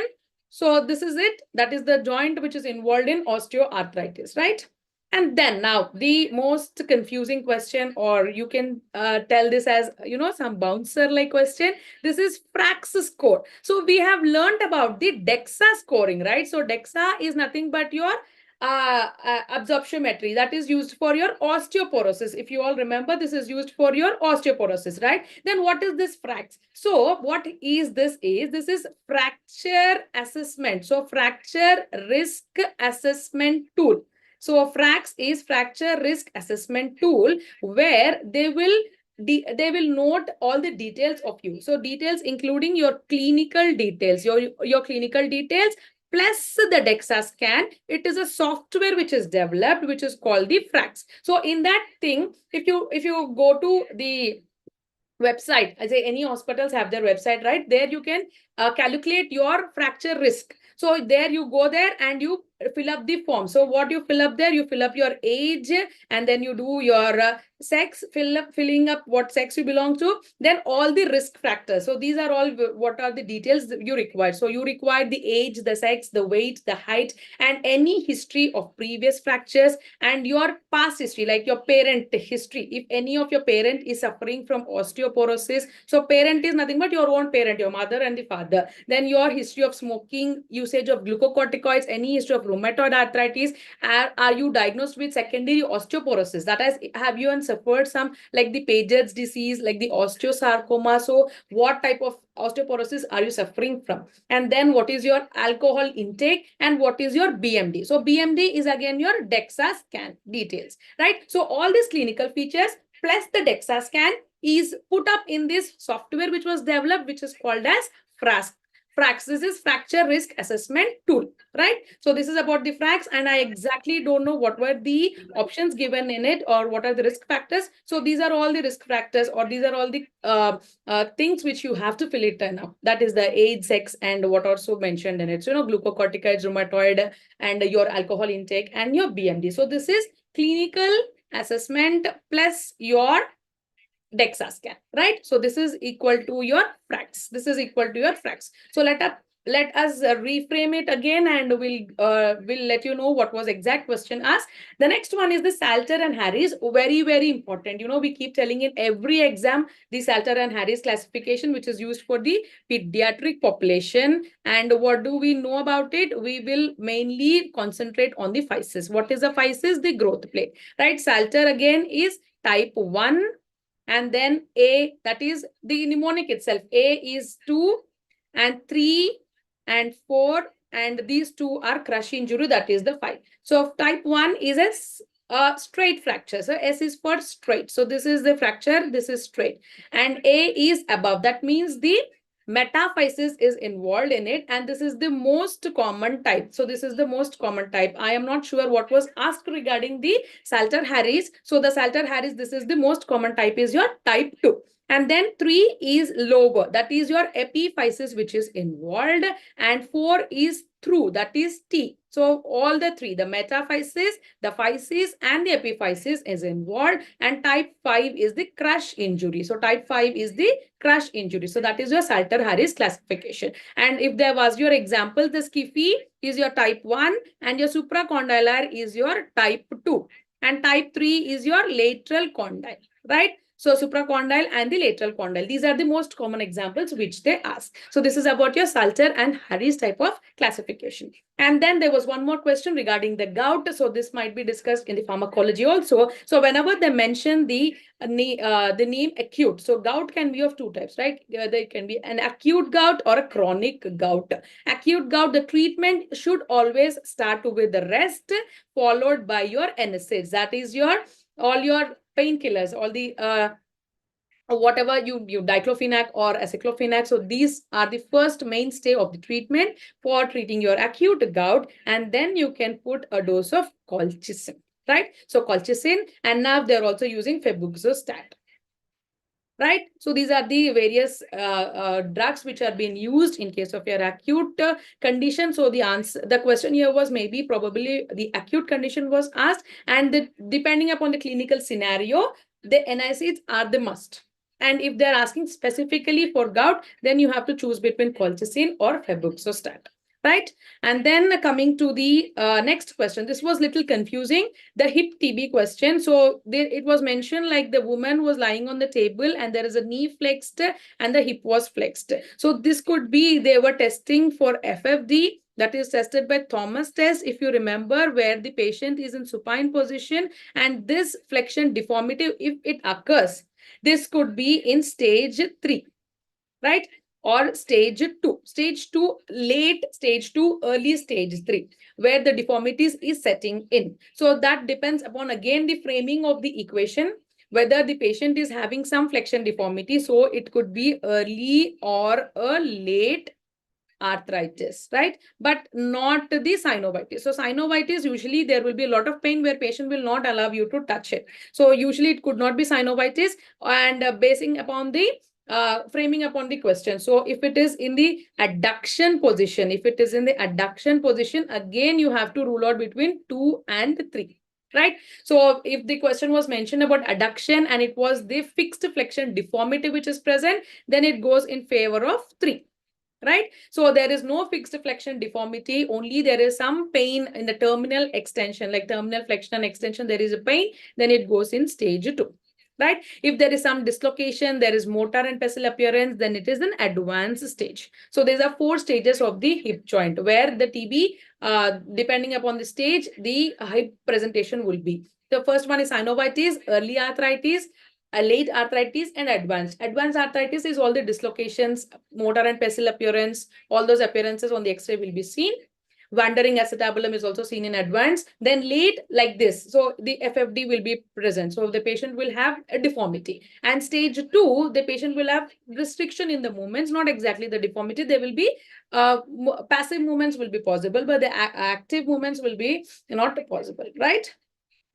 So that is about the TB hip. And finally, there is this image, which is universally accepted by all the students. So if you see, this is a talus joint where there is a growth which is seen on the posterior aspect. As you all know, if there is a growth which is always present, and the most common tumor, we all should first answer is your osteochondroma. And these can be a 2 types. This could be a sessile and it could be pedunculated. So in the short bones, it is also commonly seen, right? So this is osteochondroma where you can see that there is an extra growth on the posterior aspect, right? So this is osteochondroma. And then the Codman's triangle. This is also everybody will answer it, right? So the Codman's triangle is seen in osteosarcoma, no doubt about it. This is nothing but the periosteal reaction for the tumor. So the periosteal reaction of the tumor, the periosteum will be elevated, and this is seen as a triangle, which is called as the Codman's triangle. A joint between metaphysis and epiphysis. So that is nothing but your physis, right? Whatever is there between meta and epiphysis is your physis, right? If it is going through metaphysis and epi, it is your Salter Harris L, right? 4th. Salter Harris type 4. And last one, so this is your Ewing's sarcoma. The question about the Ewing's sarcoma, the frame or the whatever is asked was not exactly known, but what you have to remember is usually it is seen in the usually it is seen in the first decade. Ewing's sarcoma, it is seen in the first decade. And here what happens is the patient presents with fever. There will be raised ESR and CRP levels, and it mimics the osteomyelitis. It mimics the osteomyelitis. But what differentiates between osteomyelitis and Ewing sarcoma is the bone biopsy. So once you take out the X-ray of the patient and you see some periosteal reaction, which is like the onion peel appearance, and you are not very sure whether it is the the infection or the tumor, then you go for the bone biopsy. So biopsy is very, very involved in it because it is a marrow cells which produce this tumor, right? It is the involvement of the marrow. So this biopsy is important. And on the biopsy, you see this picture of, full blue cells. This is blue cells, an ocean of blue cells it is seen. So this is the main thing which differentiate your Ewing sarcoma. So always it is the pathologist who confirms the diagnosis of the Ewing sarcoma. So I hope this is the question, or anything if I missed out, please let us know. We will come back with complete structure of the question and the options, but only with the help of you guys. So hope all have covered all this, most of them. And here and there some important questions like the vitamin D levels. So bones, important mineral which is, or important vitamin which is involved in bone formation is vitamin D. And attachments of psoas muscle. Psoas muscle is attached to the LT. If you remember, lesser trochanter, it originates from the lumbar vertebrae L1 to L5, then it is attached to the lesser trochanter. So these are the some here and there questions which is integrated anatomy and orthopedics. So I hope I'm clear, short and crisp. So see you all. Bye. Take care. Have a great sleep tonight. Over to you, sir. Dr. Alekia, and being the host of the show, I think having gone through every subject and the topics that were recalled, जो topics हमारे time पे NEET PG के लिए या all India PG entrance के लिए important थे, they continue to be important even now. I think the game remains same. Yes. Okay, so thank you for compiling all those questions. And as promised, students, we will be compiling a better booklet and it will be shared through the social media pretty soon. So I will take the baton from Dr. Alekia and hand it over to Dr. Siraj. Siraj sir, welcome to the screen. Over to you. So guys, I think the FMGE exam goers don't need any introduction to Dr. Siraj, the OG of pharmacology. कभी कभी मैंने student से sir ये भी सुना है कि उनको लगता है क्वेश्चन पेपर आप ही सेट करते हो. How can you predict the अरे नहीं topics and sir, questions so well? ऐसी बातें नहीं करिए सर. हाँ आजकल I तो. hope I am audible. Yeah, very much Hi audible. guys. A very good evening to all of you. Let's get started with our pharmacology session, and we got many questions in pharmacology today. I hope audio and video both are fine. I hope I'm clearly audible and visible to all of you guys. A quick confirmation will be nice. So, क्या questions आए हुए थे? I think everything is fine. We can proceed, right? Yes. So Yes. let us quickly go through this question, and I'm sure that we will have a detailed discussion, as rightly mentioned by sir a couple of times from all of you guys. That there was a question on patient on metronidazole therapy. He is taking 3 times per day and attended a party, consumed alcohol. So this was again a PYQ. And January 2024 में same question आया हुआ था. And now he developed vomiting, flushing, and again, remember this is a case of disulfiram-like reaction, because what we know, metronidazole as a drug, it is one of the aldehyde dehydrogenase inhibitor. Any aldehyde dehydrogenase inhibition will increase the level of acetaldehyde, the toxic intermediate metabolite that is actually causing this problem. Correct answer for this question is not delirium tremens or alcohol or drug intoxication. It is disulfiram-like reaction. Which of the following is the mechanism of action of rivaroxaban? I think it's pretty clear. 10A पे ban लगाने वाले drug. Other drugs are going to be your apixaban, betrixaban, rivaroxaban. So they are the direct 10A inhibitor.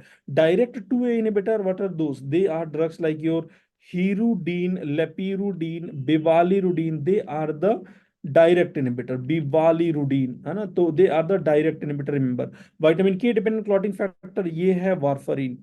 इसमें next option आया नहीं है. If you guys could recall the next option, you are more than welcome to give suggestion at any point of time if you feel that question was in a different shape or in a shape that was not that is not being discussed. You guys can immediately let me know. A diabetic patient fainted suddenly while exercising. Blood sugar was found to be 60 mg per deciliter, 60 gram.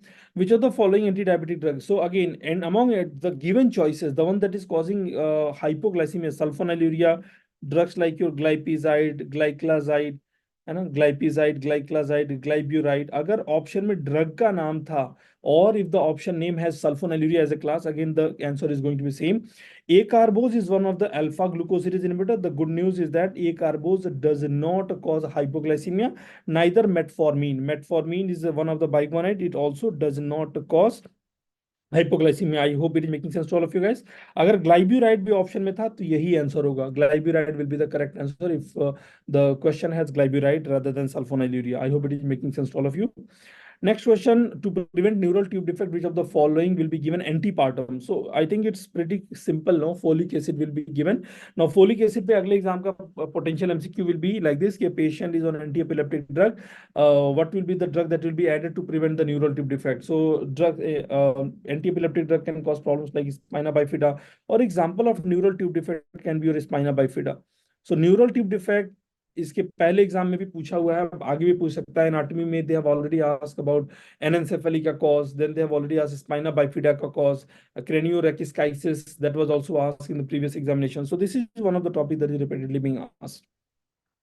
A patient was given anti-tubercular therapy, and now he's complaining of ocular, developed some color vision defect, ocular pain, and other visual symptom. Which of the following drug is the possible cause? So visual symptoms are among the first line drug. ATT is anti-tubercular therapy, HRZD, isoniazid, rifampicin, pyrazinamide, and ethambutol. So ocular side effect, optic neuritis, eye wale side effect will be mainly caused by ethambutol, because pyrazinamide will be causing hepatotoxicity, red orange urine discoloration, rifampicin, and remember isoniazid will be causing peripheral neuropathy as a main side effect. So correct answer for this one, I hope all of you guys have got this one. Correct answer is going to be ethambutol. Preferred drug for falciparum. So again, या तो ये banana shaped gamete आया था, या any other image that was asked, that was actually representative of Plasmodium falciparum. अगर पूछ रहा है तो उसका पूछा what is the preferred treatment. So I think we have covered this already just prior to our examination as well. We have conducted a session where we have discussed this all in more detail. So Plasmodium falciparum के लिए artemisinin combination therapy. It was not a case of pregnancy. There was nothing like this. And TB और malaria के बिना paper complete हो ऐसा होता नहीं है. तो जैसे मैं पहले भी बोला था, ये TB का क्वेश्चन हो गया, ये मलेरिया क्वेश्चन हो गया. So these two topics are definitely going to be asked. Now there are other question on malaria that was actually not related to pharma, but from the pharmacology point of view, this is the question that they have asked. Preferred drug for malaria, artemisinin combination therapy. आने वाले examination में they can give you a question like this कि patient आ रहा है आसाम से, क्या करोगे? So in that case scenario, artemether lumefantrine. Rest of the India से आ रहा है तो artesunate sulfadoxine pyrimethamine. We are not only going to rely on chloroquine. Chloroquine currently has found to be resistant. Primaquine alone is not given. In falciparum malaria, we are going to add a primaquine as a single dose on day 2 as a gametocidal drug. Quinine can be added, but quinine is not the preferred drug, remember, for the Plasmodium falciparum. Correct answer is A. A patient with palpitation, high blood pressure. So again, language थोड़ा सा ऊपर नीचे हो सकता है, but overall question का gist यही था कि patient का BP high था, that is 220 over 110, maybe 110 के बजाय 120 हो सकता है. The number might vary. There was one episode of seizure. Okay, so high blood pressure with seizure. Again, they are actually talking about hypertensive emergency, है ना? Hypertensive emergency. In this case scenario, what you are going to do hypertensive emergency में what we are going to do, the preferred management is not oral nifedipine. अगर a drug of choice for hypertensive emergency बोलता है तो we will be giving IV nicardipine. We are going to give IV nicardipine, the faster acting calcium channel blocker, but that was not the next best that we are having is IV labetalol in this case scenario. IV labetalol is the correct answer in this case scenario. The question that we are discussing is in the best form, and given the time that we have, जो time हमें मिल पाया उसमें जो best form में हम question को collect कर पाए, we are presenting in front of you guys. You are more than welcome to give again your feedback, और इसका detailed discussion हम ऐप पे भी रखेंगे और YouTube पे again एक discussion रखेंगे. अभी के लिए 20 minutes में मैं again 28 question pharma के आए हुए हैं, and pharma में काफी question आए यार. I am very surprised to see how examiner is very fond of pharma. अगर आपने क्लास अटेंड करी ऑफलाइन या ऑनलाइन, तो मैं बार बार बोलता हूँ आपके स्कोर में जो मैजिकल नंबर लेकर आने वाला है फार्मा का, उसमें बहुत इंपॉर्टेंट रोल रहेगा. From the given choices, I will go ahead with the B. Next is which of the following PCSK9 inhibitor? याद है मैंने अपने फ्रेंड के बारे में बताया था कि I had a friend Ali. Ali is evolved into a PCS. So alirocumab, evolocumab, and other one is your inclisiran, alirocumab, evolocumab, and inclisiran. So Ali is evolved as a, or Ali is evolved in a PCS. So correct answer for this one is going to be your alirocumab. Lomitapide, it is one of the microsomal triglyceride transfer protein inhibitor, MTP inhibitor. Very good, Dr. Aftab.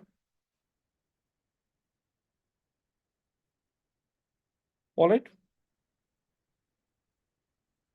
Which question was not there? This hypertensive emergency या PCSK9 inhibitor? ये इस language में नहीं होगा, लेकिन ऐसे हो सकता है कि they have given you that what is the mechanism of action of alirocumab, या तो फिर ऐसे होगा alirocumab, because many students have told me sir alirocumab वाला क्वेश्चन आया हुआ था, alirocumab PCS के, तो उसके ऑप्शन में हो सकता है ऑप्शन ए PCSK9 inhibitor, ऐसे हो सकता है. फिर वाइस वर्सा. देखिए क्वेश्चन का अभी ये एसेंस, इस सेशन का मतलब ये है कि हम समझ पाए क्या टॉपिक से क्वेश्चन आ रहा है ना. आप उस पर मत जाइए. अगर ये आया था कि mechanism of action of alirocumab और evolocumab, they are again going to be PCSK9 inhibitor, pro-protein convertase subtilisin kexin type 9 inhibitor. Which of the following is NMDA blocker? I think among the given choices, the only choice that I got is the ketamine, and ketamine again is a drug that is associated with the dissociative anesthesia, and they are the one that is causing your NMDA blockade. NMDA blockade वाला जो drug होगा, that is going to be your ketamine. That is going to be ketamine. All right. Morning sickness वाला question आ गया यार. I mean doxylamine, doxinate, vitamin B6 के साथ देते हैं. Domperidone we are not going to use. Other आपको याद होगा बार बार हम 3-4 सिकनेस के बारे में बात करते हैं, morning sickness, mountain sickness and motion sickness. उन तीनों में से, ठीक है, उन तीनों में से एक क्वेश्चन आता है. इस बार ये क्वेश्चन आएगा डॉक्सिलामिन, है ना. Which of the following anti-cancer agent has causing hand and foot syndrome? Now, many students have made mistake in this question. They have made mistake in this one. Hand and foot syndrome के लिए मैं आपको 3 drug के बारे में बोलता हूँ. सबसे पहले 5-fluorouracil, याद है 5 फिंगर, है ना, 5-fluorouracil. देन इसी का प्रोड्रग होता है, that is capecitabine. Capecitabine is the prodrug of 5-fluorouracil, and other one is going to be pemetrexed. These are the agents that are causing hand and foot syndrome. And to prevent this one, we actually add vitamin B6. To prevent this one, we actually add vitamin B6. Correct answer for this one is capecitabine actually, which is going to be a prodrug of 5-fluorouracil. Bleomycin, not busulfan was in option. अगर bleomycin भी option में था तो भी answer B ही होगा. Let us say bleomycin was in option, still the answer is going to be capecitabine. I hope it is making sense to all of you guys. Debashish is saying doxylamine is not there. So what was the other option? You guys can let me know. इसमें other option क्या था अगर doxylamine नहीं था तो? Dr. Rishabh, I hope it is clear now. Not there. Question was drug of choice in pregnancy for vomiting, domperidone statement true. अगर question ऐसे था, drug of choice in drug of choice in pregnancy for treatment of vomiting. तो इसका आप बता सकते हैं क्या? What was the option? अगर ऑप्शन मान लीजिए डोमपेरिडोन है, अदर ऑप्शन मान लीजिए मेटोक्लोप्रामाइड है. What are the other option? Domperidone, metoclopramide. Other option high fluid intake. Nausea vomiting होता है तो हाई फ्लूइड इनटेक को तो मना करते हैं. High fluid intake we avoid. Small meal to prevent nausea. अच्छा, तो ये वाला क्वेश्चन बेसिकली था. आई थिंक ये सर्जरी से इंटीग्रेटेड होगा. Small meals to prevent nausea, small meals to prevent nausea, to prevent nausea and vomiting. Again, अगर इस सिनेरियो में आता है तो उस कंडीशन में you will go ahead with the domperidone. लेकिन अगर डॉक्सिलामिन ऑप्शन में है तो उस कंडीशन में मेटोक्लोप्रामाइड तो नहीं देंगे. They will be associated with the extrapyramidal symptom. They are the one that is crossing blood placental barrier. They are crossing blood placental barrier. I hope it is clear now. अगर ये scenario में जैसे आप बोल रहे हैं इस shape में क्वेश्चन है, स्मॉल मील दीजिए, हाई फ्लूइड डाइट दीजिए, है ना, या domperidone metoclopramide, then you will go ahead with the domperidone. I hope it is making sense. Next one.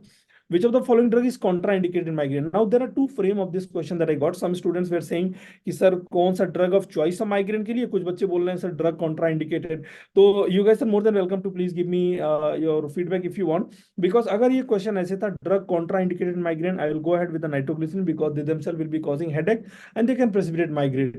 बाकी drug of choice for migraine will be this one. Drug of choice for prophylaxis will be propranolol. Ibuprofen is one of the drugs that can be utilized in acute phase scenario, but drug contraindicated जो होगा उस condition में nitroglycerine. लेकिन अगर यही option है, पूछता है what is the drug of choice for migraine, then answer will be sumatriptan. So you guys can let me know what was the question of this migraine वाला क्वेश्चन क्या था. अगर इस शेप में था तो nitroglycerin will be the correct answer. I hope it is making sense to all of you guys.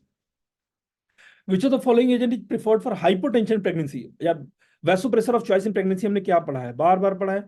एक agent है that does not cross the blood placental barrier. vasopressor of choice in pregnancy बताइएगा क्या वो ephedrine नहीं है? क्या हमने इसको डिस्कस नहीं किया है? Ephedrine, right?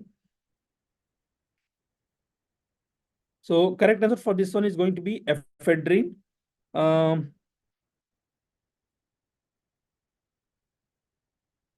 इसमें बोल रहे हैं, आई थिंक आप बोल रहे हैं doctor Achala Mishra, are you telling about the migraine question और दिस हाइपोटेंशन वाला question? M I with migraine contraindication? अगर आप ये बोल रहे हैं drug contraindicated in migraine patients with history of M I, ये तो INI-CD का क्वेश्चन है.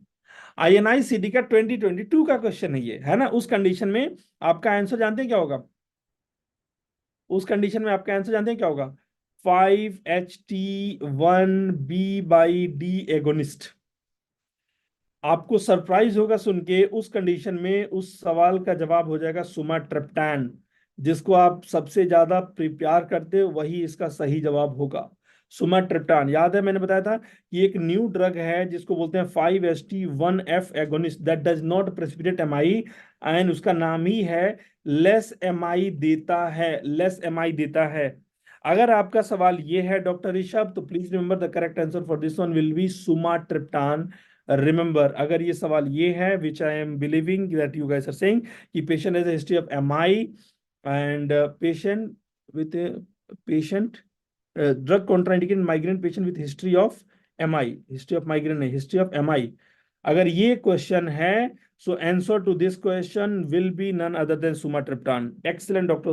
Devashish and anyone. This 5-HT1F जो मैं बार बार बोलता हूँ less MI देता है, they actually do not precipitate MI. तो ये अगर आपने गलती किया है तो it is merely a silly mistake because sumatriptan देख के लगता है यार इसको contraindicate कैसे करेंगे, है ना? चलो. All right. So good. If that was the question, I think we have done that already. Hypotension के लिए ephedrine, we are going to use ephedrine. In a patient with dyslipidemia and he is on atorvastatin, non-responsive case, students said sir बहुत बड़ा case था, language they were not able to frame, and given the time frame that we had, we were not able to frame this language of the question, but they said at the end they asked which of the following drug will be added to increase the HDL level. So HDL level बढ़ाने के लिए the only drug that we have is called a niacin. Niacin is the only one that is going to increase the level of HDL, right?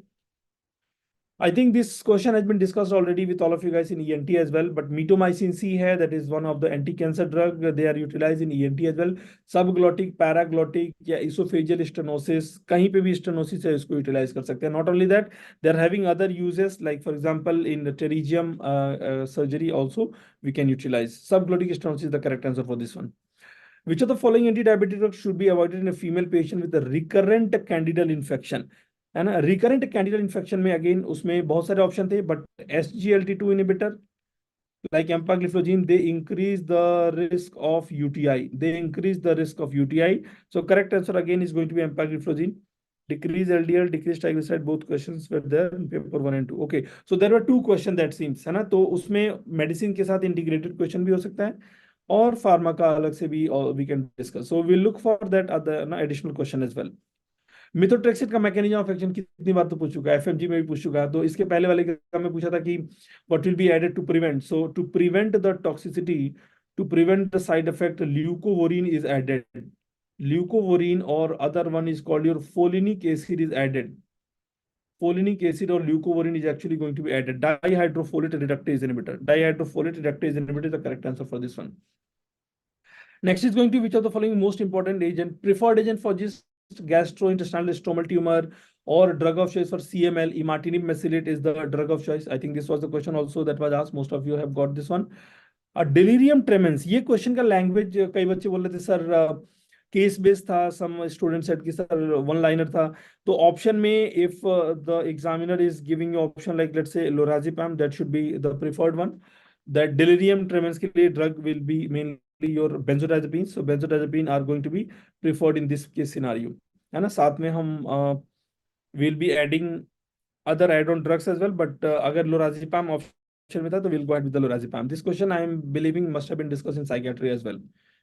Which of the following agent used in the treatment of HIV and hepatitis both? तो जितने भी option थे बच्चे बोले थे कि sir इसमें डोलूटिग्राविर भी ऑप्शन में था, डोलूटिग्राविर, बट डोलूटिग्राविर को HIV में तो यूज करते हैं, they are one of the integrase inhibitor, but we do not use them in hepatitis B virus.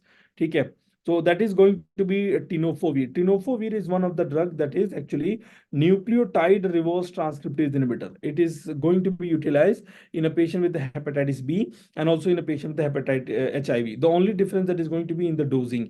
In hepatitis B, the dose is 3 times lesser, and in HIV, the dose is 3 times higher. For example, HIV में 300 use कर रहे हैं तो आप hepatitis B में 100 use करोगे. 3 times high will be given in HIV. Safe drug for hypertension in asthmatic patient. यार ऐसे कोई क्वेश्चन आया था क्या, बहुत ही वेग सा लैंग्वेज था. Safe drug for hypertension in asthmatic patient, तो प्रोप्रानोलोल तो नहीं देंगे बिकॉज आस्थमा है, और ये आस्थमा और हाइपरटेंशन का कुछ रिलेशन है, बार बार ये क्वेश्चन आता रहता है. Propranolol can always and always precipitate bronchial asthma because they are non-selective beta blocker. So if you had verapamil in the option, so I think you can go ahead with the verapamil. One question was there on rivaroxaban. Definitely rivaroxaban is already a part of our question that I have already included. It will be coming next. I think मैंने already discuss कर दिया. 10A पे ban लगाने वाला देवाशीष वो already discuss हो गया. Lithium के हाफ लाइफ पे क्वेश्चन आया था, ऑप्शन में भी something like this. So lithium का half life usually around somewhere around 18 to 25 hours, लेकिन अगर ऑप्शन ऐसे था तो given the choices that we have that will be around 20 hours या 24 आवर्स के आसपास उनका टी हाफ लाइफ होता है। लिथियम का हाफ लाइफ अगर पूछता है, बिकॉज पहले लिथियम पे सारी बातें पूछ चुका है, narrow therapeutic index that is 0.6 to 1.5, everything they have asked. When will you take the sample, that they have already asked. This time previously they asked lithium और थायराइड का क्या इंटरेक्शन है, इस बार पूछ लिया उसका हाफ लाइफ। तो again topic same है, अगला क्वेश्चन बन गया इनका। Now ये क्वेश्चन काफी क्लियर नहीं था। इस क्वेश्चन को I think we need to verify. Some student said कि सर हर ऑप्शन में 3-3 ड्रग थे, सम स्टूडेंट सेड कि सर एक ही ऑप्शन था। तो I mean you guys are है ना more than welcome to give me feedback here. अगर आपको लग रहा है कि इसमें कुछ फीडबैक आप दे सकते हैं। Which of the following anti retroviral therapy used for the post exposure prophylaxis for adolescent patient. Post exposure prophylaxis के लिए, बिकॉज पोस्ट एक्सपोजर प्रोफिलैक्सिस कभी भी एक ड्रग के साथ तो नहीं देते ना यार। पोस्ट एक्सपोजर प्रोफिलैक्सिस हमेशा टीएलडी के साथ हम देते हैं ना, TLD tenofovir, lamivudine, dolutegravir, TLD 3 drugs देते हैं। तो एक एक ड्रग का ऑप्शन तो it's very difficult to believe. तो आप बता सकते हैं कि ये क्वेश्चन कैसे आया था एंटी रेट्रोवायरल ड्रग वाला। बाकी जब तक मैं दूसरा क्वेश्चन लेता हूँ। इथोसक्सीमाइड का मैकेनिज्म ऑफ एक्शन पूछा था। Ethosuximide that is one of the drug of choice for absence seizure. Drug of choice for absence seizure, it is one of the T type calcium channel blocker, transient type calcium channel blocker. A patient underwent jejunum resection surgery. Which of the following agent will be added as an adjuvant therapy after surgery? So after surgery, I think they are actually telling you that short bowel syndrome.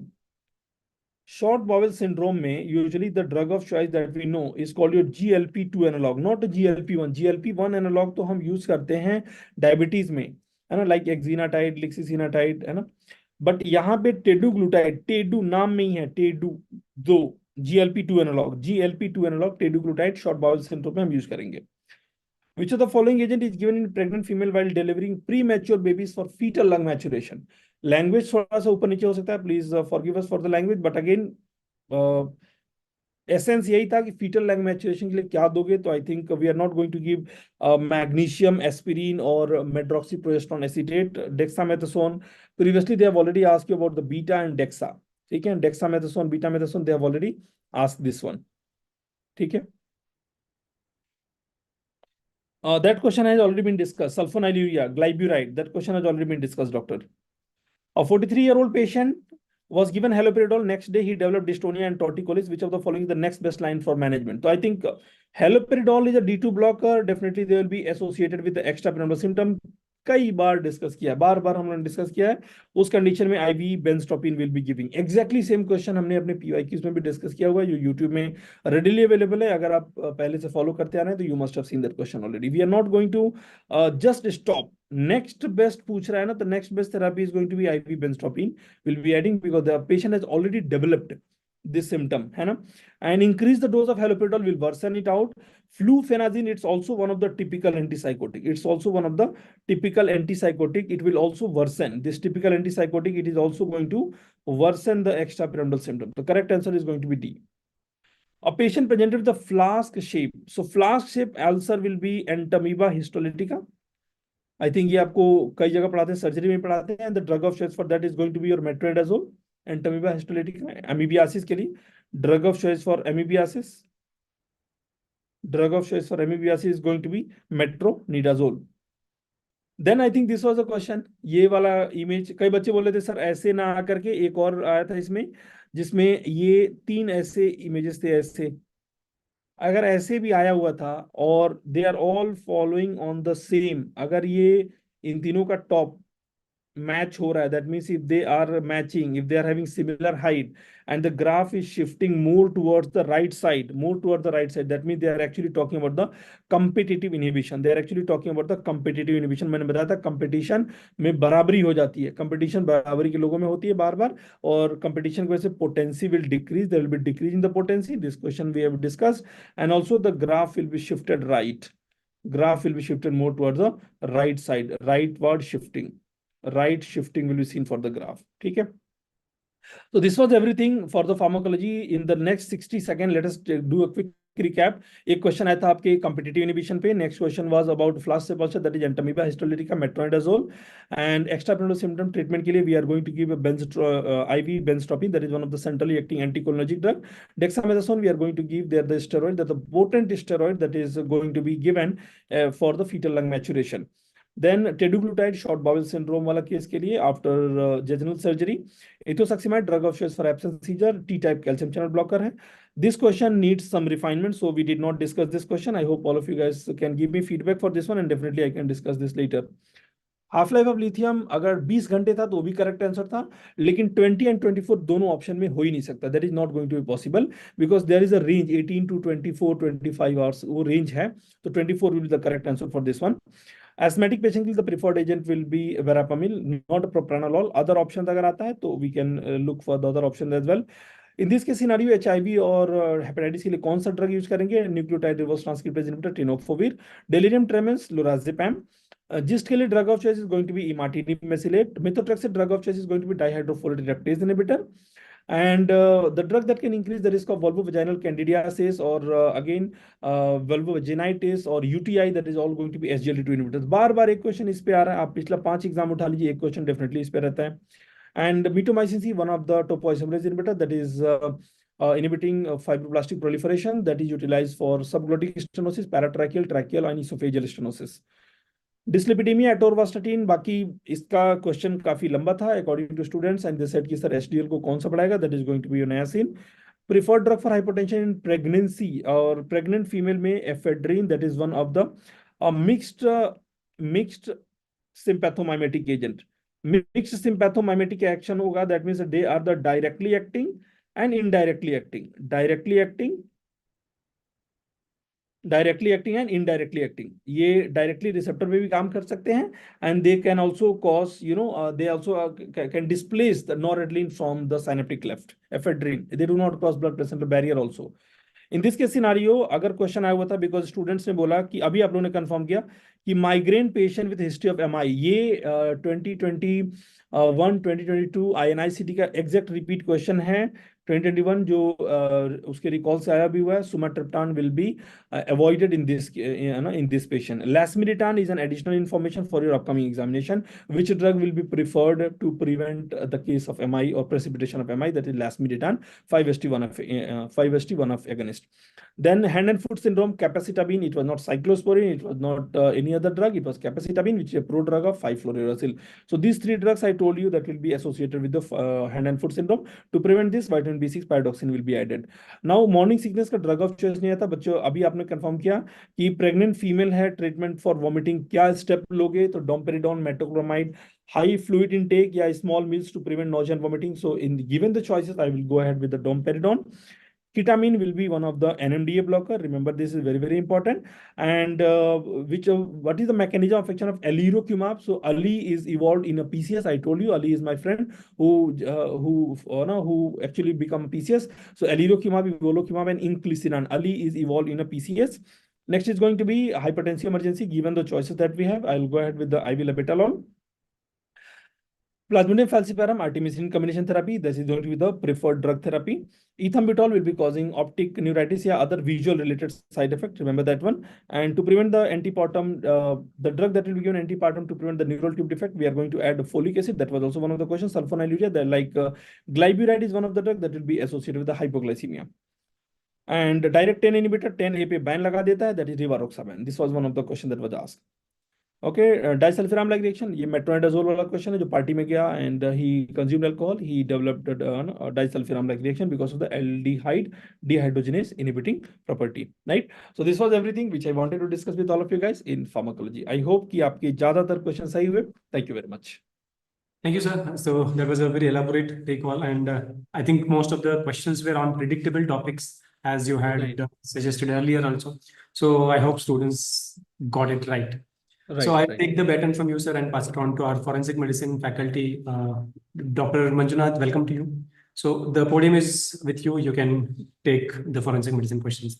All right. Thank you, sir. Thank you.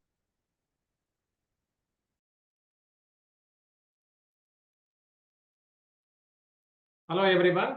I'm audible and visible. Thank you, Santosh, sir.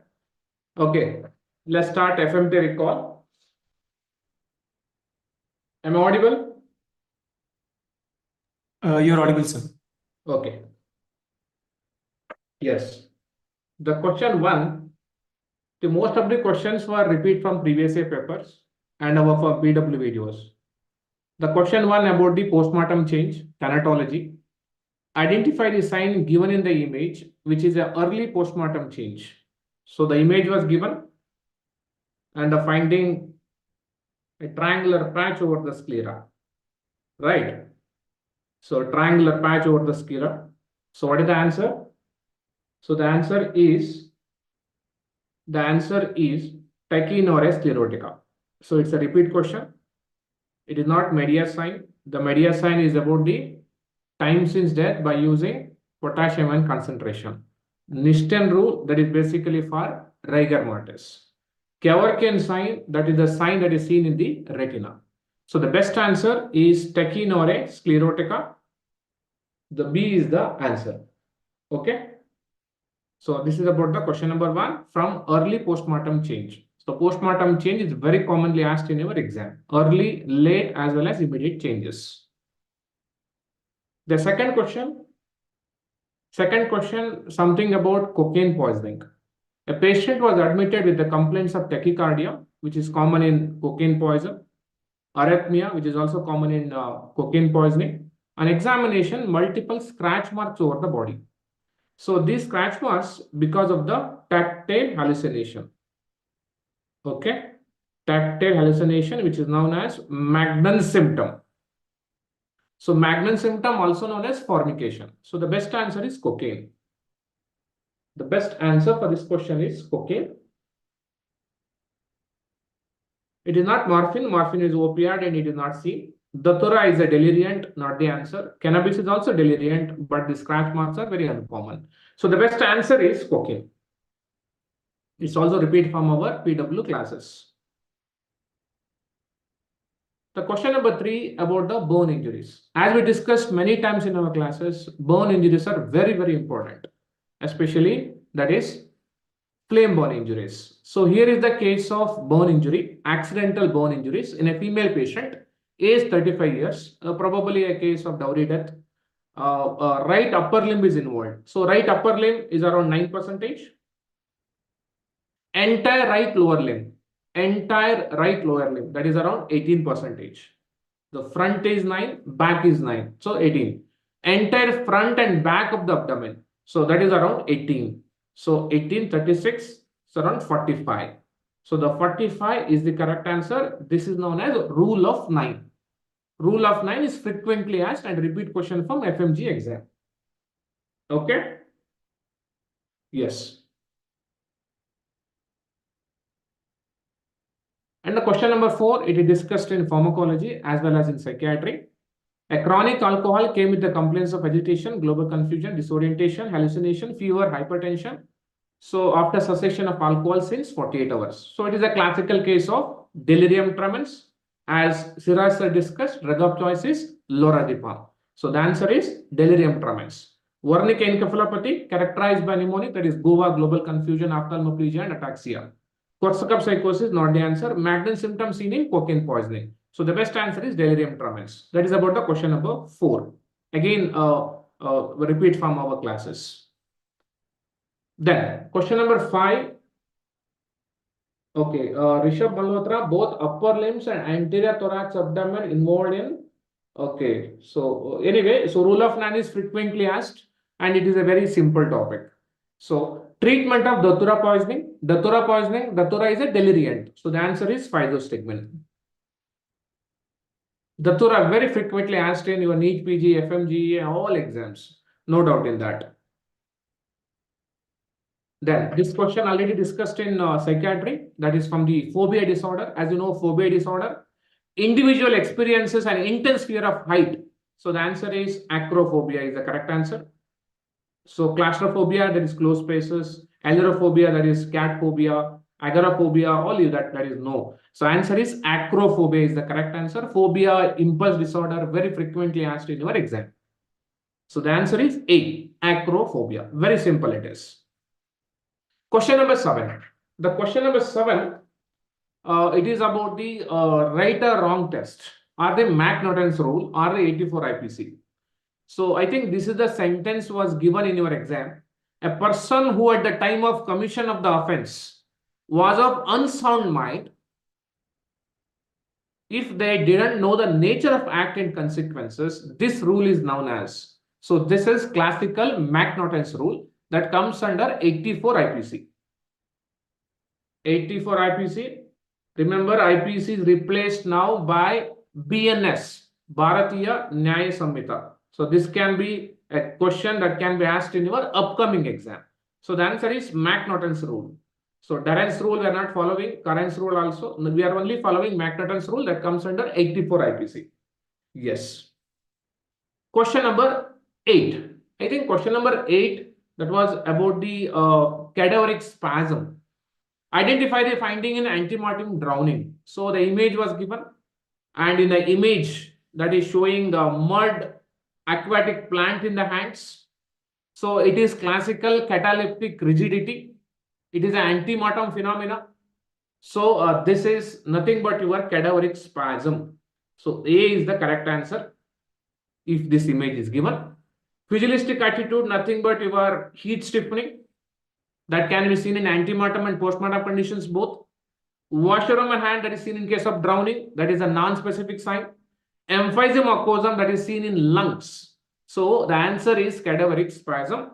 We discussed in detail about all this in our classes. You can go through that. Then, person died in police custody during investigation. So it is a case of custodial death. So this inquest is done by. So inquest is done by magistrate, right? Magistrate inquest. So it is not coroner, because coroner inquest is not followed in India.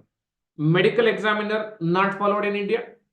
Higher police official. So it is a death in police custody. So the answer is judicial magistrate. Correct answer comes under 176 CRPC. Okay, 176 CRPC. Yes, Rishabh Malhotra. Rishabh Malhotra, okay. Inspector, superintendent, judicial magistrate, okay.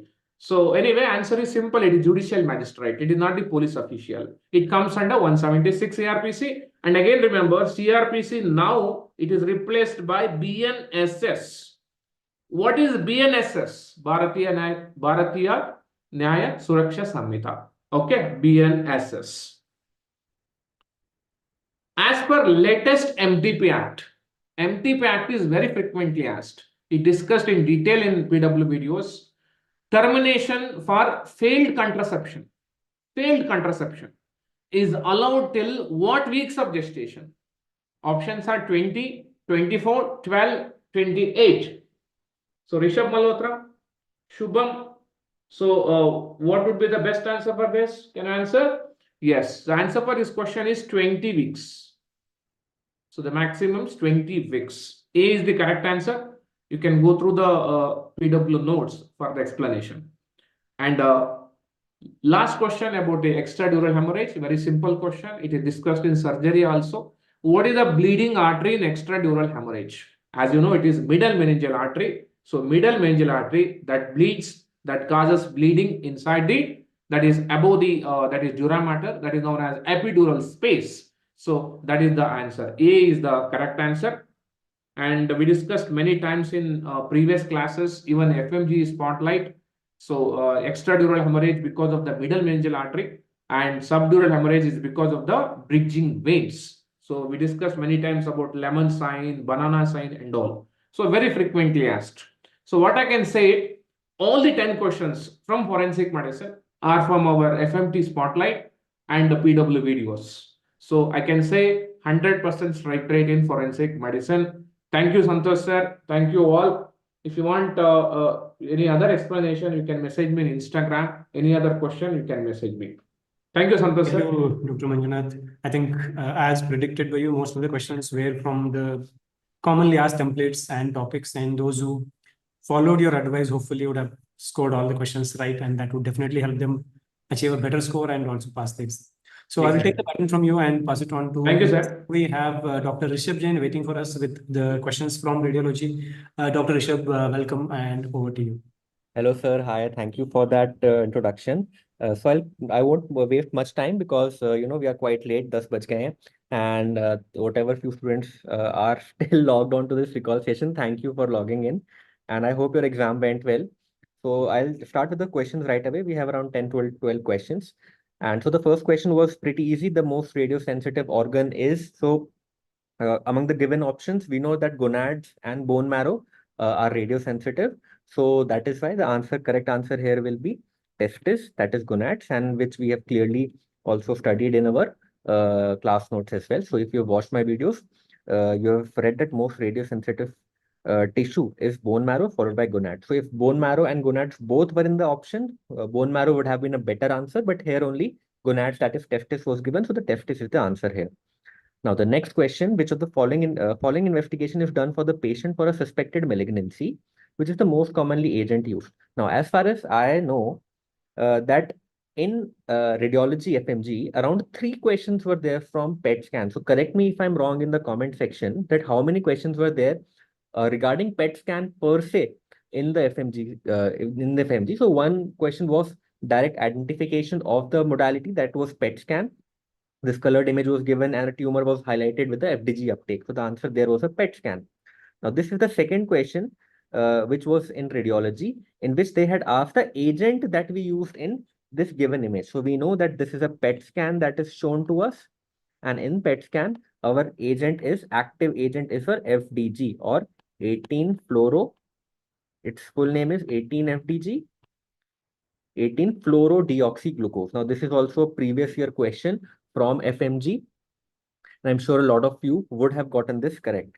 Now, this we have directly covered in our class notes again. So PET scan, the agent is 18-FDG, and we have covered it well. Now, another question, if I'm not wrong, was regarding the mechanism of PET scan. Now, correct me if I'm wrong. If this was one of the questions, I'm seeing the chat box. Please reply if this was one of the options, one of the questions, mechanism of PET scan, and it is based on the mechanism of glucose uptake by cancer cells, right? So this was given in the option. This is the right answer. Now, however, if this Warburg effect was given in the options, then Warburg effect will be the right answer here. Okay, so tell me in the comment section if this was given or not. Now, the next question, a low-grade fever and cough. So a clinical scenario was given and the chest X-ray was given. So just tell me in the comment section if this was the chest X-ray that was given, whether the case scenario similar, weight loss history was also there, doesn't matter. So if this was the X-ray, and a lot of students have told me this is the X-ray, what I've gathered it from various sources, both online and Telegram groups, is that one question from miliary TB was asked, and this was the image that was given. So again, you can see multiple small nodules scattered throughout the bilateral lungs, and in the background of a low-grade fever and cough, it would directly fit in our diagnosis of a miliary tuberculosis. Now, this again, we have talked about in detail about tuberculosis. Tuberculosis is a very, very important disease. So especially if someone from preparing for the December FMG exam is watching this recall, do please, it's my heartiest request that please cover TB and HIV in detail. Great. Thank you, Hemil. Thank you, Rishabh. Now, so another question on banana sign and lemon sign was asked, and this will also be covered in, gynae. But again, the direct answer, banana sign and lemon sign, is seen in spina bifida. So sometimes, spina bifida can be given, neural tube defects can be given. So both of these are correct options. And this is also covered in our class notes, where we talked about the lemon sign, which is anterior pinching of the calvaria, and the banana sign also, in which there is herniation of the brainstem, leading to a banana configuration of the cerebellum. Okay. So Rishabh is saying NTD was the option, so it doesn't matter. So NTD will be the correct answer. Now the next question. So a male patient with abdominal pain, fatigue, and ultrasound has showing bilateral renal calculi. Okay, so just give me a quick confirmation in the chat box whether renal calculi were asked in the exam or not. Okay, renal calculi were given in the exam. Just give me a quick confirmation. And the serum calcium was also raised. The PTH levels were raised. So directly the examiner is pointing towards primary hyperparathyroidism. And we know that whenever nuclear scan regarding primary hyperparathyroidism is asked, what are we hinting towards? We are hinting towards a parathyroid adenoma, right? And for a parathyroid adenoma, the nuclear medicine scan of choice is yes, a technetium-99 CESTA maybe. Okay, so this is a 2D scan. If the options were, SPECT, CESTA maybe SPECT, then this would have been a better answer, but I don't think this was asked. So now this CESTA maybe SPECT is a direct repeat from your NEET PG. Okay, so a little tougher question, I would say, for an FMG, because nuclear medicine specialized scans are not very, very commonly asked. But again, it was covered in our class from our basic notes. If someone who has covered in detail our main notes would be able to answer this. Thank you. Now, tell me in the comment section whether this question was asked or not, because I have taken this question from other radiology recalls which are there online, and just wanted to confirm from you whether any question on ERCP or PTBD was asked in the exam. Okay, because it is a little tough question in my opinion, and the examiner usually doesn't ask this in an FMG exam. So the patient was of jaundice was given, and if I'm not wrong, an obstructive jaundice was given.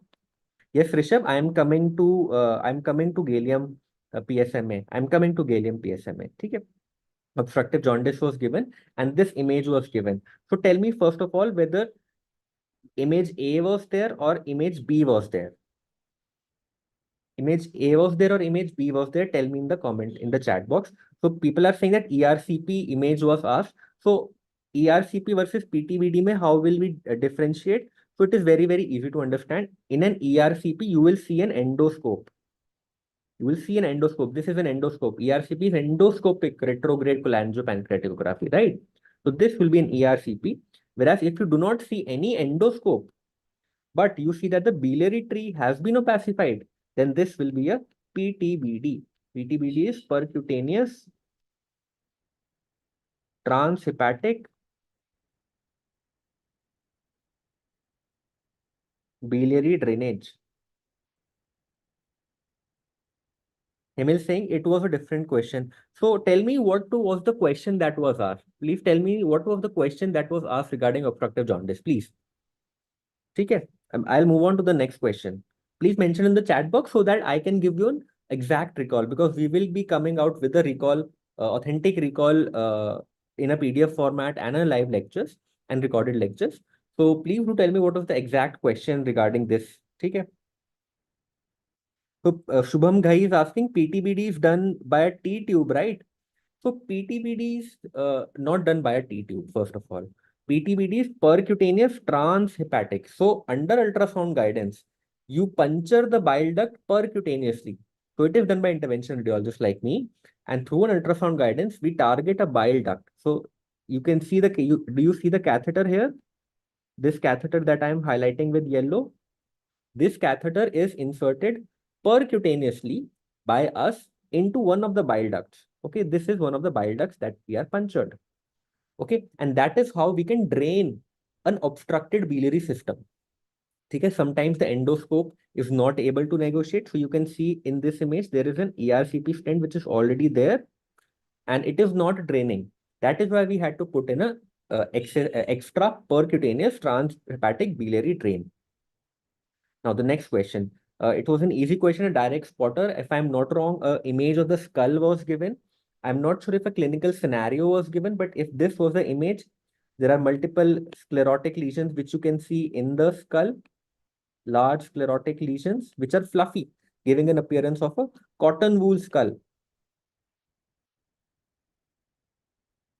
Right? So the answer for a cotton wool skull is a Paget's disease. Right. Great. Okay, so this was again a direct repeat from our class notes. We have discussed Paget's disease spotters, various appearances in various bones. Now, this was in fact a new question in FMG. This is not a PYQ of FMG. This was also not a PYQ of recent NEET. Okay, so this was a new question, but we do cover these questions also in our class notes because so as to complete the syllabus in entirety.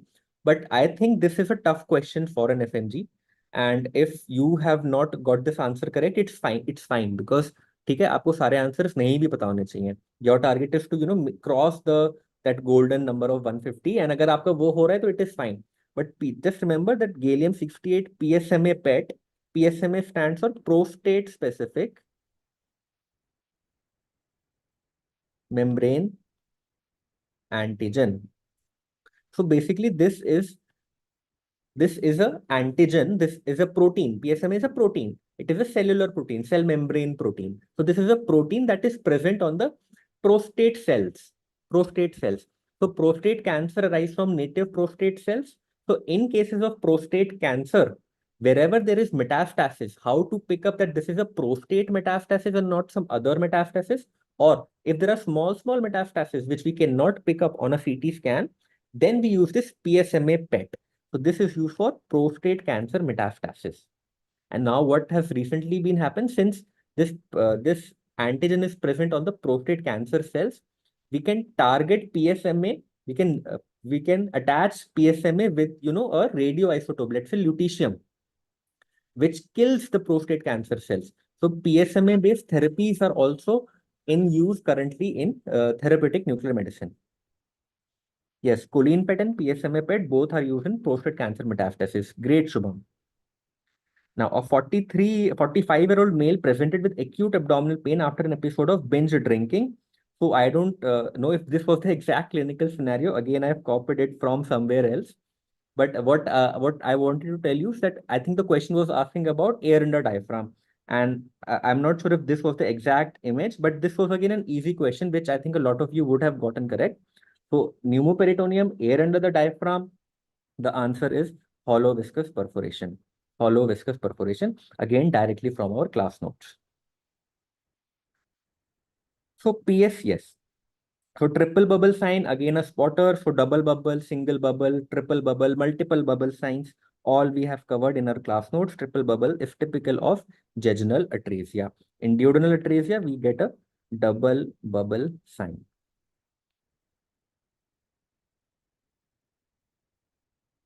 Right. Now, past, if just again tell me in the comment section if this was one of the questions which was in fact asked or not, that a past history of TB was given, the patient now presented with hemoptysis, and this was the X-ray that was given. So tell me whether this was the question that was asked or not.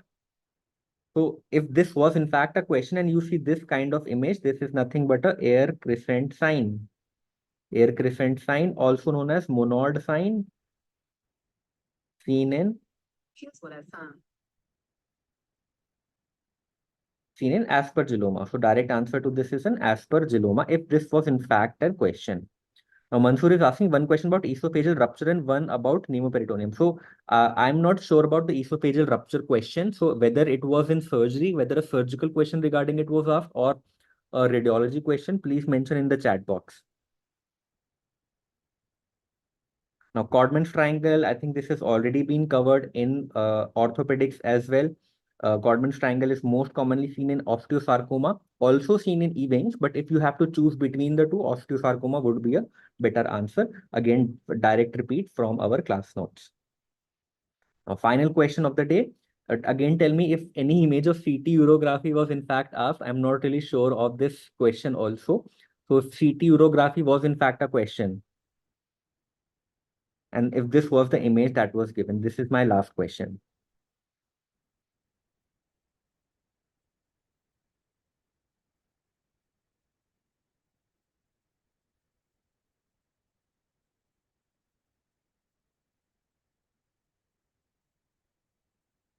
Okay, so if that is all from my side. And if there are any more questions of radiology, then please do let me know. I'll add them in the final PDF. Okay, so Rishabh is saying that no question from CT urography was asked. Okay, so others, maybe others can also confirm this, and then we will put in a final correct PDF. Thank you, Rishabh. Thank you for that appreciation. Yes, Vishal, I'll be coming soon to Georgia. Don't worry. I'll meet you in Georgia. Chalo, okay. Thank you. Thank you, Santosh sir. Thank you, sir. So I think a very elaborate recall. I think most of the questions were already covered in your class. So those who are following you probably would have nailed it out of the park. So guys, I'll take the baton from Rishabh sir and pass it on to your very favorite Dr. Jazir for dermatology. Jazir sir, over to you. Thank you so much, sir. I hope my audio and video is fine. Sir, you're very much audible. And okay, thank you so much, sir. So we'll do a very quick recap of all the questions. I hope all of your exams has gone well. So the first question that I'll discuss today is, it is a clinical question. So I saw in the groups that many of you were confused, like, is it a pustular lesion or a plaque lesion that was asked? So just correct me, like it was a clinical question where it was a child who had taken some antibiotics, and after a episode of sore throat, the child has developed multiple erythematous scaly plaque lesions over the trunk. So if this is something what was asked, then which is the type of psoriasis that it is most likely to be? So remember, the type of psoriasis which can occur, which is associated with any infection, especially a sore throat, is going to be a guttate psoriasis. It is going to be a guttate psoriasis. Okay? So remember, this is the only type of yeah, there is scaling. See, what happens is that there will be multiple very small erythematous plaques, and obviously since it is psoriasis, there would be scaling as well. But the only type of psoriasis that is associated with a sore throat is going to be the type of guttate type of psoriasis. Clear? And was an option. Thank you, Rishabh, for confirming. And I just want to confirm if you had any questions from the genital ulcers, because some of them were saying there was a question about painful genital ulcers with painful inguinal lymph nodes as well. So please confirm it in the chat box. See, in case if it is a painful genital ulcer, there is only two options. It can be either a herpes genitalis. Okay. And the second option could be, it can be a chancroid, isn't it? So it can be either herpes genitalis or a chancroid. So in such cases, what happens if it is a painful ulcer along with painful inguinal lymph nodes, which can be called as buboes, like which is a suppurative lymphadenopathy. In that case, the most likely answer should be chancroid. Okay. Yeah. Rishabh is again confirming. Yes, it is going to be Haemophilus dicrae. Fine. Thank you so much. Now, going to another one, like this time they have tested you more with the investigations in dermatology. Now, there was a question regarding the Zhang smear finding. So in a Zhang smear finding, where do you find a multinucleated giant cells? So when you see this multinucleated giant cells in a Zhang smear, it should be some infections, correct? So what are the infections which is possible? The infections can be either herpes infections or it can be varicella. But in the same MCQ, there were also a mention that I think there was an image of some lips where there is some lesions, and also a mention about a trigger, that is fever. Now, in which case do you get these kind of vesicular lesions, which is triggered with fever? It should be herpes labialis, isn't it? It could be herpes labialis. Yes, correct. So just like what Rishabh is answering in the chat box, if it is acantholytic cells or Zhang cells, it should be pemphigus group of diseases. But pemphigus, usually they come up with vesiculobullous lesions. So when you get these kind of vesicular lesions around the lips, it is more likely to be herpes, and herpes will be showing multinucleated giant cells. So the right answer here should be herpes labialis. Fine. So thank you for confirming. Now, there is another question, which is again a very commonly asked question in dermatology, like a patient who is having a brownish hyperpigmented patch. So just confirm in the chat box if you got a similar image, because I have seen two types of image that was shared in the recall things by the students. So if the color is brown if it is brown in color, then what is the likely diagnosis? This should be melasma. And in case there was a mention about pregnancy, so what is the type of melasma that can be seen in pregnancy? This is called as cloasma. So we know that melasma is occurring because of sun damage. It can be because of many hormonal reasons, including taking OC pills, etc., isn't it? So yes. So yes, Rishabh, in case there was an option of nevus of aorta, remember that in nevus of aorta, again, you can find these kind of hyperpigmented lesions over the face. But what would be the color in nevus of aorta? The color in nevus of aorta would be blue, but here it should be brown color. So that is why we call it as, thank you, Mansoor, for confirming. So that is why here the right answer should be melasma. So moving on to the next one. Again, one of the investigations were asked, like a skin biopsy image was given and of dermatitis herpetiformis. So it is clearly mentioned that the diagnosis is dermatitis herpetiformis. So what do you see in the biopsy is that papillary tip microabscess can be seen. But the question was that which is the disease that it is going to be associated with. So what is the disease? Like what happens in dermatitis herpetiformis? The patient, usually a young patient, would be complaining of multiple itchy papulovesicles. It's not vesiculobullous. It is going to be papulovesicles that can be seen. Okay, clinical. So in this case, what is the disease it is associated with? It is going to be associated with celiac disease or celiac sprue, isn't it? That is the reason why, let us say, gluten sensitive enteropathy. That is the reason every time the patient would be taking barley, rye, oats, wheat, what happens? The symptoms will get worsened, isn't it? So that is why we have to avoid all these things. So that is about dermatitis herpetiformis, which is very closely associated with celiac sprue or celiac disease. And I guess Sudha ma'am has already discussed about the least nodules. So in neurofibromatosis, especially in NF1, so there was a question about least nodules, which can be seen in NF1.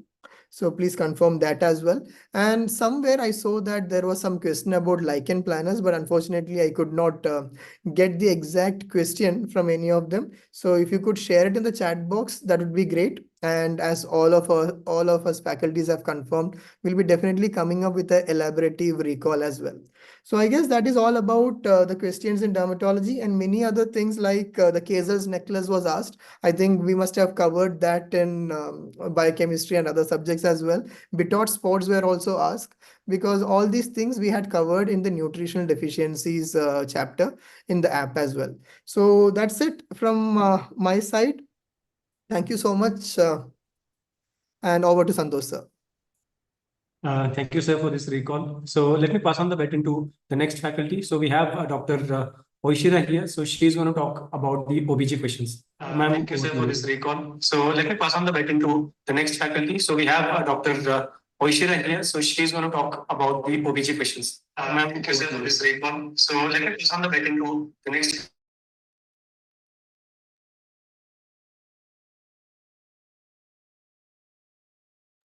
Ma'am, I guess you muted yourself, so you can unmute and proceed. Am I audible? Just give me a thumbs up if I'm audible. You're very much audible. Yeah. Okay. So the first question was as per the latest MTP Act, the termination for failure of contraception is allowed till what time? So the latest MTP amendment allows all MTPs, most of the MTPs, to be terminated by 24 weeks. By 24 weeks, there are two exceptions to this. One exception is failure of contraception, which is only allowed till 20 weeks, right? And this has to be signed off by one registered medical practitioner. 24 weeks for rest, like rape survivors, incest survivors, mental and physical disease, right? And the other exception is any time during pregnancy, which is for gross congenital anomalies. So the answer over here will be 20 weeks or C. Very good. So it's not 24, Dr. Hemel, it's 20 weeks. Failure of contraception has a limit of 20 weeks, and gross congenital anomalies can be terminated anytime in pregnancy by permission from a medical board, right? And the rest are in 24 weeks, which are seven other special conditions which have been mentioned in the lecture. And this requires the sign of two registered medical practitioners. Now, the next question is, what is the ideal number of ANC visits? So these were the options that I got. And the answer over here is 8. If it was a single best number and if it was not in the range, then the answer is 8. Of this, 1 has to be in the first trimester, 2 in the second, and the rest 5 in the third. So if there was no range given 7 to 8, or it was 7 and 8 separately, then the answer would be 8. And if a range was given, then 7 to 8 is the best possible answer that you have in this scenario. Next question was postpartum IUCD is till when, right? So post-placental, immediately after expulsion of placenta is within 10 minutes. If you cannot put it within 10 minutes, next is postpartum IUCD. And this is up till 48 hours. And if you miss this window as well, then the next is interval IUCD, which will be put at 6 weeks. So the answer is within 48 hours. In the middle, hello, Dr. Vishal. So in the middle, the IUCD is not put because there is a higher risk of expulsion and infection. The next question was a female gravida 2 para 1 at 17 weeks of gestation came in OPD with a high BP, 140 to 94. Our cutoff for high BP is more than equal to 140 by 90, 140 by 90. Right. Hello, Dr. Anshu. Recheck BP was also 146.92. So we have 2 BP readings that are high, and proteinuria was present. And what is the kind of hypertension that this lady has? So what have you guys marked? So remember, whether proteinuria is present or not, if the hypertension is before 20 weeks of gestation, it is going to be a chronic hypertension. So the answer is C, chronic hypertension. So if this was the same thing was after 20 weeks, then there is BP increase. So it is definitely gestational hypertension, but along with that, proteinuria is present. So it would be preeclampsia. Preeclampsia. Okay, so Dr. Debashish, whether or not proteinuria was there, if it is before 20 weeks, then it is going to be chronic hypertension. Chronic hypertension ideally should not have proteinuria, but there can be certain conditions of chronic hypertension, like if the hypertension is secondary to chronic kidney disease, then that lady can also have proteinuria. The cutoff, the gist over here, the main word, key word is the period of gestation, which is 17 weeks. It's less than 20 weeks. So it is going to be chronic hypertension. Chronic hypertension. Okay. No. So preeclampsia, as per the pathophysiology, can only develop after 20 weeks. Anything before 20 weeks, whether or not proteinuria is present, will be chronic hypertension. Superimposed preeclampsia, if it has to happen on chronic hypertension, that also we will label after 20 weeks. Correct? Okay. Next is Bartholin cyst location. What did you guys mark?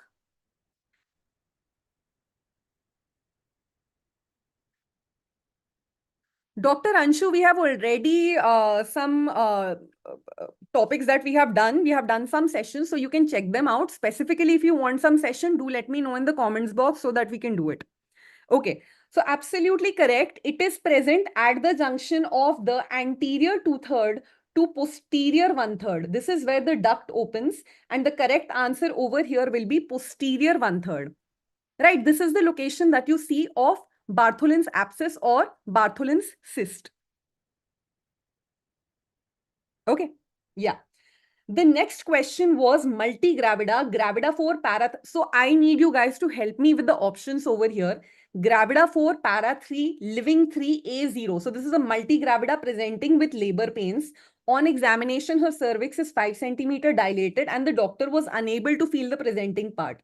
What is the likely diagnosis? Okay, it was abscess. So even the abscess, Dr. Rishabh, will be seen in the posterior 1/3. This is actually where you see the cyst or the abscess. Can somebody help me with the options of these?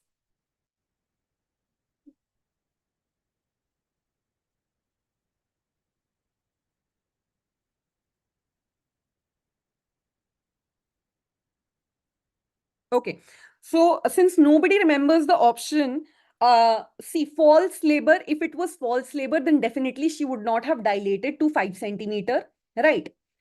Definitely definitely uterine rupture will cause the baby to go up into the peritoneal cavity instead of coming down. So uterine rupture is a possible answer. I will not discount it. However, not being able to feel the fetal parts could also mean a transverse lie. A transverse lie when the shoulder is a little high. Even over there, it is unlikely to be felt. But at 5 centimeters, usually in transverse lie, I will be able to feel the shoulder or rib cage. So with the options that have been given, I would like to go for uterine rupture, because in uterine rupture, the uterus has opened up. The fetus, instead of coming down as in normal labor, it will go up into the peritoneal cavity. So when I do a pervaginal examination, I will not be able to feel anything. Okay, so Dr. Rishabh doesn't recall this question. I don't know where I got it from then. The next question was this, also given in the notes. What is this? This is a Lippes loop. Which is a first generation IUCD. Why is it first generation? Because it is non-medicated.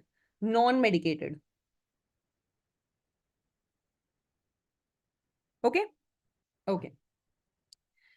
Treatment of gestational nausea and vomiting. What did you guys mark? So treatment of choice will be doxylamine plus pyridoxine. But in case that is not given, second line agents will be metoclopramide, ondansetron, and promethazine. In case that was also not given, third line will be domperidone.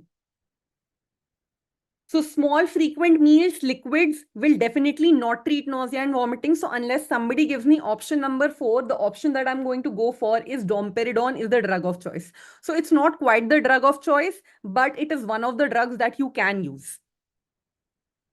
Okay. So yeah, thank you, Dr. Rishabh. I really wanted this question. Anemia Mukt Bharat, about the outlet forceps. So let's just talk about this. Anemia Mukt Bharat. When is iron and folic acid given in pregnancy? So an easy way to remember this is, if this is the time of delivery, 180 days before and 180 days after, which means from the second and third trimester, that will be 6 months, and 6 months after delivery, which is during the period of your lactation. Correct, Dr. Debashish. Okay, which of the following statements is true about? Can you give me the fourth option also, Dr. Rishabh? That will be very helpful. Ventouse is contraindicated in. So one option was prematurity, I believe. And yes, ventouse is contraindicated in prematurity. What were the other options that were given?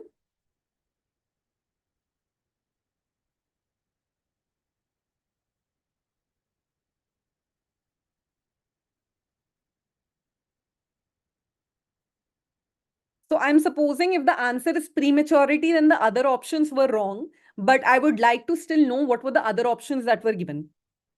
So just let me know in the comment section below. And definitely this is a very, what should I say, kacha pakka kind of recall, because obviously I could not get the questions properly. I could not also get most of the options. So definitely a detailed discussion video is going to come up later, right? But let us just complete. I believe there was a question about shoulder dystocia. What was that? So that also, if you could just put in the comments box, we can discuss it. This is something already being discussed in radiology and also in our classes. This is the lemon sign. This looks like a lemon. And this is the cerebellum, which looks like a banana. This is the lemon sign and banana sign. And this lemon sign is seen in frontal bone, and the banana is actually the cerebellum, right? And this is seen in spina bifida or neural tube defects like Arnold-Chiari malformation. It is because of the pulling of the spinal cord downwards where the defect is. So there is tethering of the spinal cord that will cause the cerebellum to stop looking like the tree that it usually does and look like a banana, and the frontal bones will also get depressed. Okay, So Dr. Rishabh is saying about shoulder dystocias, baby's head came out, shoulders not coming out. Is it shoulder dystocia? Okay, so if the baby's head has come out, if the baby's head has come out and the shoulders have not come out, it is definitely not cephalopelvic disproportion. Cephalopelvic, as the name suggests, the head is too big for the pelvis. So the head has come out. If the head has come out and within the next 1 minute, the shoulder doesn't come out, within 1 minute, if the shoulder doesn't come out, then that is shoulder dystocia. So if that was the question that was given, the answer would be shoulder dystocia. So Dr. Rishabh is pretty confident the other two options were irrelevant. I hope so too, and that is what it sounds like from the recall that you have given me. Okay, so outlet forceps question, Dr. Rishabh, this was also something I hadn't gotten and I wanted the station on this. So the question is, when is forceps used? Whether at +2, +3 or 1/5 palpable in abdomen. What was the question? Which forceps? Which forceps was it? Was it outlet? Was it mid cavity? So one thing I have noticed, and I'd like to tell all of you who are going to sit for the next FMG sessions, that FMG typically tends to take some questions that have been asked in that very session's INI. So please try to go through the INI recall as well. So this forceps is emerging to be a very favorite question of examiners. So see, if outlet forceps was the question that is given, then it is not +2, it is not +3. Outlet means the baby's head is at the outlet of the pelvis. So at +2 and +3, mid-cavity forceps will be used. Mid-cavity forceps will be used. When the baby's head is 1/5 palpable, 1/5 palpable. When the baby's head is 2/5 palpable, you should remember this, per abdominally, when it is 2/5 palpable, that corresponds to zero station. That corresponds to zero station or the station of the ischial spines. So if it is 1/5 palpable, this means it is +1. So what was the fourth option over here?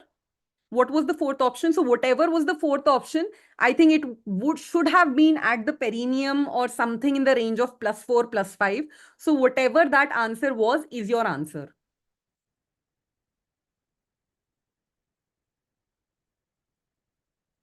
Okay. Okay. Next question.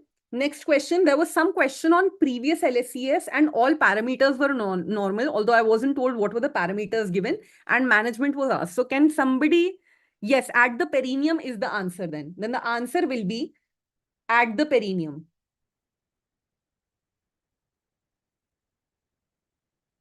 Yes, correct. So Dr. Bhuvana, Dr. Rishabh, that is the answer. The answer is at the perineum. Okay. So previous LSCS, all parameters were normal and management was asked. So can somebody elaborate what was the exact nature of the question? What was given?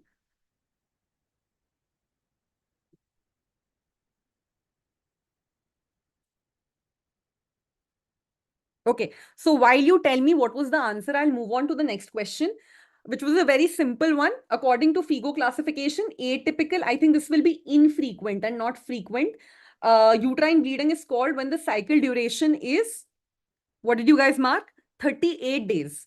38 days, right? So less than 24 is frequent and more than 38 is infrequent. So 21 to 35, Dr. Kenji, used to be the earlier description. Now it is 24 to 38 days. Dr. Debashish, same. Can somebody tell me about the previous LSCS question, please? So all of those who have marked 35, that used to be the previous definition. Currently, frequent cycles is less than 24 according to FIGO, more than 38, infrequent. Okay, so it was asked the history of previous LSCS, risk of scar rupture. Okay, it was asked with history of previous LSCS if risk of... Dr. Rishabh, I didn't get it.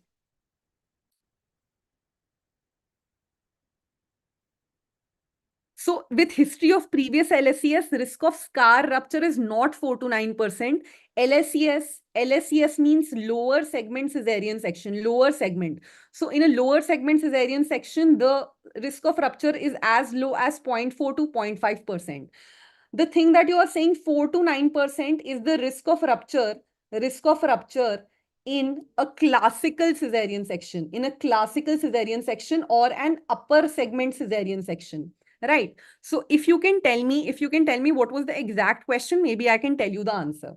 Okay.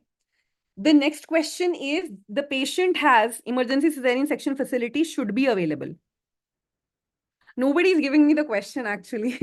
I don't even know at this point what is being discussed. So patient with bleeding per vaginum. So there is APH, regular uterine contraction and tender tense abdomen on palpation, and the BP is high. Cervical dilation is 5 centimeters and effacement is full. Heart rate is fine, 144 with adequate beat to beat variability. What is the likely diagnosis? So there may be some bleeding with mucus. There may be some bleeding with mucus at the time of labor, which is called show, right? But this is not show. Why? There are certain clues like this patient is hypertensive, but the biggest giveaway of this diagnosis is tender tense abdomen. Tender tense abdomen is seen in abruption, which is also caused due to high BP, right?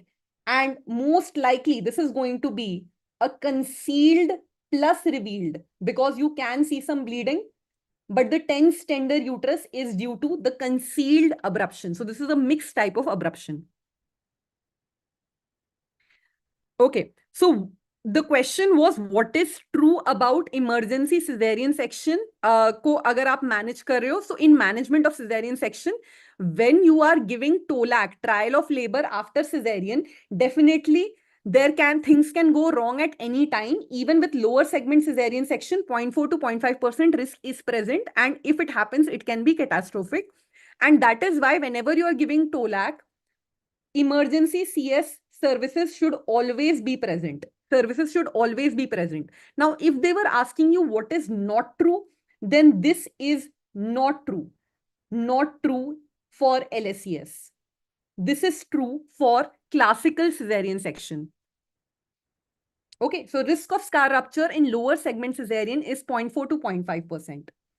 Ectopic pregnancy, which hormone increases? Pretty simple, beta HCG. When is early cord clamping done? What were the options given? So from whatever recall I received, the person was pretty confident, did not bother to remember the other options. So they gave me the option straight away, which was early cord clamping is done when the baby needs resuscitation. So whenever you have an extremely premature or preterm baby that the pediatrician needs to see immediately, in that case, we are going to do an early cord clamping. Or, sort of a baby who has MSL with meconium aspiration. Not all MSL, but MSL with meconium aspiration. Anywhere where the baby is in distress. Okay. Okay. What were the options given here? So nulliparous woman has a uterine prolapse with urethrocoele and rectocoele. Was sling surgeries given in the option?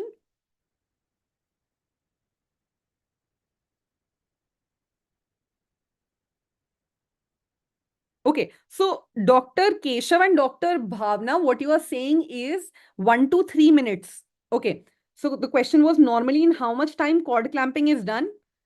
Okay. So if the question was, when do you do cord clamping? So the kind of cord clamping that we do is called delayed cord clamping. And delayed cord clamping, this can present in options in 2 ways. One is 1 to 3 minutes with a minimum of 1 minute. And the other way it can present is, you can write the answer is, till cord pulsations felt. So the point of delayed cord clamping is to let some hemoglobin go to the baby and prevent neonatal anemia. So till the time pulsations are present, we let it go, otherwise known as 1 to 3 minutes. Right? Okay. So what were the options that were given? So, okay. So in nulliparous prolapse, the surgery of choice is sling surgeries. So who has written Leaford was one of the options, I believe, Dr. Debashish. Leaford's लीफोर्ड्स जो आप option दे रहे हो, लीफोर्ड्स कॉल्पोक्लाइसिस is done for very old women who are not fit for surgery, In that, what we are doing is we are practically closing up the vagina, right? So we can't do that for nulliparous woman. She has her entire reproductive life ahead of her. Okay. Primi gravida with vaginal fistula, what is the surgery to be done? So there are two surgeries over here. For small fistulas, it's Latz-Go. For bigger ones, it's Schazzer-Moyer. So what was the option that was given to you? Yeah, so the answer is going to be over here, Shirodkar's sling surgery. So whatever sling surgery was given to you will be the answer.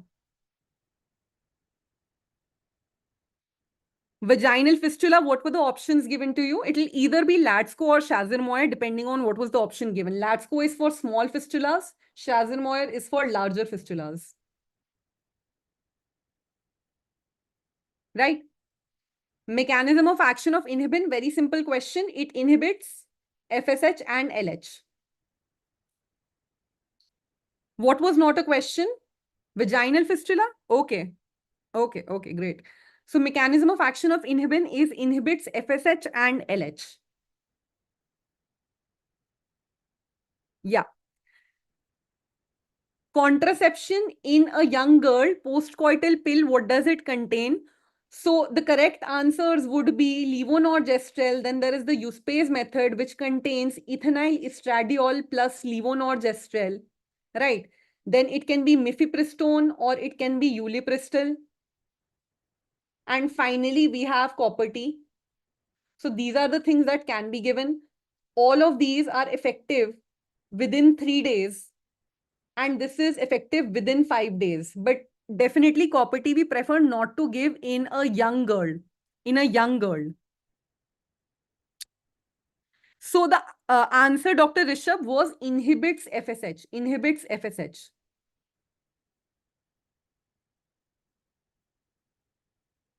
ठीक है, तो अगर बस LNG ही options में था, if only LNG was given, then that is clear cut your answer.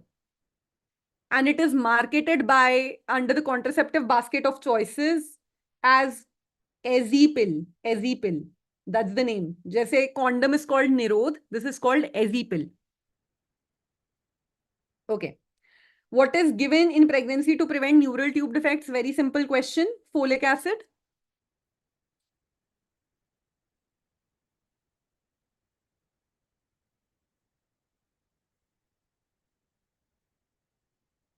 Dr. Debashish, can you give me the options when you say all drugs were related to levonorgestrel? That will help me to give you the answer. Most common cause of thrombocytopenia in pregnancy, again something I could not get the options for, but the answer is, if this was there in the options, gestational thrombocytopenia. If this was not there in the answers, the next best answer, which I think should be there, would be ITP. ITP was there? Was gestational thrombocytopenia there?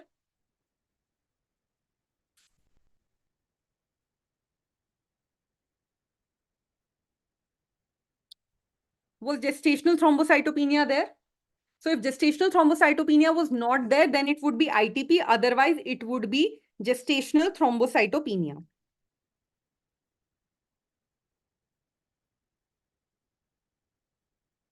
Okay. So what was the next question?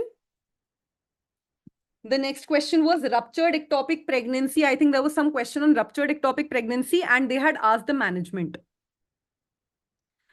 So Dr. Shivani, levonorgestrel will be the answer. What was the question on ectopic pregnancy? Can somebody tell me? Dr. Rishabh is asking another question, which is tandem radiotherapy is used for which?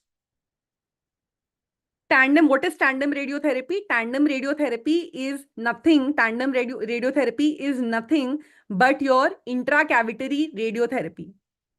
So we have external beam radiotherapy in CA cervix. Apart from that, we also give intracavitary radiotherapy. जिसमें we put like a small nodule of radioactive mass in it, right? So tandem radiotherapy is useful in carcinoma cervix. Tandem radiotherapy, Dr. Rishabh, is useful in carcinoma cervix.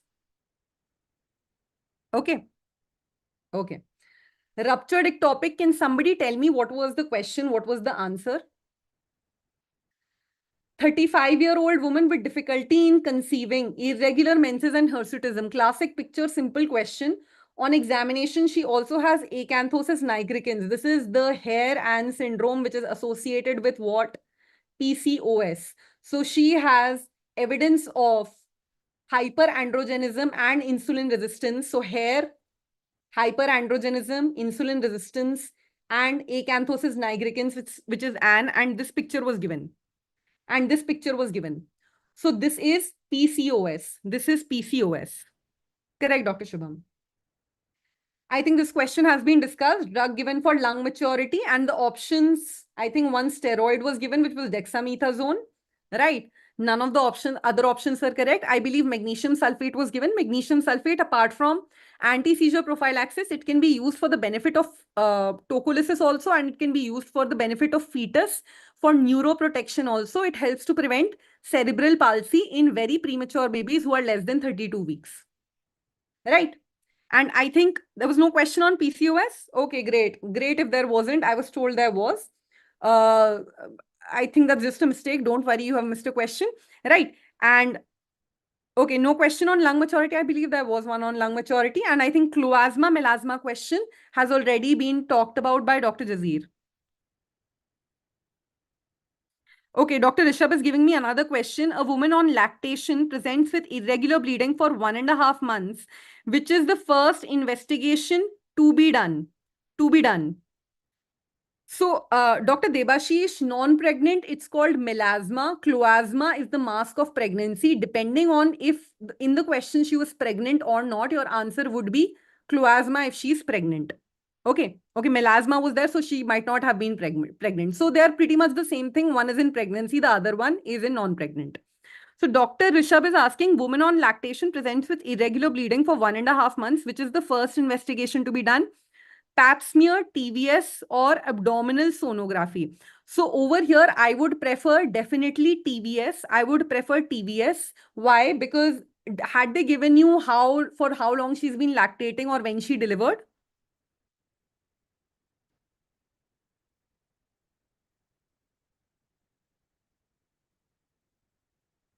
So TVS would be preferred in case there is any retained placental products, retained products of conception, we can see that, right? So in case she's lactating, I'd like to do a TVS first.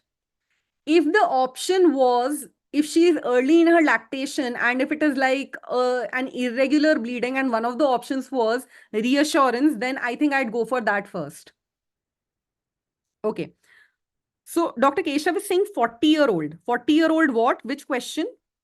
The question on ectopic pregnancy was which hormone is increased? Options for HCG, estrogen, progesterone. I did HCG. HCG is absolutely correct. Okay. If after IUD spotting is there, spotting is absolutely normal. You can give her tranexamic acid and reassure her if after IUD. Right. So I think that was all. That is all the questions that I have. Dr. Hustler is saying something. I don't know what they're saying. 1.5 months pregnant comes with bleeding. Okay, it was not lactation. It was 1.5 months pregnant bleeding, then TVS. TVS for sure. For sure. TAS pe kuch dikhega nahi that early. You won't be able to appreciate anything on your abdominal ultrasound that early in the pregnancy. If it was after intercourse, then it is pap smear. If it is 1.5 months of pregnancy, if it is, so you need to make up your mind regarding what it was. So somebody, if they can just give me clarity on the question. So if it was post-coital bleeding, then I'll go for PAPS. If it was 1.5 months pregnant, then I'll go for TVS.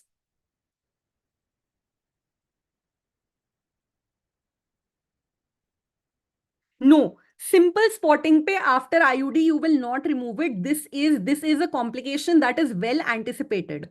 Spotting is not something disastrous ki she is dying, so you have to remove it. This spotting usually normalizes in the next 3-4 months. Okay, so this is one of the things you have to counsel the patient before you send her back. Next 3-4 months, you might have some irregular or heavy bleeding, but it will settle on its own because you're putting a foreign body inside. There will be reaction. Right. So if somebody can give me the question correctly, I'll be able to tell you if it was TVS or PAPS. So if it was postcoital PAPS, and if it was 1.5 months pregnant, then TVS. वो खुद normal हो जाता है, Dr. Debashish, in the next 3-4 months. In the meanwhile, you can give tranexamic acid. How to normalize what? No antibiotic is needed, no steroid is needed. Lekin if nothing was there in the questions and Tranexa was also not there in the question, I think the next best would be antibiotics. So I think that is all the questions that I got. Once I have like the complete set, I think I'll be able to do a better job of telling you the correct answers. So I'll hand over the session to Dr. Santosh. Thank you. Thank you, ma'am, for a detailed session. So guys, I hope you have answers for most of your questions on OBG. And as time progresses, we will refine our questions, the STEM as well as options, and it will be shared with you through our social media. Next up in line, we have Dr. Murugan. He is a faculty for PSM, and he is going to take over the baton from Dr. Abhishek. Over to you, sir. Am I audible, Dr. Santosh? You are audible, sir. Okay, fine. Okay, guys, this is, we'll see the questions quickly. I'll see the questions quickly. So first is, what is this TB related web portal? TB related web portal, what is this? So as you know that this is a direct question. It's there from class notes. It's a repeated question only. So this is 𝐒𝐿𝐵, guys. The answer is 𝐒𝐿𝐵. And what this is a web portal we use. Web portal. No, 99 dots is not a web portal. 99 dots will tell you that to drug monitoring. This is used for drug monitoring.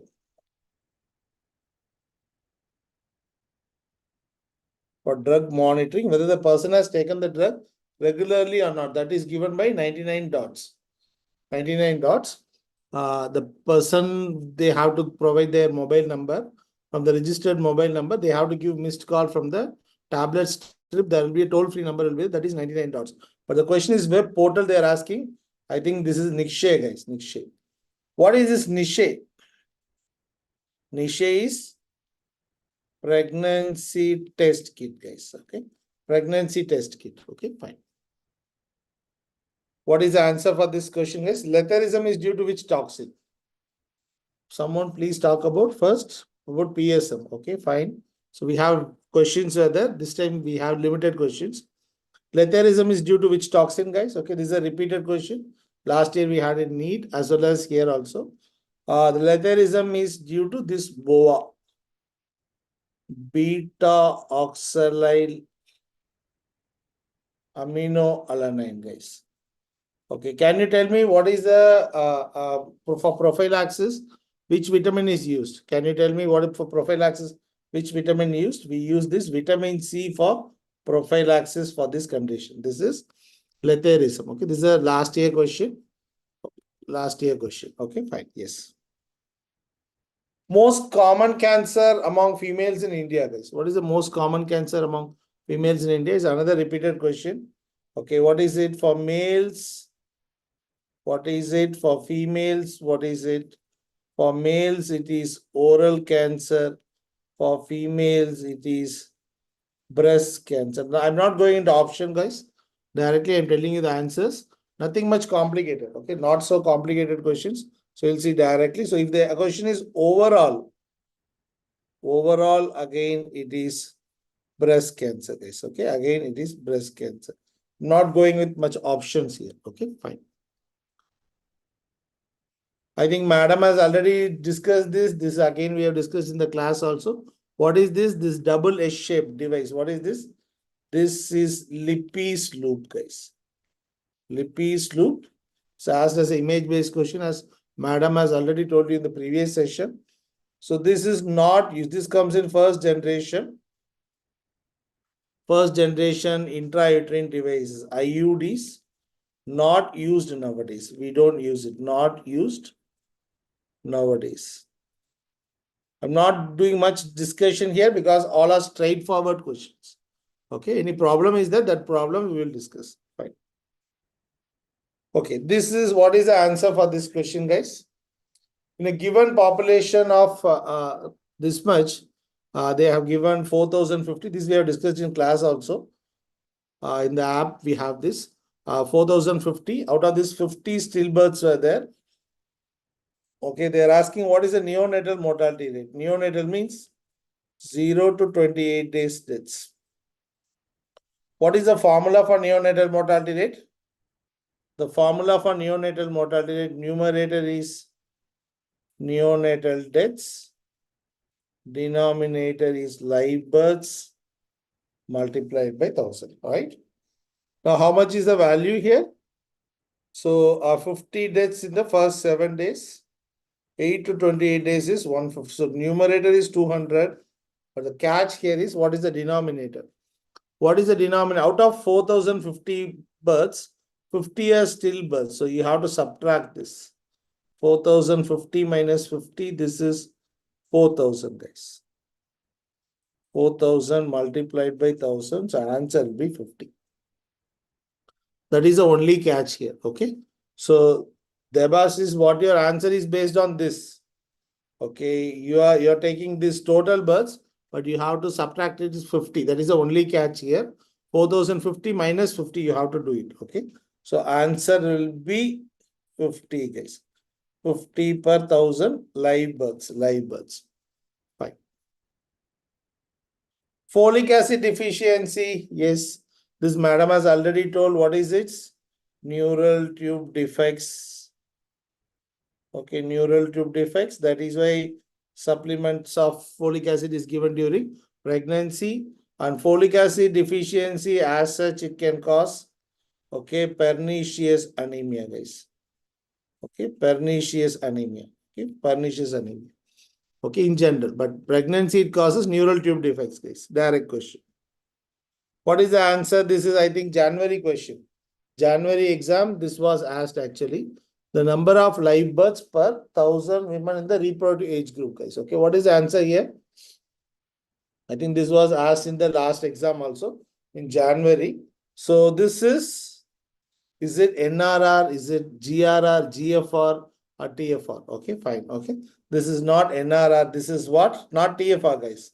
Number of live births per 1,000 women in the reproductive age. This is general fertility rate.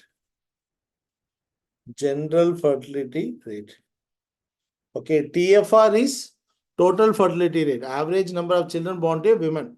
That does not come in terms of this. This is the last exam question, guys.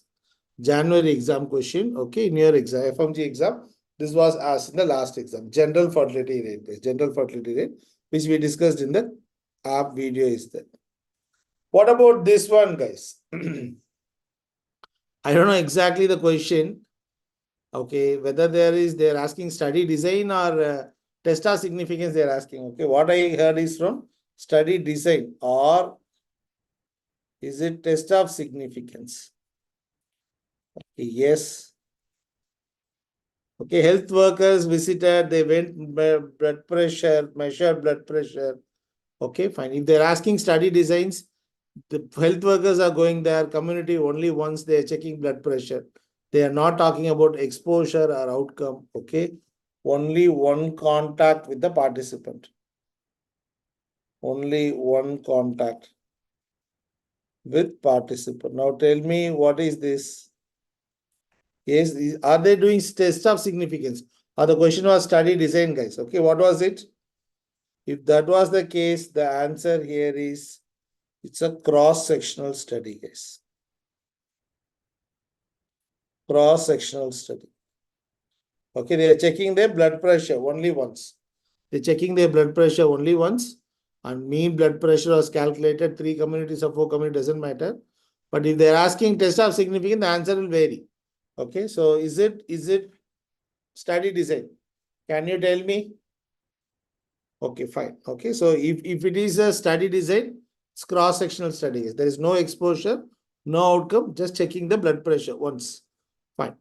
And if they're talking about test of significance, the answer may vary as ANOVA, it may be there. Fine. Ideal number of antenatal visits. I'll tell you what is there in the textbook of Park. So the ideal number of visits, the first 7 months, okay, monthly ones, guys.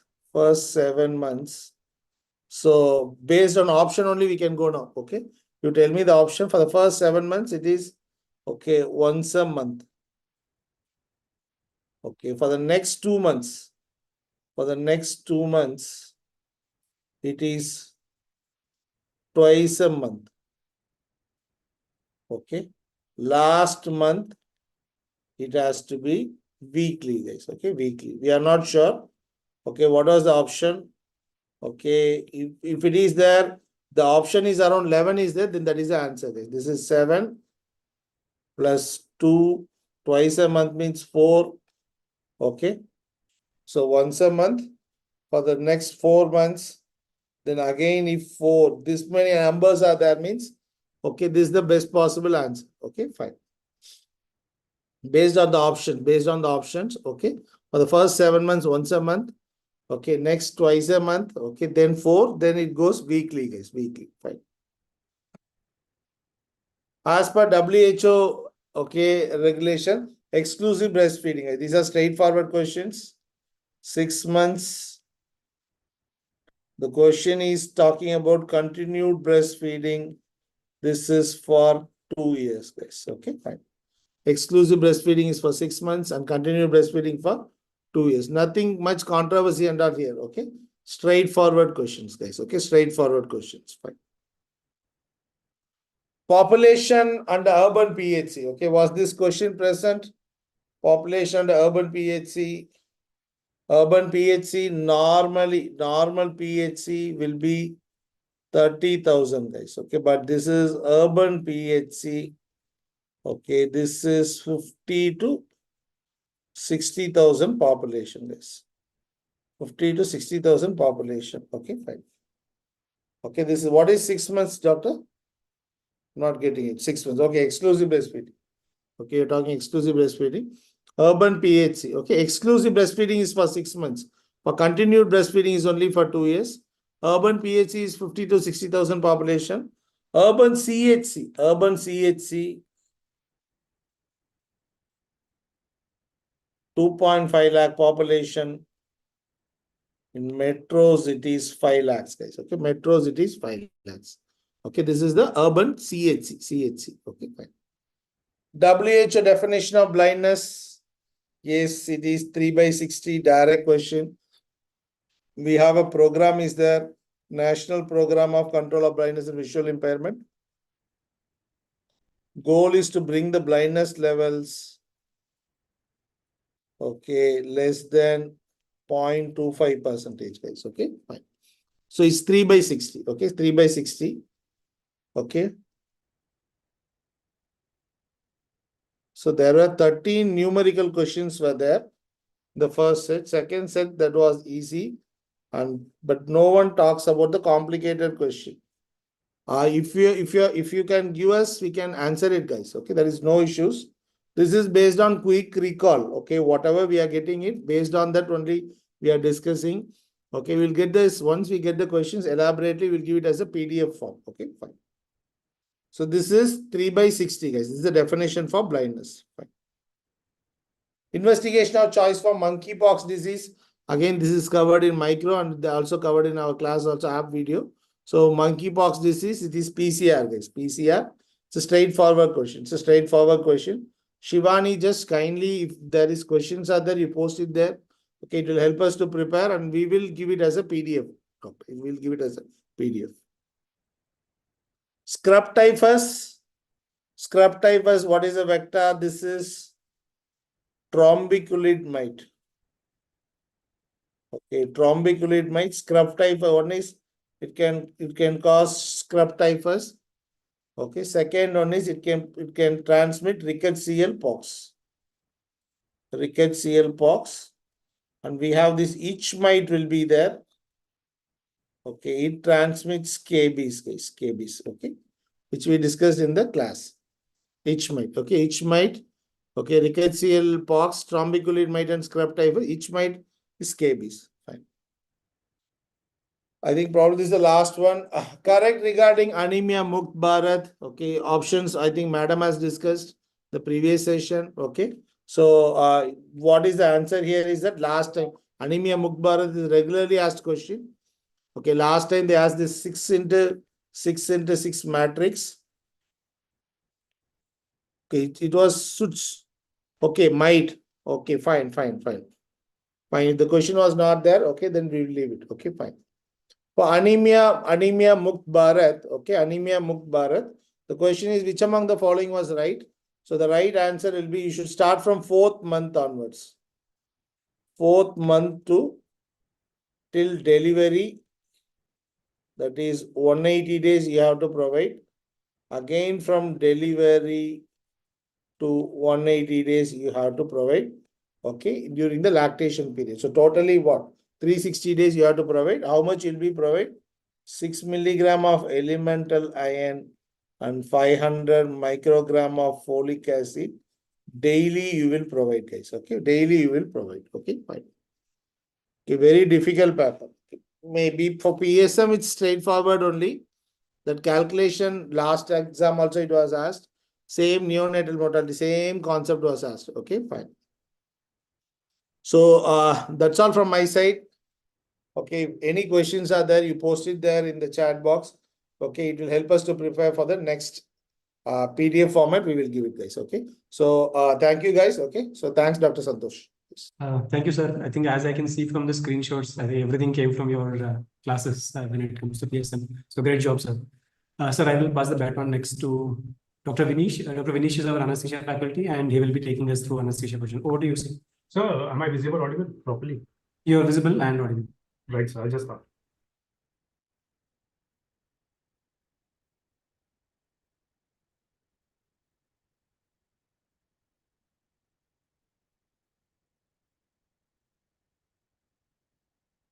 So good evening, guys. We will be discussing the anesthesia part of the questions. As always, anesthesia questions were very, very easy. They were simple and scoring. So other subjects you still might have some problems, but anesthesia were easy questions. Let's start with the first one, and I'll finish off fast. Mallampati score is used for the assessment of, everyone knows that there were two options which were given. The third one was suggested by one of the students. So orogastric in tube insertion, no, it's for endotracheal intubation or for airway assessment, depending as to what was given. So I don't know about the fourth option which was there, but if it was endotracheal intubation, that is correct. If it was airway examination, that is correct. Or even if it was laryngoscopy, so even that would be correct. So basically assessment of the airway for intubation or for laryngoscopy, that would have been the correct answer. So this is your Mallampati score. All right. This is question number 1. The next question, which of the following is NMDA blocker? Looks like a pharmac question, right? But this has come from anesthesia. So whether it's thiopentone, propofol, ketamine, or etomidate, as we always said. So Mallampati was an easy question, right? We have already discussed everywhere it is positive. Right, some option. Ketamine says Dr. Hemil. Correct. So yes, the correct answer is ketamine, right? For NMDA blocker, the correct answer here is ketamine. So that's the correct answer, because if you will see others, they all work at the GABA receptors. This works at GABA receptors. These all work at GABA receptors. So it is ketamine that works on the NMDA receptor. Next question. Not everyone has said that this question came in the exam. I think some people did say that there was a question based on TIVA. So if you guys can say I can discuss the point out, but the most common drug used for TIVA, if it was there in the exam, the answer is propofol, right? That's the point for it. Other options I could not gather. There were a few of them who said that this question was asked. Some people did not confirm the same. But since it was a fast recall, we just included that as well. So if TIVA was given, total intravenous anesthesia, which means only IV drugs are used, which means it is something to do about the daycare surgery. And all of you know the most common drug used for daycare surgery is propofol. So that should have been the answer. Simple. The next one. Here there is one point, that what was the question and what was the options given. So this was covered, I think, by Pharmac also. And whether it's a common question, you take opthal, anesthesia as well as Pharmac. So topical anesthesia, if it was given, topical anesthesia used in cataract surgery. So everyone did confirm options given were bupivacaine, lignocaine, and ropivacaine, 3. But the point was, no one confirmed correctly whether it was proparacaine given or whether it was prilocaine given. Now the point is, if the question asked is which is the most common local anesthetic used in cataract surgery, and if proparacaine is not given as the answer, proparacaine, then the correct answer stands as lignocaine. But if the question asked is the topical anesthesia used for cataract surgery, and in case proparacaine is given as the answer, then this becomes the correct answer, right? Proparacaine. And in case proparacaine is not the option and prilocaine is the answer, in that case, lignocaine becomes the answer, right? So the point is, it now all boils down to the fact what exactly was asked here and what was the option C which was given to you. This no one has confirmed correctly, and everything depends just on that. If it was about topical anesthesia and proparacaine was given, then the correct answer stands as proparacaine. If the option was prilocaine, guys, then the answer would become lignocaine. So that would depend as to what was the option C which you people have got in the exam, right? So this was about the topical anesthesia question, cataract surgery. The next one, last year's question, in fact, January, not last year, I'll say this is January 2024 FMGE question, a repeat, proper repeat, contraindication for the use of BiPAP machine, obstructive sleep apnea, you use it, high CO2, you will use it, low PO2, you will use it. This is the answer, unconscious patient or someone who's sedated, someone who's not breathing, someone who's intubated. This patient you are not using basically, patient who's unconscious is not used. It is supposed to be used in a conscious patient who's having maybe obstructive sleep apnea, someone retaining carbon dioxide, or someone who's hypoxic. Unconscious patient, you cannot use it. So this is the answer, option B. Okay, so BiPAP machine. Next one, simple question, CPR. In case of a 2 rescuer CPR, and I think all of you have said that it is given as adult. If it was given adult, 2 rescuer CPR, the correct answer becomes 30:2. No one did say that it was a pediatric patient, but remember, in case it is a 2 rescuer CPR in a pediatric patient, the option would have become 15:2, right? But here the correct answer is 30:2 if it is a 2 rescuer CPR in an adult patient, right? So this is about the CPR question.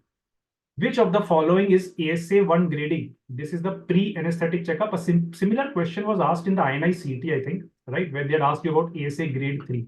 So here they've asked ASA grade 1, which is ASA grade 1. Any normal patient is called ASA grade 1. A mild disease is ASA grade 2. A moderate or severe disease is called ASA grade 3. Right? So the correct answer is a normal patient if it was question was ASA grade 1. Right? Apart from that, guys, there was another question. There was one more question that I would say, which people were saying, and I'm not very sure that, this was about extradural hemorrhage, I think, something related to that. So if though the question and options given there was, something like epidural, subarachnoid, and subdural. So remember, if there is extradural and epidural given in the answer, then extradural is nothing but epidural, if something stands like that. Right. So this is one question which no one confirmed, whether it was there, it was not there. I was trying to gather this question, but I was unable to. I could not find the stem also or the correct options, and I thought it was more to do with a question from some other branch. And second thing was regarding a road traffic accident question where they had mentioned some option about tracheostomy, right?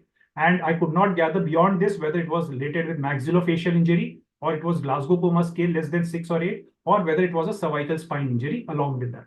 So could not gather either of the points. So just knowing whether it was a road traffic accident, whether you have to do tracheostomy or not, doesn't make any sense. So there were these 2 questions about which I could not find out, the proper questions or the stems. And as we have discussed before, we'll try to get back, with a proper recall in the form of a PDF when we get the correct stem and the options with us, right? Doctor says tips for NEET PG. Or remember, here also we said the same thing. Please go through your PYT. PYTs are important. NEET PG people still have time. Please go ahead. At anesthesia point of view, remember questions are normally easy. Stick up to the basics. Know your concepts. Do not waste a lot of time in anesthesia. It's as simple as that. Anesthesia, just study fast. And I think most of you will get clear questions. Do not remember not to leave out the PYT. Previous year topics stand out. They are very important. We are not saying it's always PYQ. Though in this exam also PYQs were there. But remember, PYTs are very important. Please do cover them for whichever exam you're preparing. So that was from my end. Any other questions and doubts, please you can ask me right now. So thank you, everyone. Santosh sir, back to you. Thank you, sir. So as sir emphasized, PYTs continues to be very, very important. In fact, most of these topics we could relate from our preparation days. They continue to be important and they will continue to be important. So stress on PYTs. So let us take the baton from Vinesh sir and pass it on to our our pediatrics faculty. Sir, Sharad Balaji sir, over to you. Hi, hi Santosh, hi students. Welcome to our pediatric discussion. Almost we are on the fag end of the day. I have got only incomplete questions. So if you know the choices, we can discuss today, no issues at all. So I'll be looking for your options in the chat box. What is this? The child do stairs. So first question, the child do stairs climbing up and down. So remember alternative step up.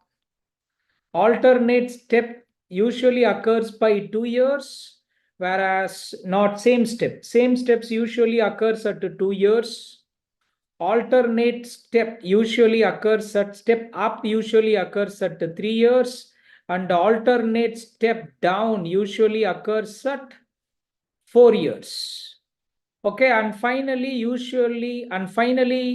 hopping usually occurs by again 4 years, skipping by about 5 years. So the question here is the child is a tricycle means again 3 years. So if I am correct, if the question is correct, so let me say the child is able to climb up and down on 1 foot means usually it is down usually means it is 4 years, but can't hop usually usually occurs by about 4 years. So somewhere around it can be either 3.5 to 4 years. If you know the correct answers, then correct options, then it will be easy for us to navigate the answers. So to me it is 3.5 years. Okay, so somewhere around 3.5 to 4 years, because 4 years hopping should occur. Hopping here the child can't do hopping, as a result of which let me vote for 3.5 years. Right. The second question. What is the second question? Inspiratory stridor usually occurs by. So we all know that noisy breathing can be due to snoring. It can be stutter. It can be stridor. It can be wheeze. It can be grunt. So these are all the 5 respiratory noises. Whereas snoring and stridor, snoring usually occurs as a result of adenoid nasopharynx, stutter anterior part of the nose, whereas stridor usually occurs by pathology involving your larynx. Wheeze usually occurs as a result of bronchial obstruction. Grunt occurs as a result of parenchymal obstruction, parenchymal disease, or otherwise I can say pneumonia. If you say inspiratory stridor and these are all the options, then we can go for most common cause is laryngomalacia, which usually occurs by about 1 week of age, along with inspiratory stridor. Right. If you have any options, you can just post in the chat box. I am looking at the chat box too. What is this? 8-year-old child with the frequent episodes of staring and responsiveness. What is the drug of choice? And this case is basically dealing with a case of absence seizures. And you all know that absence seizures are very common in pediatric age group. Yes, the drug of choice, as you said, the first drug of choice is whatever it may be, it is 𝐒𝐿-succinimide, then it is followed by, yes, it is absence seizure. One is 𝐒𝐿-succinimide. The second drug of choice is valproate, and the third drug of choice is lamotrigine, as per Nielsen textbook of Pediatrics. So absence seizure, 𝐒𝐿-succinimide, valproate, and then lamotrigine. Right. So drugs given to mothers delivering, I think our previous ma'am would have discussed this, fetal lung maturity. So you can use betamethasone, which is long acting. As a result of which you will give 12 milligram 2 doses 24 hours apart, whereas dexamethasone usually given 6 milligram 12 hourly into 4 doses.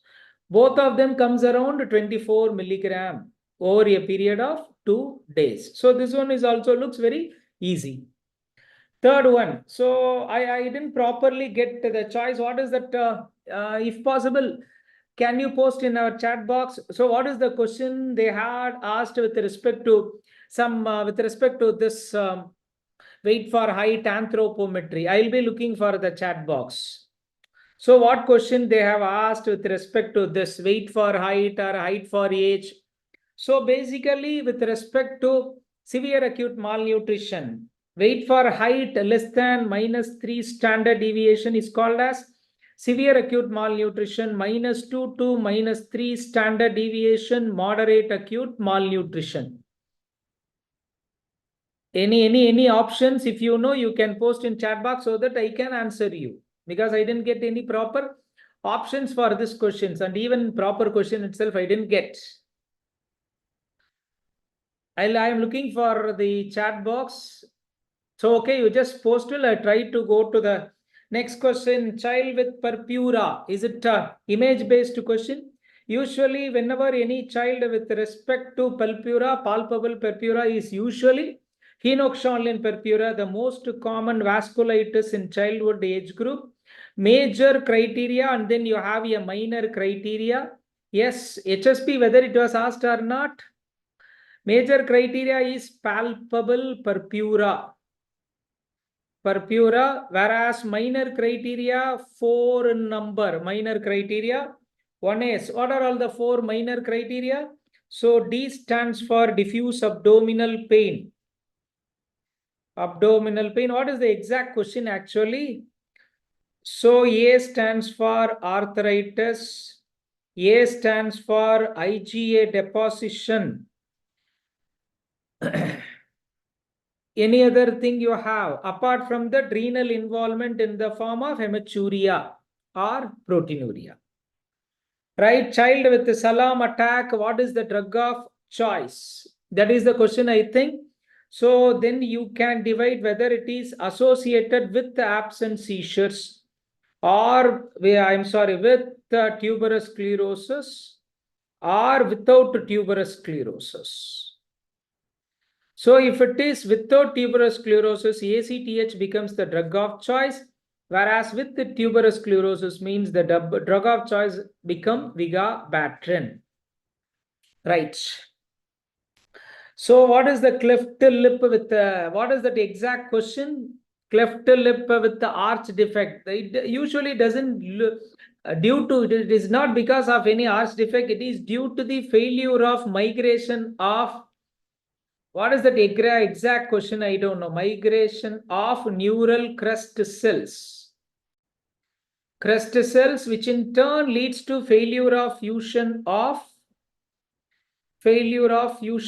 median nasal process and maxillary process. What is that exact question actually? Median nasal and maxillary process. Okay, then comes child with malnourishment. Whenever pot belly is given along with bilateral pedal edema, mostly it fits into 𝐒𝐿𝐴𝐷. Along with when you have a flax sign and you have a flaky paint dermatosis, it is most in favor of 𝐒𝐿𝐴𝐷. What is that exact question? We didn't get it properly. Newborn restoration, again, I'm not unaware of the exact question. If possible, can you post in chat box? I'm looking for it. In the meantime, I'll be going to the next question. Again, which of the following is not seen in TOF? TOF is basically characterized by right ventricular hypertrophy, and it is because of pulmonary stenosis, and you have a large unrestricted VST along with, okay, what is that? RVH, pulmonary stenosis, large VST. So what is that? So these are all the things that are associated with, and you have, what else you can have? Right ventricular hypertrophy, pulmonary stenosis, large VST. Remember, TOF is not characterized by cardiomegaly. Must be the wrong option. Cardiomegaly will not occur in tetralogy of Fallot, and also you won't get CCF. So if you get cardiomegaly and congestive cardiac failure, invariably the child must be having anemia, infective endocarditis, myocarditis, systemic hypertension, etc. Cardiomegaly and congestive cardiac failure are unlikely to occur in a case of tetralogy of Fallot. So what is that? One child is having problem in digesting milk, must be due to galactosemia. Particularly whenever any child who develops lactic acidosis on the second day or third day of life, along with reducing substances in urine, non-glucose reducing substances in urine, non-glucose reducing substances in urine, along with hepatic failure in the form of elevated transaminases or neonatal cholestasis can be due to galactosemia. Zellweger syndrome, you all know that it is dealt with a defect in peroxisomes, and they are dealing with respect to metabolism associated with very long chain fatty acids. So if we relative bradycardia usually occurs in dengue. It occurs in brucella. Usually brucella we don't see. Dengue it is present. Leptospirosis it is present. Common things are typhoid as well as typhus. So typhoid, typhus, dengue, leptospirosis, and also in Legionella, we will get this kind of relative bradycardia, but unlikely to occur in case of brucella. Again, we don't know the exact question. So if you try to post your exact question, we will be answering in our subsequent session. So with this, I am completing my topic on pediatrics. Thanks for your patient listening. Thanks, Santosh. Thank you, sir, for a quick recall. So guys, this was a commendable task from the faculty members of PW and the support system to go through such a quick recall soon after the exam, put up all the 19 faculties together and complete the recall session. But obviously we understand that this is initial recall, just giving you a gist of what the exam was like. So as we go forward, we will be compiling all the questions with the STEM more closer to the real exam, and then options more closer to the real exam, and that will be shared through our social media handles of PW MedEd. So the links to those social media handles will also be posted on the comment section. So please don't miss out on subscribing to our channel. And before we wind up the session for today, let me thank the team that was working tirelessly behind the screen to make this recall a success. To start with, we had Dr. Haraprasad Mishra, who was leading the team of students, gathering the questions and then sharing those questions with the faculty members so that we could come on screen and put up those questions in front of you. So Dr. Hara, Dr. Anto, Dr. Manish, Dr. Jigar, Arshad and Vijay for a commendable job of handling a team of students and getting the questions aligned with the faculty members. And also equally important is we had our backup team, which was looking after the tech support. So Raman as well as Aditya Sharma, you did a very good job of putting all the 19 faculties together live one after the other without major hassles. So hopefully we will continue these attempts at recalls for every subsequent exam. But before that, let me tell from the faculty side as well as the entire team of PW MedEd that all you students are in our prayers and we are praying for the best results this time, hoping that the FMG result this time will literally smash all the previous records, pass percentages of FMG, and all of you will come out with pass as well as flying colors. And with that, I would be more than pleased to say that we would be welcoming you soon on the NEET PG side of it if the result is announced. So till then, take a good rest. This is time to refresh our brain as well as body. Have a good night's sleep and then let's meet again soon. Thank you guys and bye-bye. Good night.